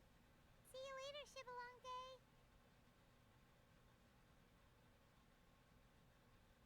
I think I just put it there for ADHD. Hey, ADHD gang, let's go.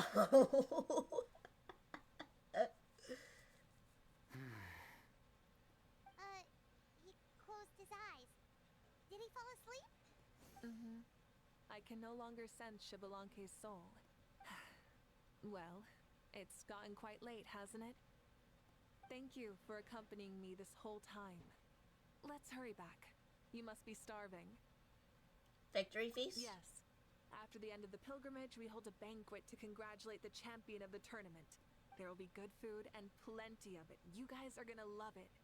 Mao Sao should be there too. I'll bring him over.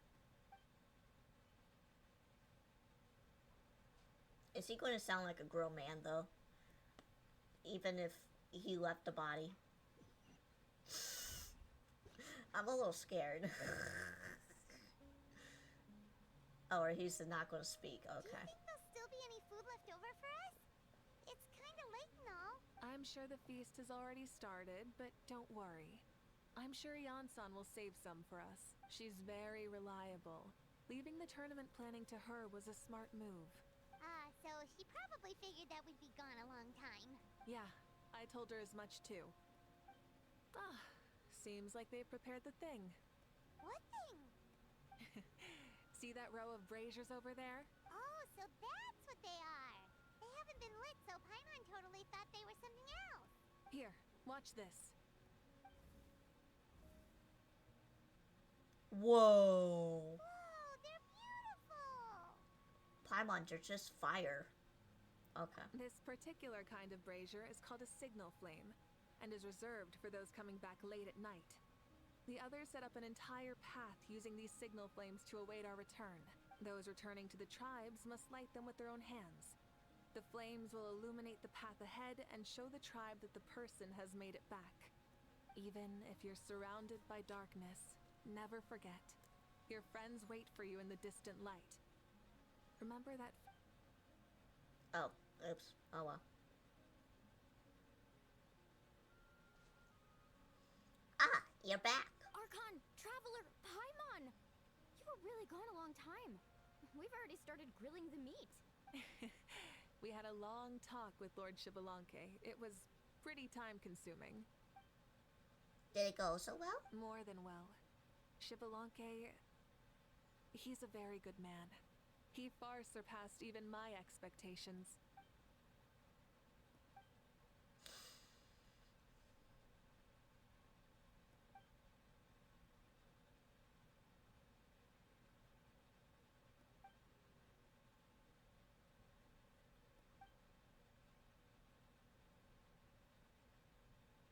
the only reason Lord Shibalanke didn't win the tournament is because he was limited by the physical body he was in.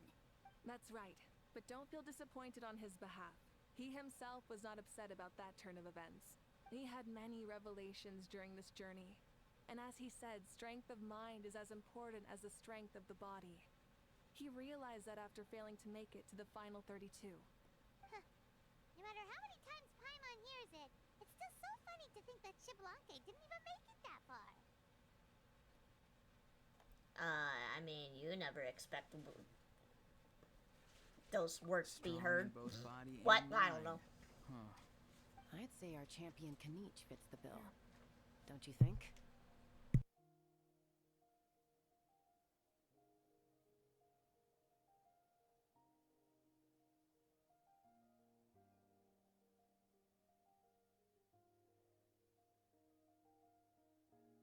My food has arrived.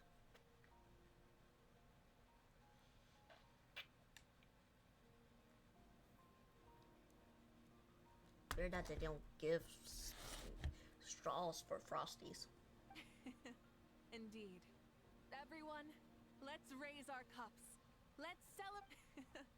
Kanich, you've proven yourself a true warrior and athlete. Congratulations on your triumph. Even he's crying. A toast to our champion. Cheers!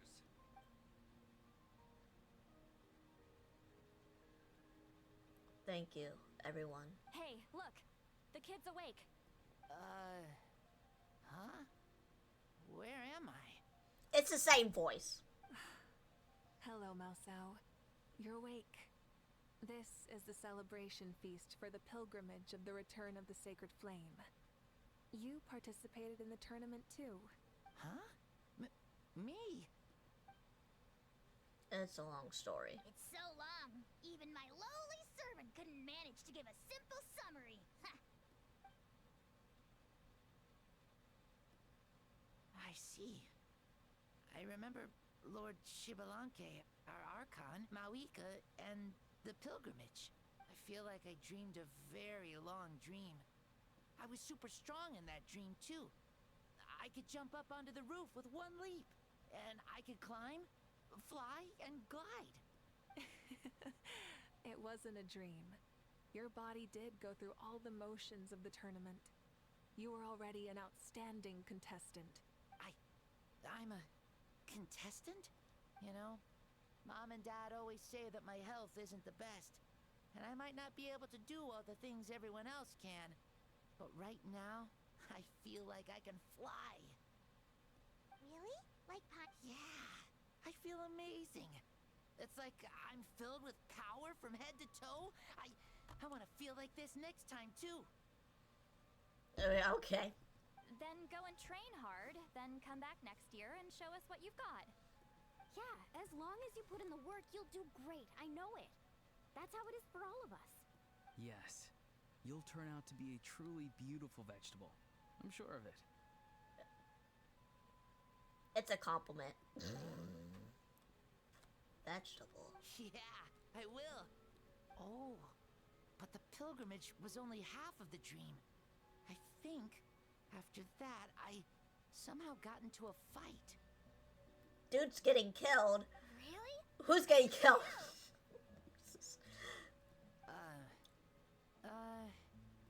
I think it was our Archon. That wasn't a dream either. I did have a duel with Shibalanke. Huh? I was hoping to save this until later, but since we're already on this topic, I've got another piece of good news to share. Oh, he's a death flag? I mean, he could be. Could.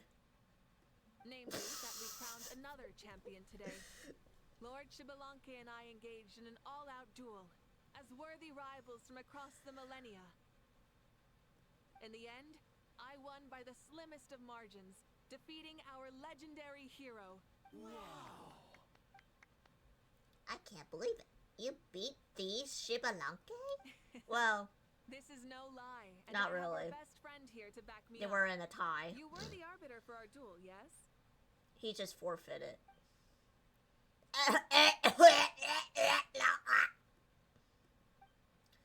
Mauvika is right. Paimon and I witnessed her victory with our own eyes. And that's it. That's all we get to speak. Yeah! Amazing! What an achievement! Come on, everyone, let's have another toast. For our Archon this time. Very well. Acknowledge my victory. Recognize my valor and drink this wine of victory for me. And she's drunk. See, Lolly's drunk. Again. It's not surprising. Yeah. It's been quite some time since I've done so much in a day. Or But you felt that it's gone on for so long. But you got a sense of accomplishment to match, right? Of course. Oh, right. Mauvika, the Traveler said there was something to ask you. I was thinking, you were fighting Shibalanke for such a long time. Did you ever falter or wonder if you might lose to him, even for a second? No. In battle, there's no time for that. So it never crossed my mind. Huh. That's the same answer as last time. How come she knew what I was thinking? The night is still young. Cheers. She can read our minds. We gotta get out of here. Oh boy, 5 hours of streaming? Yeah, I think I'm done for now.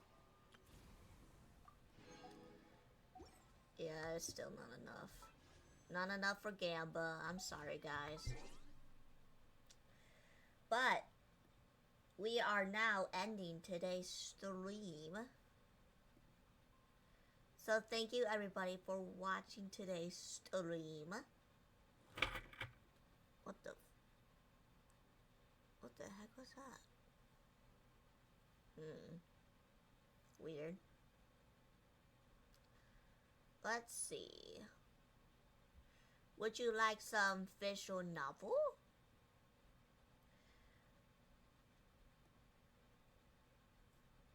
Because we're gonna raid Mr. Aphrodite here, playing some Colonel Sanders visual novel.